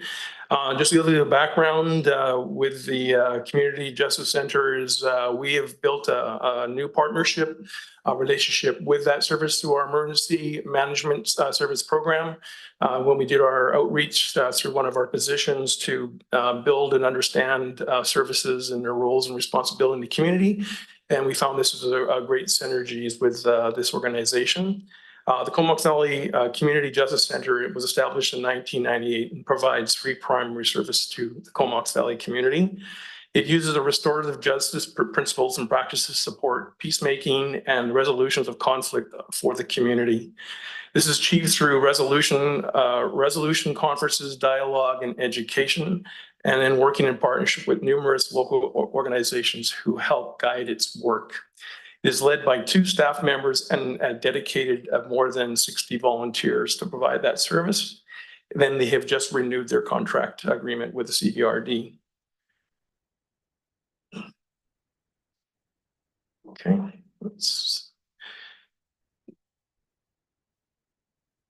slide 3. Okay, yeah. So the main purpose of the change of the budget for this service is to support community justice with an ask that they presented to the board back in November of 2023 is to increase their operational grant to support operational cost for overhead and the overall cost of living expenses that we're all experiencing in the province. This increases from 60,000 to 78,000 of their main grant funding in 2024. The key revenue from this comes from all the partners. So the Comox Valley electoral areas, the city of Courtenay, the town of Comox, and the village of Cumberland. Just a reflection here, you've probably already seen this, where those costs are for over the next few years for the financial plan. Just trying to make sure I'm on the right slide. Sorry. The funding initiative is being proposed. There's a modest increase to the residential tax increase estimate to be done from 2023 rate of 0.0021 over the next 5 years. That is reflected so that this service can continue, be able to address any cost increases and also to provide their staffing support to their services. Oops. That's that slide, sorry. Future expenditure reserves are modestly being increased as well to propose to ensure business continuity for delivery of this important community services. Also to look at funding available for any initiatives that might come up that they need to be supported for. And then the next slide is for recommendations for the financial plan to be approved for function 205.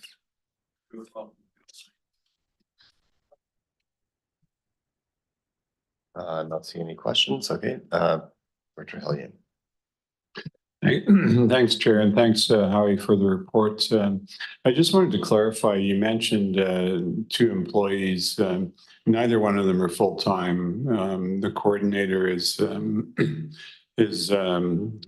half-time, and if more grants are achieved, that can be increased. The admin support person is also part-time. So just to make that clear, they're doing a lot with the resources that they do have, and I think we all know the value, and really pleased to support this. Thank you. Director Arbor. Yeah, thanks. Perhaps as the answer, staff would know, or Director Hillian, because he's been involved with this one for some time. As there, like in the province, there's the justice system or anything like that, they don't make significant contributions to organizations like this one. Are we the sole funders for this? So through the CEO to the chair, I am pretty new with this organization. So when they approached funding in November, we reviewed their contract, and part of that contract initially didn't mention any history of the program itself. But I will be working on this portfolio more closely to see how we can further support them. But I'd be happy to hear what the director might have to say as well. Director. Yeah, thanks, Chair. There's a maximum available of about 5,000 a year from the province. And it's been an ongoing issue at restorative justice organizations when they get together, trying to get more support from the province. It's something that the province supports in principle, but has never really come to the table with much in the way of dollars. And Director Brown. Okay. All right, so the recommendations being moved and seconded. Any opposed? Passes unanimously. And next we're moving to the search and rescue function. And Sia, do you want to? Yeah, again, Howie will be introducing this PowerPoint and the budget here. And then I think at the end of the presentation, I'll just have a few other words on a recent meeting that the chair and I had the opportunity to have with the Search and Rescue Society. So Howie. Thank you. Thank you, James. So this is function 265, the Comox Valley Search and Rescue Services. So just again, a new part of my portfolio is to looking at this this service and see what its makeup is and what organizations belong to it, and then seeing how I can further support them in their initiatives to provide community services. So part of this service is actually representatives of several local governments and nonprofit search and rescue groups that require funding for rescue equipment or the operations of their services for supporting community members on land or in water in the Comox Valley region. So part of the trends of all these groups that are part of this service actually is the increased rescue calls that they are responsible for. Most of these are all volunteer groups that actually go out and do this service on behalf of the residents of the community. So what were opportunities to support is we're actually supporting Comox Valley Ground Search and Rescue. They call themselves ground, but I add that just for clarity because they are an entity amongst themselves. To continually look at supporting them and how we can look at building a new home or finding some land for funding for that. It is also to support the Comox Rescue 36 unit, Cumberland Fire Boat 8, and then the Fire Rescue Vehicle 4 for Cumberland as well, Courtney Rescue 71, and the Comox Valley Marine Rescue Society operations, and the Lighthouse County Marine Rescue Society provide services. Those bottom ones too actually have area of coverage that goes out beyond the Comox Valley Regional District water areas, or shoreline. So part of the strategic priorities we looked at for these is really the fiscal opportunities and responsibilities to look at management of assets for these essential services to provide affordable, reliable, sustainable services to citizens of Comox Valley Regional District. And then the strengthening of the community partners, which is really what we try to do in emergency management, look at the social fibers of the community and the health and wellness of our citizens, and look at trying to build solid and sustainable community partnerships so that we can provide these search and rescue teams, again, all volunteers, to be able to provide those services and continue providing those services to the community.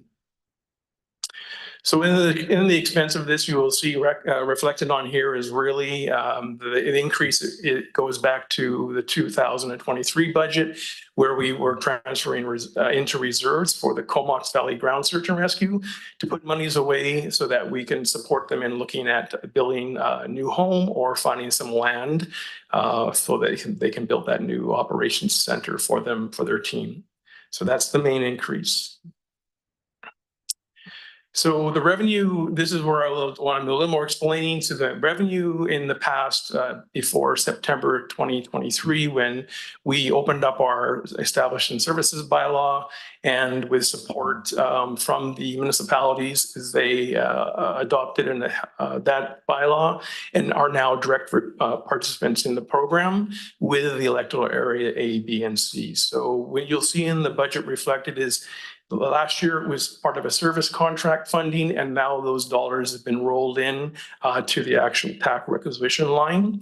What we heard through working with the CEOs and their direction was we tried to keep the service equivalent to that dollars, but with the influence of the Emergency Disaster Management Act and some of the other initiatives there, we've had to increase this budget so that we can look at possible other professional fees that we need for contractors to come on board if we're not successful in some of the grants initiatives that we have been doing in the past.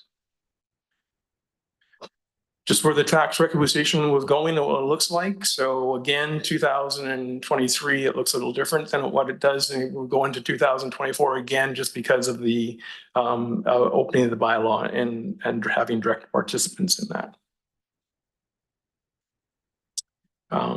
You've already seen these, probably seen these numbers before. We still have I can feel what we call it as a modest budget for delivery of this service.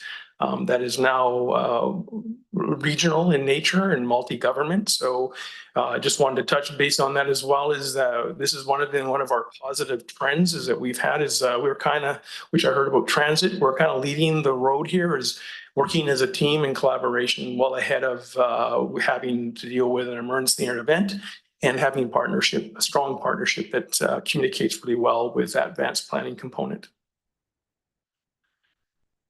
We are looking at trying to put monies into reserves. So again, trying to balance what goes into reserves and trying to make sure we have enough operational costs to deliver the program, as well as to keep the program moving forward in addressing any issues or concerns that might come forward.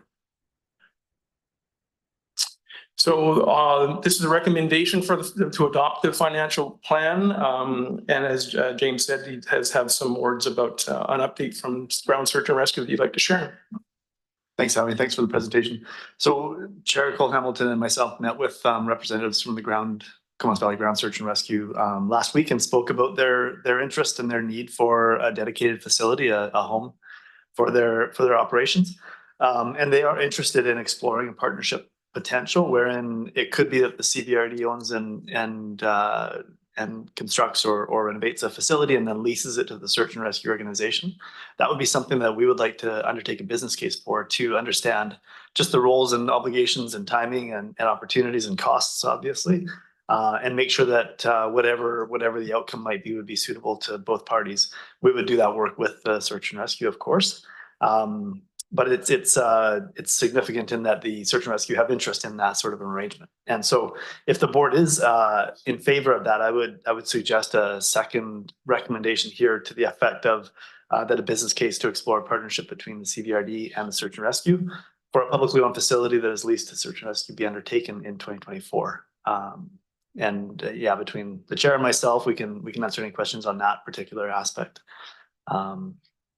Or Howie's, of course, here for the rest of the presentation too. Yeah, and I know this would be obviously very preliminary, but I guess my hope is that we always look at potential multi-use if we're looking at a building. So was that part of the conversation, potential for that? Yeah, certainly the potential is there, and we would look for any kind of synergies with either other services or other public authorities to make the most of whatever space could be available, and that would be part of our analysis, definitely. Just when you brought that up, I thought, it might be worth of all the municipalities and the RD have, and the community at large have, wants for facilities, and it'd be good to have a sort of a round table of what's on everyone's wish list and how can we collaborate, because we tend to do it and a particular opportunity arises, but it would be nice to have kind of a coordinated plan around that.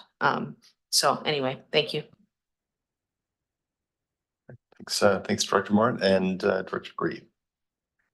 Thanks, Mr. Chair. And yeah, talking to my longtime childhood friend, Scott Larson, it's very important for them to have a very centralized area that they could actually, a footprint that they could actually use to get to all directions pretty well equally. So that kind of narrows it down. We couldn't stick them up at the water treatment plant or something like that, because they get calls south, north, etc. So it's not an easy one. It's going to be difficult to find, I think. Still worth trying though, for sure. Director Arbor. Yeah, thanks. As I recall, last year or 2 years ago, our past chair was advocating for us to develop a land acquisition strategy that is comprehensive. And I think at the time, staff was advising that they would prefer to just go one project at a time. But it is, I think, like Director Morin said, it does add up to a lot of different initiatives, between a new facility for transit, between recreation needs of the future, between the health hub, and other forms of housing. So it's, I think this, even Courtney, when they were approached around, please offer some land, like everybody's struggling with land. We don't have a lot of land as government just before Christmas, and that's probably going to come back. Like, I have a group in Fanny Bay that's trying to secure property, but we don't really have a way to do that. We don't have a service that everything lives in silos. So I do want to support the comments of a couple of years ago and the comments of Dr. Morin, where I think there would be value in us exploring a land acquisition strategy that takes stocks of all the different needs this valley is going to have over the next 10 or 20 years.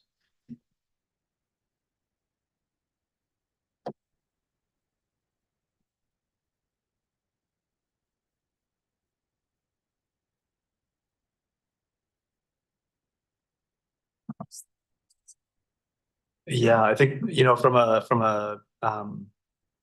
I think there is value and merit in having some sort of a comprehensive discussion. And when we are looking at, for example, facility related to a particular service, search and rescue in this case.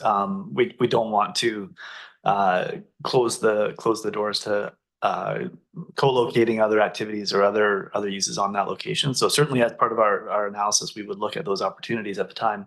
And yes, I think there would be value in having a broader look for all interests across not just regional district services, but other public authorities too.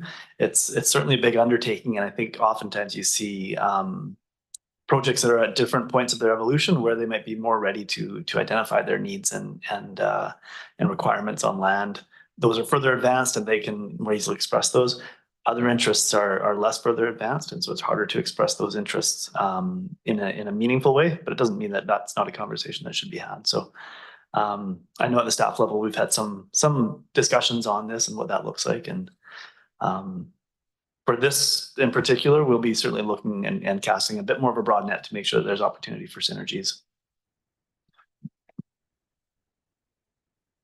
I was going to ask CEO, is that possibly something we could add to our strat planning discussions, just to flesh this out in the forum maybe?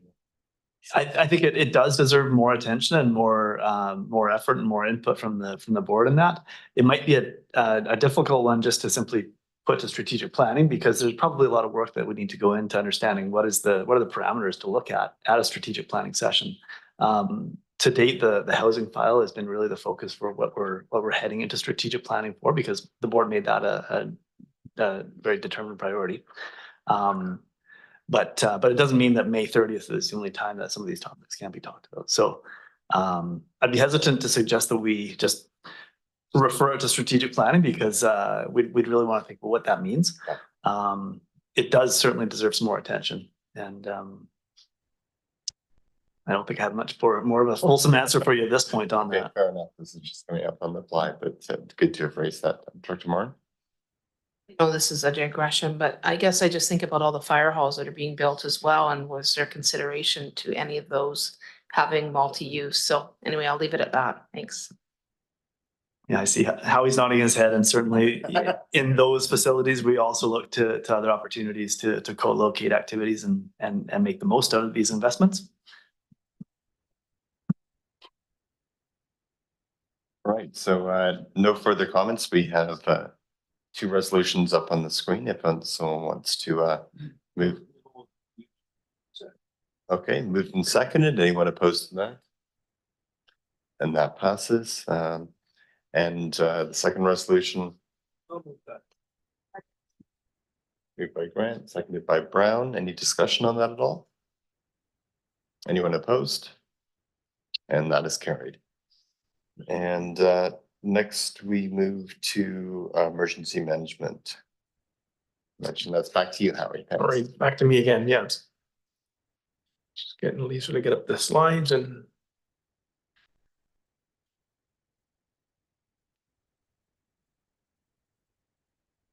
Great, thanks, Lisa.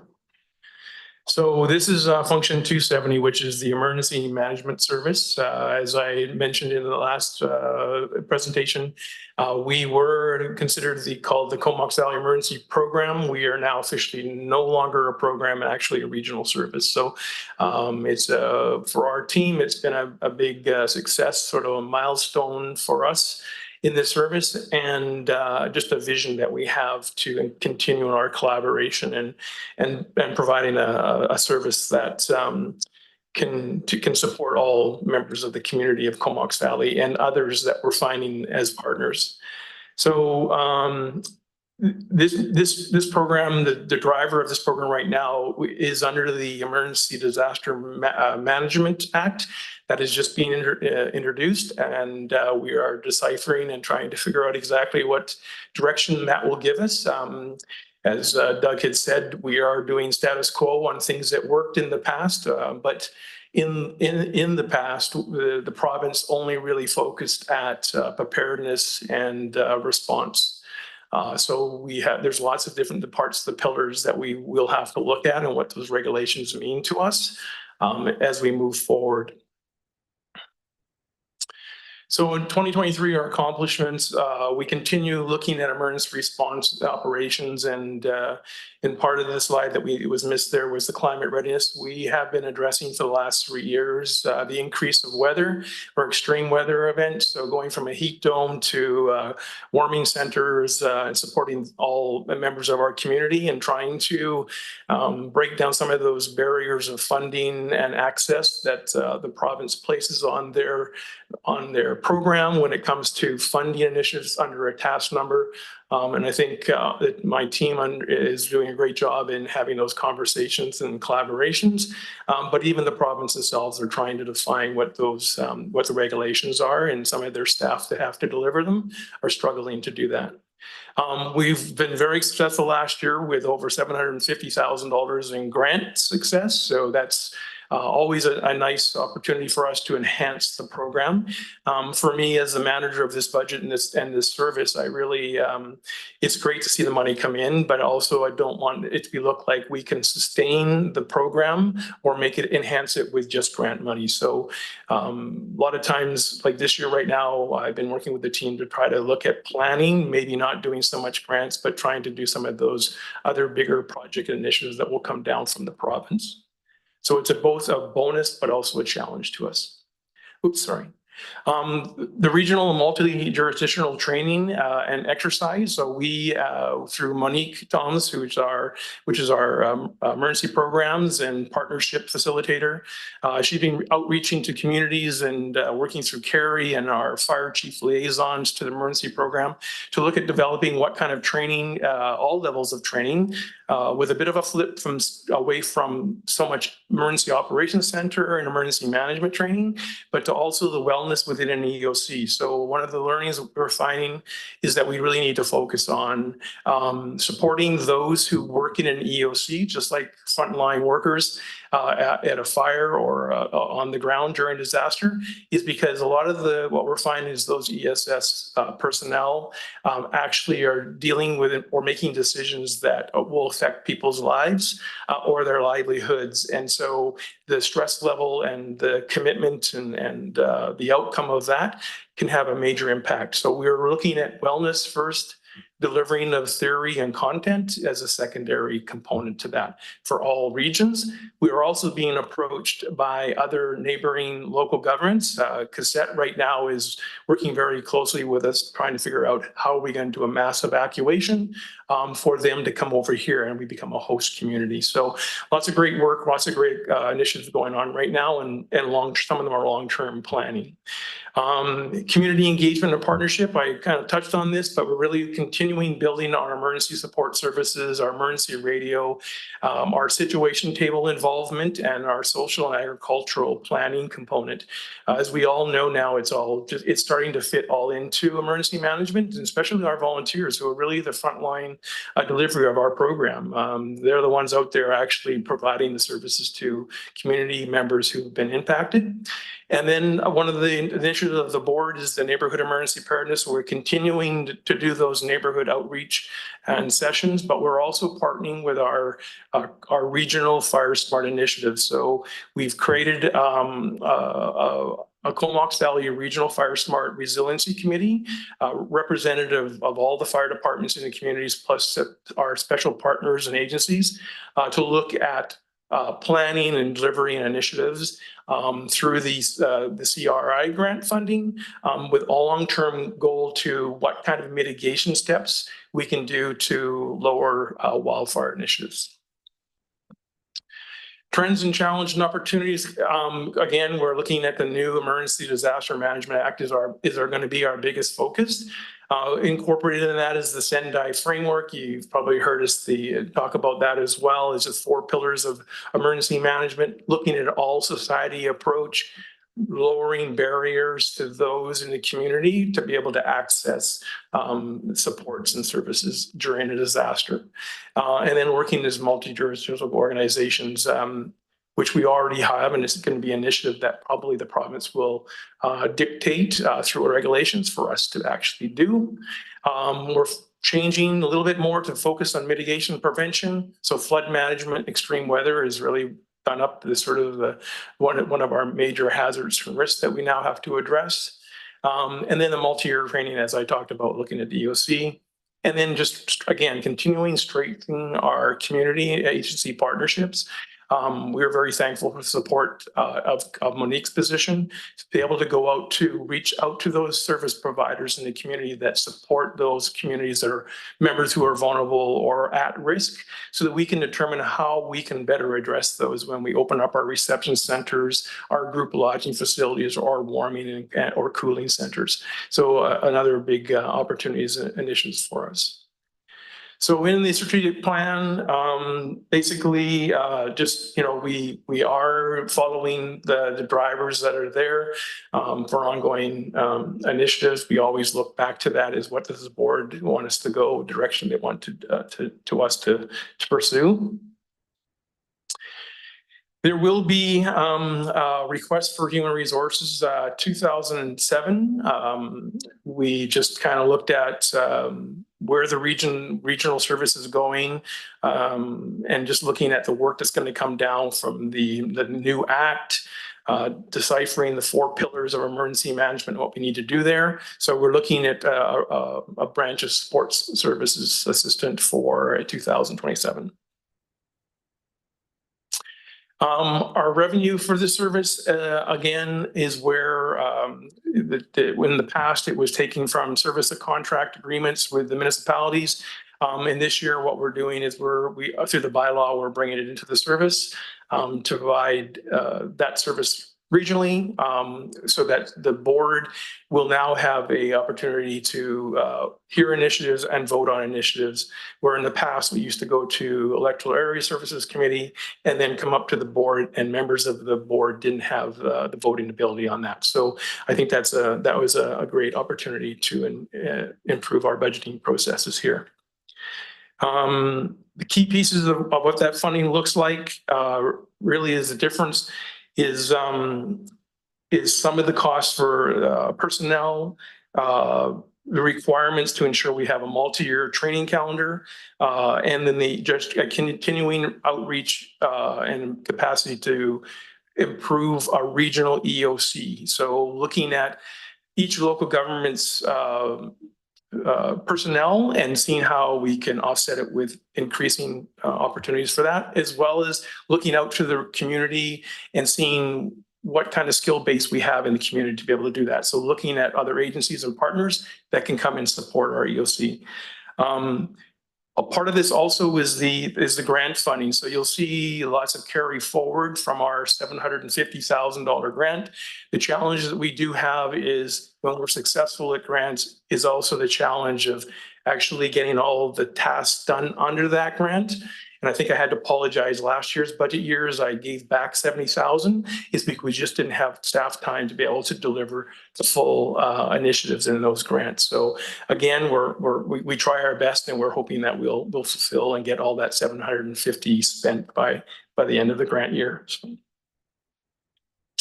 again, the taxation, you again probably you've turned to that and looked at that. Again, just the core and service. I've kind of touched on where those are have coming from with the increases. Yeah, again, it's pretty clear on that slide. And then just moving into capital planning, one of the things that is new for really the emergency services side, because we were a program, we didn't really have a lot of capital items under our initiatives. So we are now starting our own capital plans, kind of the first year for us. So looking at what our assets are out there that we use for events. So we have some small generators. We have a couple of big mobile generators. Some of them are staged already on Hornby and Denman Island.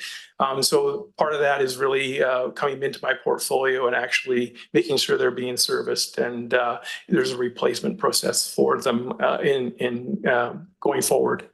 The other one of the initiatives is our emergency management 271 vehicle.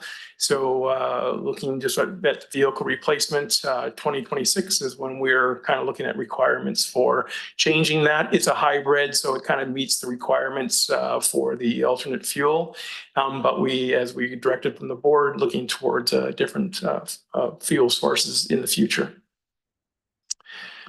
Just trying to contribute some monies to reserves. So I know Lucy and I have had conversations, is that really trying to balance that, what goes into reserves for the backup fund if we need it, versus kind of trying to staff a program that really right now can't fulfill the 4 pillars of emergency management because we're just a small team of 3. And here's where I think where we missed the slide earlier, but just the strategic drivers, because that's what happens in a new system. Sometimes slides don't get filled in where you think they're going. So I apologize for that. But really, yeah, I'm pretty clear on what the kind of drivers are there. And I hope that this slide will help the board feel that we're going into the right direction and meeting some of those strategic drivers. And then just a recommendation for adopt the budget.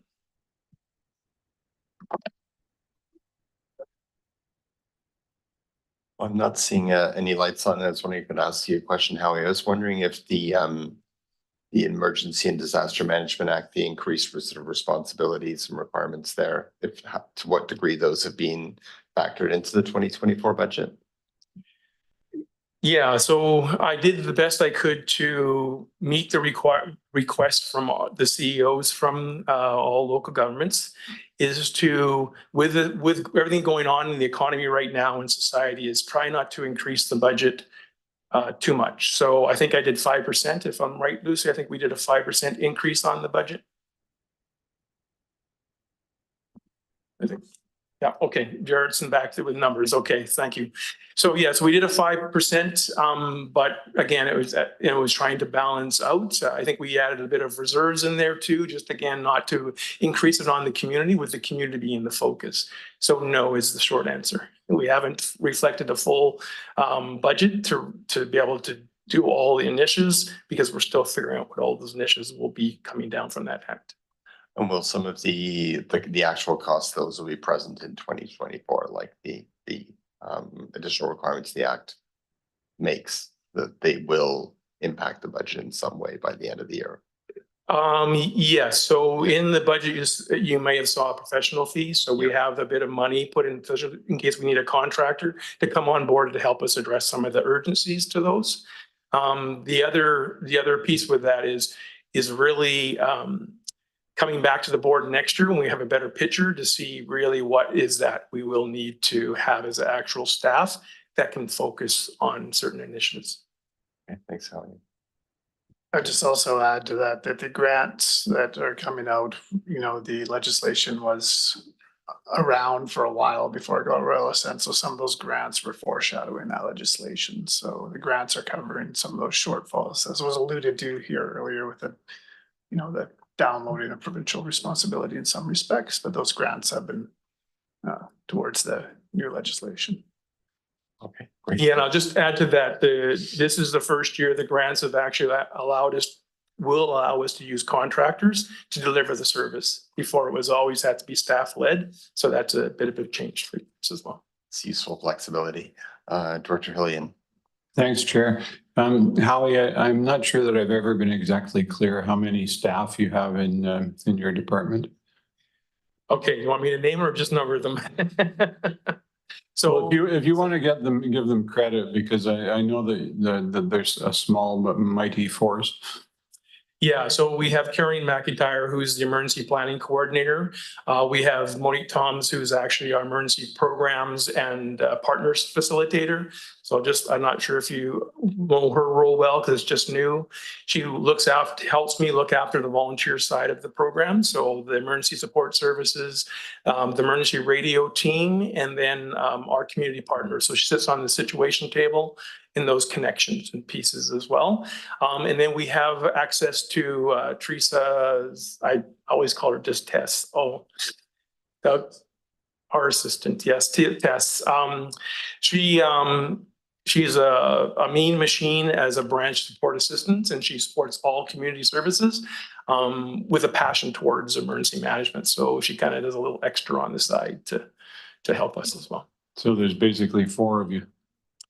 Yeah, well, but we do it regionally, right? So that's where the board really supported us with us doing that regional report or that regional approach is we work with, we have liaisons, which are usually through the fire services department with each municipality or through the CEOs. So, right, so we have the abilities to communicate, collaborate, and access their direction.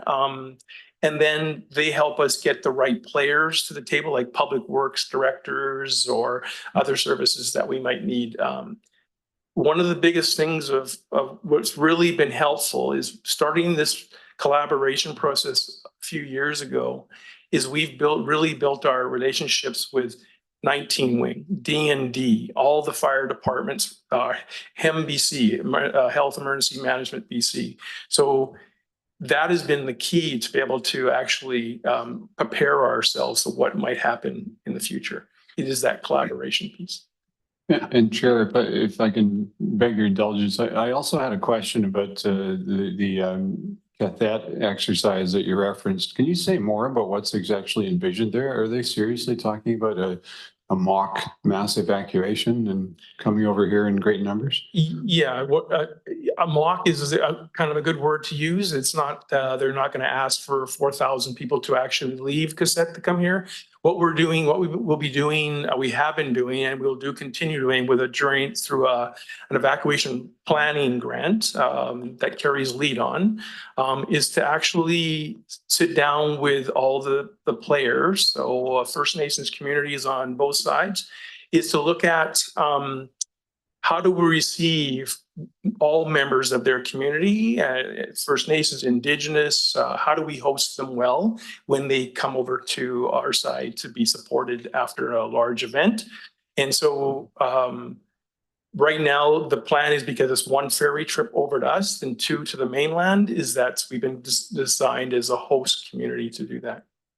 Well, it's a shame that it's mocked because if we could set it up, it would be a huge boon for our hospitality sector. Thanks. Okay, I'm gonna. 4,000 people, yeah. Sorry, and Howie, can you just go to slide 6, I think it is, in the PowerPoint, just to for Director Hillian's question on the number of staff. There are just over 3 full-time equivalents in the emergency program. What number? I can't see the number. Keep going. One more. There you go. Okay.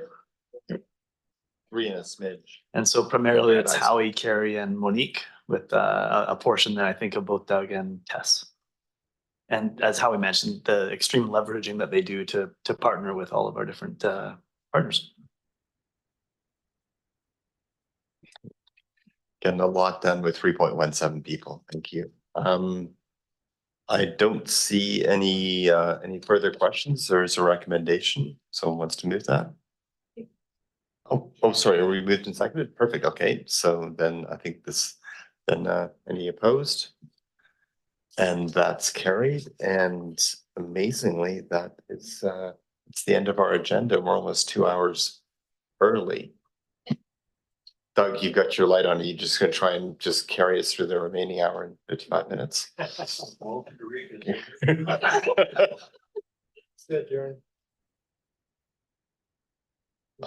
All right. Thanks, everyone. Appreciate what an efficient day this has been.